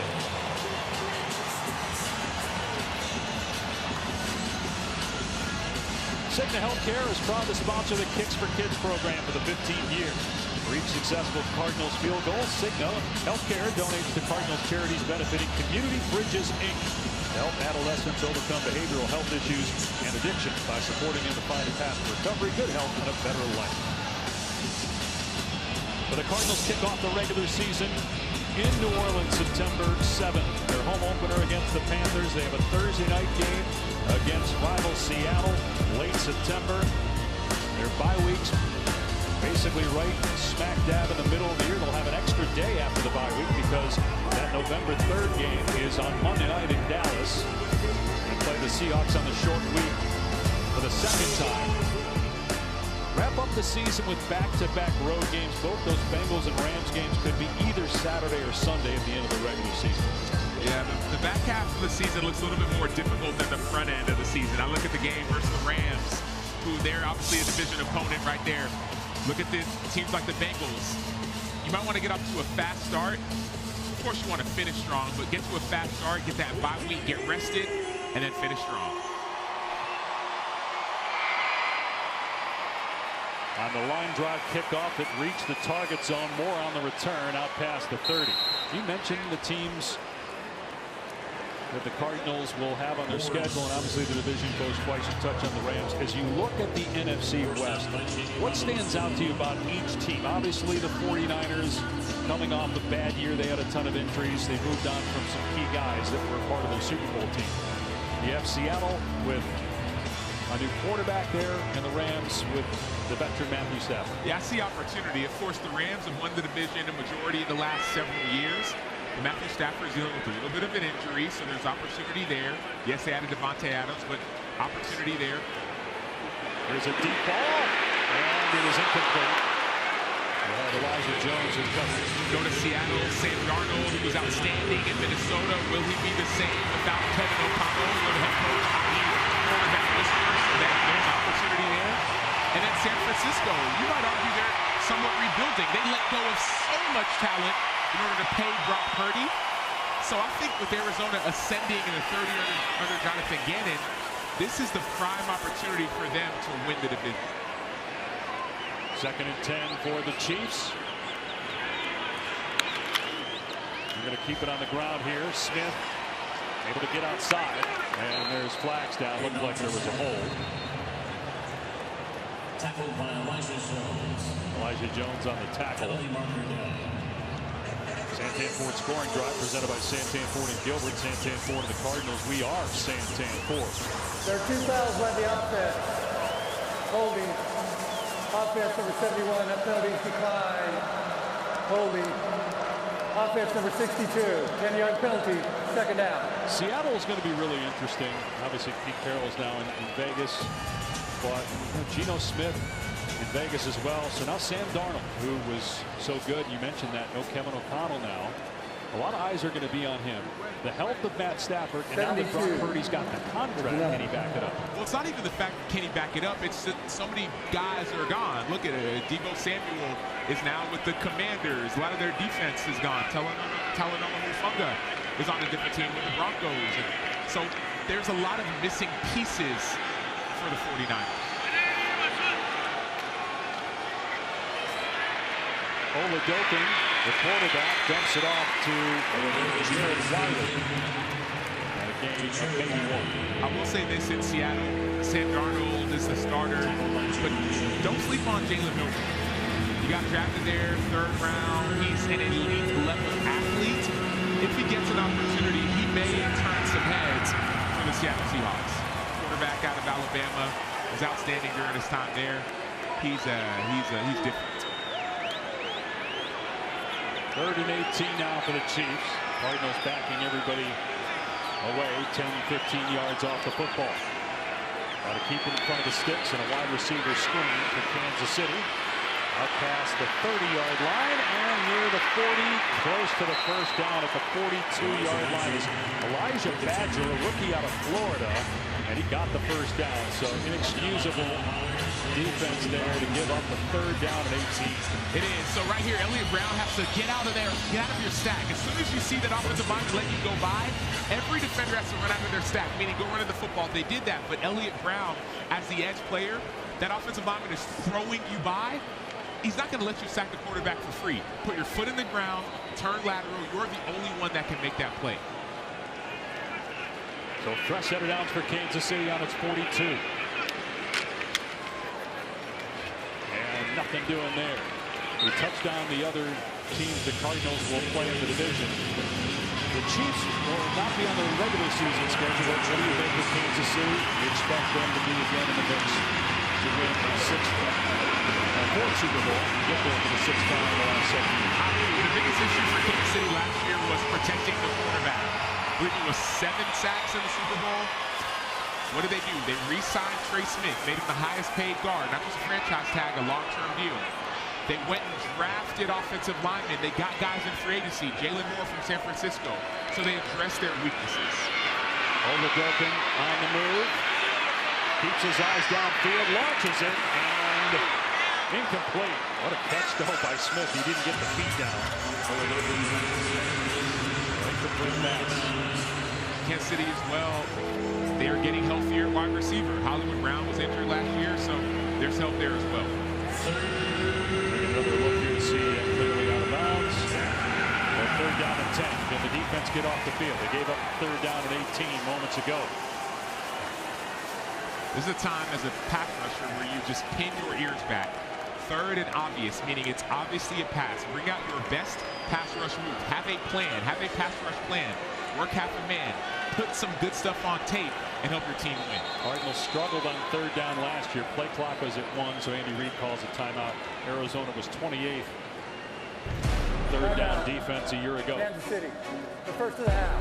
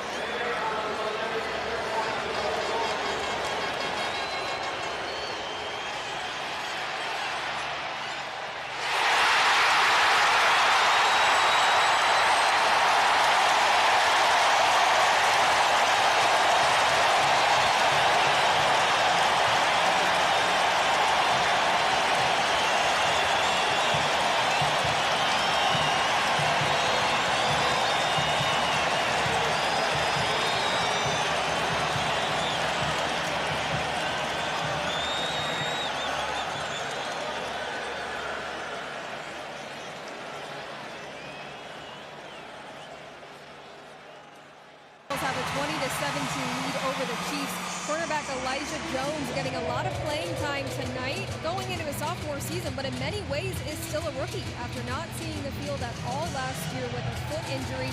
Cornerbacks coach Ryan Smith says Jones absolutely has a chip on his shoulder from not playing. However, the pros last season was able to really dive into the playbook, getting a lot of mental reps. Smith saying he is both surprised and excited to see what Elijah Jones has already applied from year 1 to year 2. Dave? And Danny, we've already talked about how important that second year is, whether you played 17 games or played none in year 1. It's such a quick turnaround for rookies as Oladokun launches it downfield into traffic, incomplete. Trying for Keyshawn Smith. Cardinals had a couple of defenders. And Sam, I don't know if you remember what it was like your rookie year, but you think of all that you're dealing with, the workouts, the combine, pro day, you get drafted, all of a sudden you're in minicamp, and then training camp comes, and then instead of 12-game season, it's 17 plus. That's why people talk about that rookie wall, because you've been going nonstop since the end of your junior year, or maybe the last year you play in college. You're grinding, you're working. The season ends, you go and you train, and then the combine, and the senior bowl, and pro day, and you get drafted. There's rookie minicamp. I mean, there's so much, and then there's preseason, and the season, and the postseason. It's like you finally get a chance to breathe after your rookie season, and so that's why the second year is so much better. You see players have to jump because they know what works, they know what doesn't, they know how to get better. Just the snapshot that we had of Marvin Harrison Jr. in the limited action tonight. The one catch he had over the middle, extending the arms, and it wasn't last year because he was worried about getting hit. It was just adjusting to the football sometimes. It took time for him, and we saw him make a great catch in the first quarter.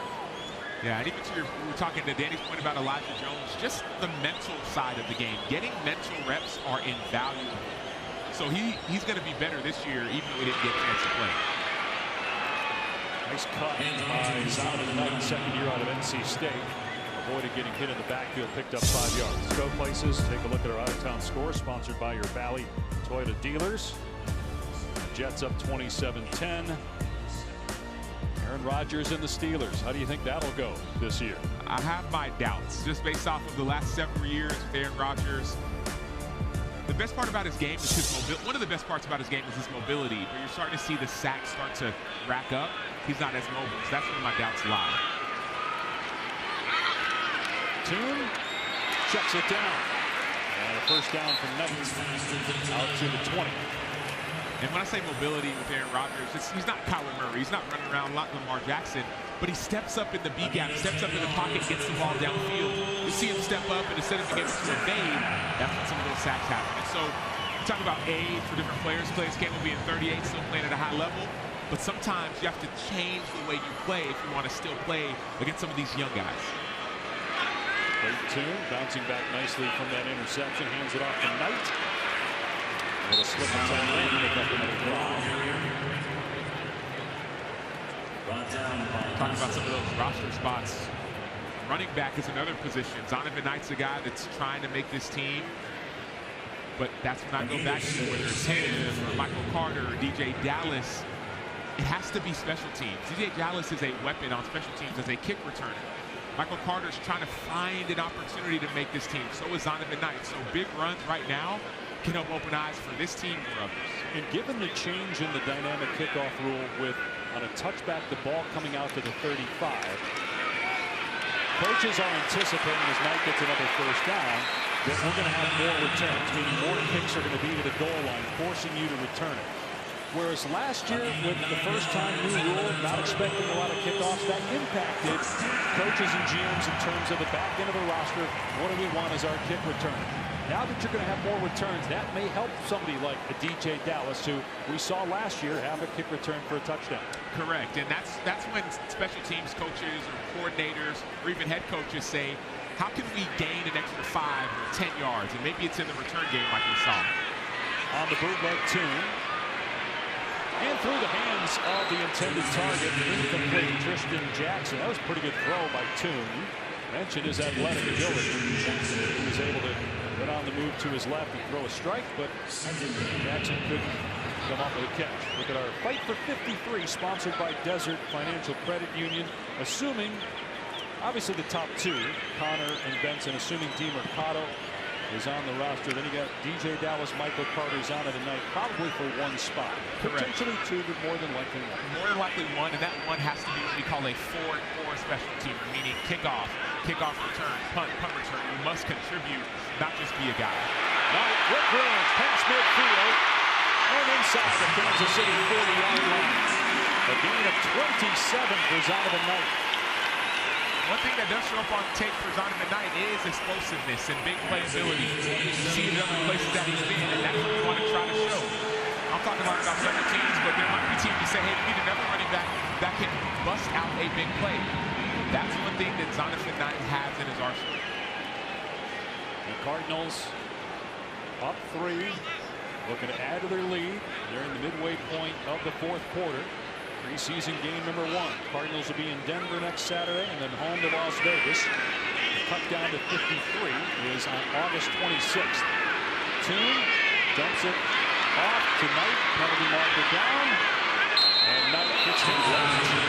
After the whistle blew, but no flag is thrown despite Andy George coming in there once the play was over.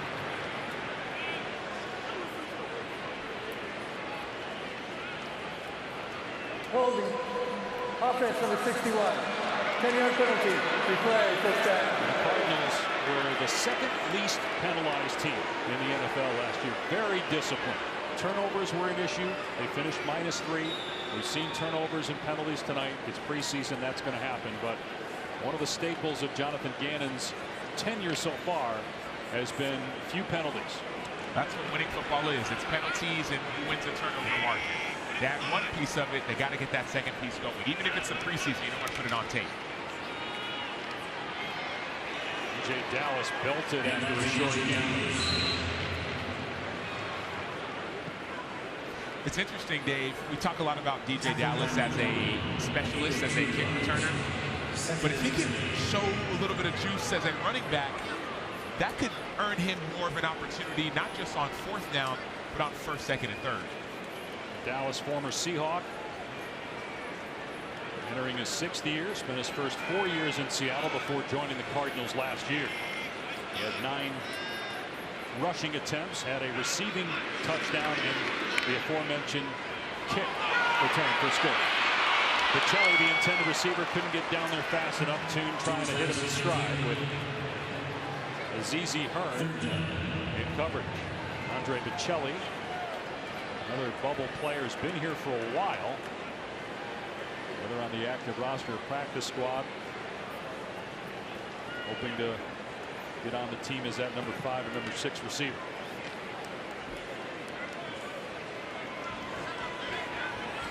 So 3rd down and 18 for the Cardinals.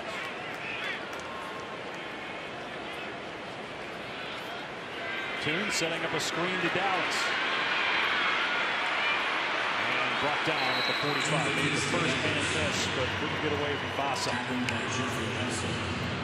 4th down. Every player is different, but you start to see some of the different body types or different skill sets. DeMarcado on 3rd down, more of a shifty back. DJ Dallas, more physical, downhill, wants to hit you. Not going to make many people miss in a phone booth. So those are some of the differences when you watch people as they play. Rashard Smith will drop back to return the punt. Blake Gillikin, good year last year punting the football. Trying to pin the Chiefs deep here with 6.5 to go. A perfect punt by Gillikin. Enough hang time to force the fair catch inside the 5. Cardinals up 3 late in the 4th.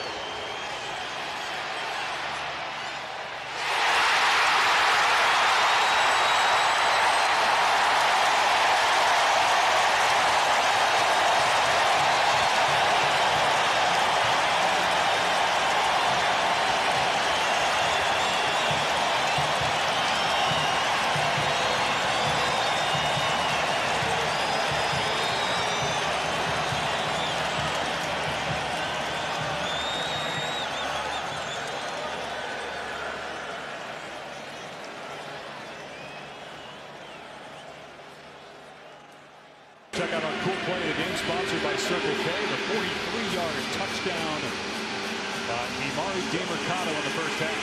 He's so great in space.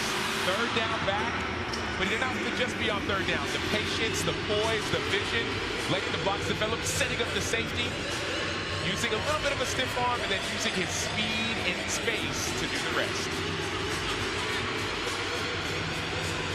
Demercado, important player on this Cardinals team. You mentioned third down back play last year, also on special teams. Former undrafted player out of TCU. The Chiefs backed up inside their 5 after that great punt by Gillikin. Oladokin over the middle. It's caught out at the 11-yard line.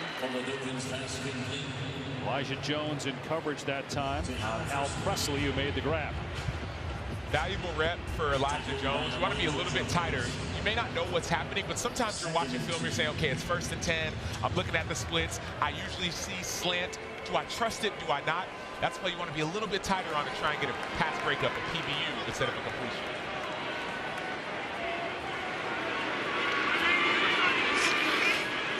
One play on 2nd and 2. And Elijah Young will be closing the first down. You mentioned the Cardinals will be in Denver next week. They will fly to Denver on Wednesday and have a joint practice. Now, last year the Cardinals had 2 joint practices with Tennessee. One this year with Denver. How valuable, Sam, are those? They're invaluable, specifically with the Denver Broncos. If you talk to Jonathan Gannon, he'll tell you he loves Sean Payton's style of play. He's an old school coach. And so John Gannon is extremely excited about an opportunity to practice against guys like those on the Broncos because he knows it's going to be good on good and they're going to be extremely physical. Those obviously don't replace the value of preseason games, but it's another tool that GMs and personnel and coaches use in evaluating players when we're trying to find the 53. Correct. You get an opportunity for free unscouted looks versus another team. Not just in the preseason, but you're seeing what guys do in one-on-one situations, seeing what guys do in team periods. Players that might be hidden on the roster, you're going to get a chance to see them up close and personal. So during practices, players don't necessarily love them because it feels like a game at times, but scouts and GMs, they are very grateful for practices. So they'll have the joint practice on Thursday, and then walk through Friday, game Saturday night, right here in the AZ family. Good defense by the Cardinals that time, and that screen to Badger that caught the Cardinals on the last possession, but Arizona much better there. And it just came to my mind, actually, one of my last years in Chicago, I did a joint practice with the Broncos. I know it wasn't Sean Payton, but he began to get a chance for me as a player to see Von Miller as he rushed the quarterback. Now I'm learning tips and tricks from Von. So not only coaches and scouts, but players are going to be able to watch and say, okay, what does Bo Nix do? Maybe I can add that to some of my game. What does Cortland Sutton do as a receiver? Oh, maybe I can make a jump like he did. So there's a huge value in jointly practicing. Empty set for Oladokin on 2nd and 11. Quick pass, and it's caught by Smith. And a good tackle that time out in space by Cody Simon to get a linebacker on a receiver. Simon, who was the 4th-round pick out of Ohio State, 5 years at Ohio State. For Simon, helped them to a national championship last year. Yeah, he's a leader. He was a big reason why they won a national championship. He could have come back to the NFL last season, but he didn't. He and a bunch of their players stayed in order to win a national championship. Now he's one of 8 Buckeyes who were on that starting defense who are no longer there. They're now in the NFL, 15 total starters. So the Ohio State team is going to have to replace a lot. That's a position for the Cardinals where there is a spot available for time with Kaiser White no longer here. You got Matt Wilson as the known starter for sure as Oladokin spinning around multiple times in the backfield and now throwing, and it's caught by Presley for a first down.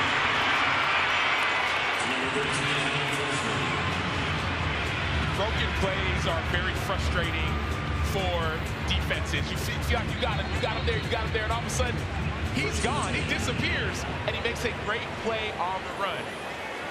You don't plan for this. You don't game plan for a play like that. You have to try to be more sticky in your coverage.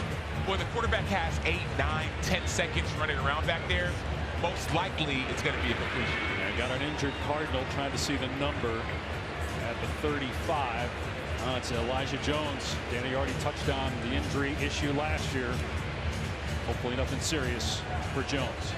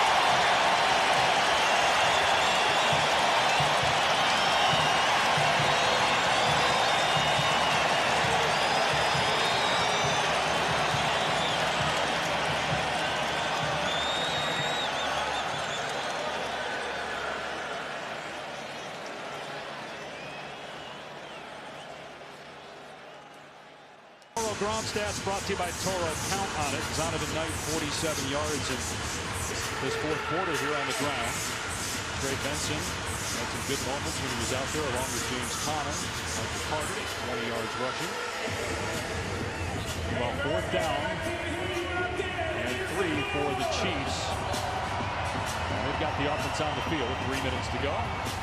Trailing by 3.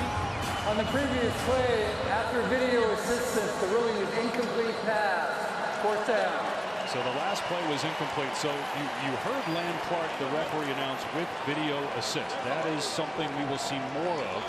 And again, it's all about making sure you get it right, number one, but also speeding up the game by allowing video replay to assist on something like that. And I think it's good for the game. I agree. It's a little bit expanded, so now they're assisting on more plays, but it's not taking as long. So I definitely agree on that. So fourth down and 3. And Oladokun taking off, gets the first down and more. Oladokun all the way to midfield. He gets 27 yards on fourth down and 3 on the scramble. There is a penalty marker down. So when you have a mobile quarterback, you know that he's not looking to pass. He's looking to run. He's looking at the pass rush, then using his speed to do the rest. Oladokun is very mobile. When pressure gets in his face, you have to collapse the pocket. 4 rushers have to rush as one all together. Looks like it's coming back. After the play, personal foul, offense number 80, a 15-yard penalty. It will be first and 10. So it's a post whistle foul, so that means they get the first down, but Elijah Badger, because of the personal foul, pushes Kansas City back 15 yards. I like the replay assist. I think it's good. You're going to have times where it's hard live. Obviously, we know these officials have a very difficult job. There might be something that is easily seen by video replay that the official missed because it's in a crowd, or sometimes an official gets hit or his vision is impaired because there are players around him. As another flag comes in after the tackle out of bounds. Tackled by Jimmy Robinson. Penalty marker down.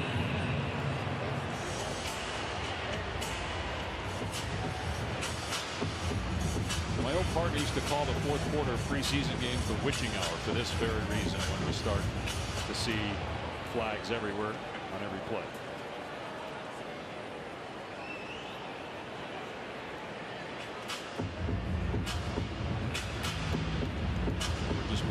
for an announcement. Personal foul, face mask, offense, number 84. A 15-yard penalty, replay, first down. Matt Delana, he was the guy that caught the ball. To Andy Reid, I just stiff-armed him, but he must have grabbed the mask and turned it. You don't see that called a lot on an offensive player. Right side of your screen. That looks clean to me. Open hand. He's not grasping the face mask. That looks like a clean stiff arm. I'm with you. Yeah. Surprised that that was called. It'll be 1st and 20 for the Chiefs. The Cardinals starters played a couple series. They turned it over on the opening kickoff and then had another turnover in the red zone on an interception by Kyler Murray, his only incompletion ball of the night. Oladokun pass off target, trying to hit Presley. Oladokun's passing complete. There is a challenge, I will say, in situations like this. You call it the witching hour, but think about the players on the field. They're trying to go and make a play. I'm trying to go get a sack. I'm trying to get a pick, interception. Well, if you're just doing your own thing, being an individual, it can cause a big play like that big run we saw earlier. We're not game planning, I understand that. But you still have to work together with the guys in front of you to try and get off of the field an individual play. Right. If you're a coach and you're concerned about a player doing his own thing and not following a game plan, if you're not going to do it in preseason games, hard to justify getting a roster spot if you can't be trusted. Being chased, Oladokun, and he throws it away. By Jones. Got pressure that time. A 3rd down and 20 with 2:34 to go here in the 4th. We saw a couple quarters ago a 3rd down, the screen play. Cardinals gave up a big play, and even the Chiefs did it once as well. Be alert, 3rd and 20. It's hard to really get a full 20, so we can expect screens and draws generally. This situation may be a little bit different. If Kansas City is trying to go and win the game, then you would expect a different play. But in preseason, sometimes you just want to get different looks.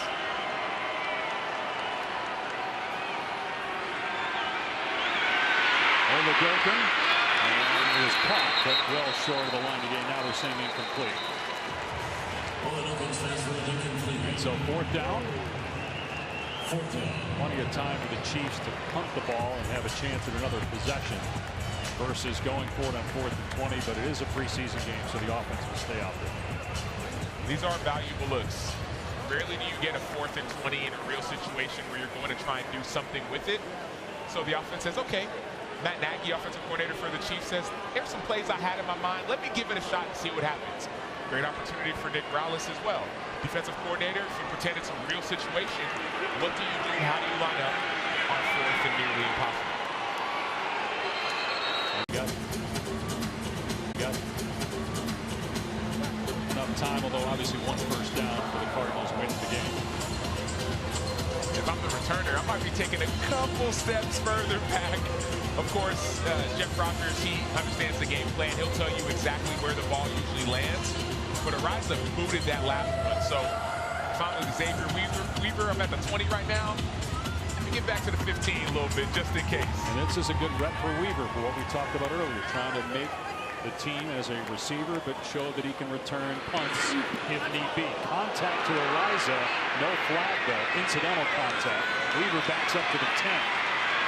Past the 20. And that's a nice return of about 18 yards out to the 28-yard line. There's no foul for roughing the kicker. The contact was by a teammate. First down, Arizona.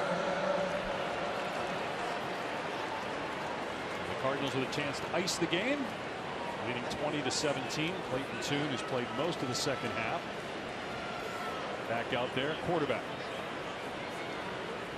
The Cardinals tonight have rushed for 136 yards. About 4.5 yards a carry. They were 7th in the league in rushing last year. If you look at what they've done the last 2 years, they're number 3 in the NFL in rushing offense. Donovan Knight still out there at running back. Knight trying to find a hole. It's not there. Pushed back. Maybe a gain of 1. He was trying to call that last time out before the 2-minute warning, and he did. I like it. I like it a lot because you're working on situations. You understand 2-minute offense. Kansas City, the third and final timeout of the half. 30 seconds left. And you give your guys a chance to really work on a real situation, even if you're a 3. So if you're just tuning in and didn't see Kyler Murray's 2 series, only 1 incompletion. Unfortunately for the Cardinals, it was a pick in the red zone, but had some good throws too. He did. An interception cost the Cardinals 7 points. A red zone pick. But there were some great opportunities. Staying in the pocket, not being afraid, finding Marvin Harrison Jr., finding Trey McBride, and then using his legs. That's one thing I love about Kyler Murray. He doesn't have to escape all the time. He can escape within the pocket and still have his eyes downfield. 7 of 8, 96 yards in the interception for Murray. Playing his first preseason action in 2 years. We'll see how much, if at all, the ones play in Denver next weekend. Zonovan Knight, bottled up, another flag. It's going to be offside on Kansas City.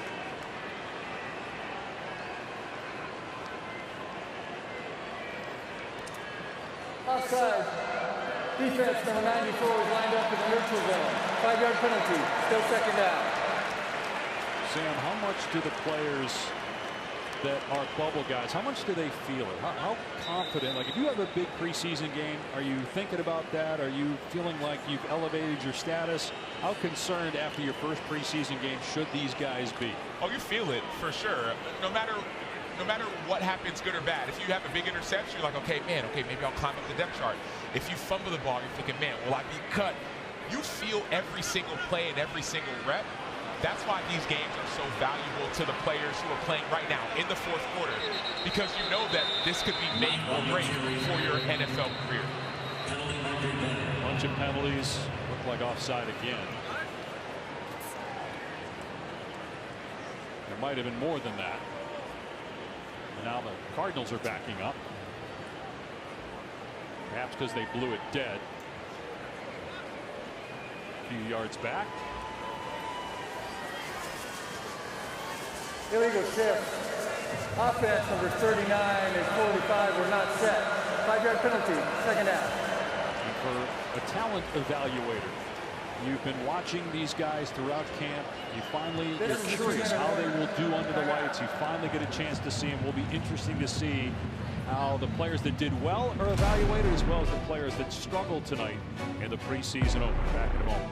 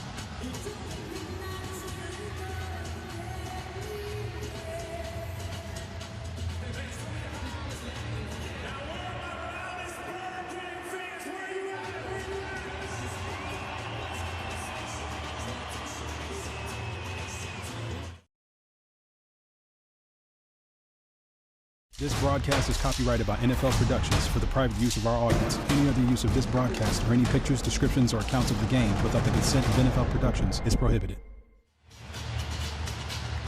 Dave Pasch, Sam Acho, Danny Surek back at State Farm Stadium. The Cardinals lead the Chiefs 20-17. After Mahomes was out there for just a couple snaps after the Cardinals turned it over on the opening kickoff, and Mahomes threw a touchdown pass, and his night was over. On 3rd and 1, quarterback sneak. And Clayton Tune getting an extra push. And he's got it. He's a big dude. And they would bring him in short yardage previously at times for the Cardinals. And Paul Kyler on the 3rd and 1 situation. And Tune again able to move the chain. The game within the game. We saw Andy Reid calling timeouts before the 2-minute warning, trying to get his offensive ball back. John Gannon says, okay, we'll do a quarterback sneak, and we'll see how you stop us now when we go to victory formation. Yep. A couple more snaps, and this one's over.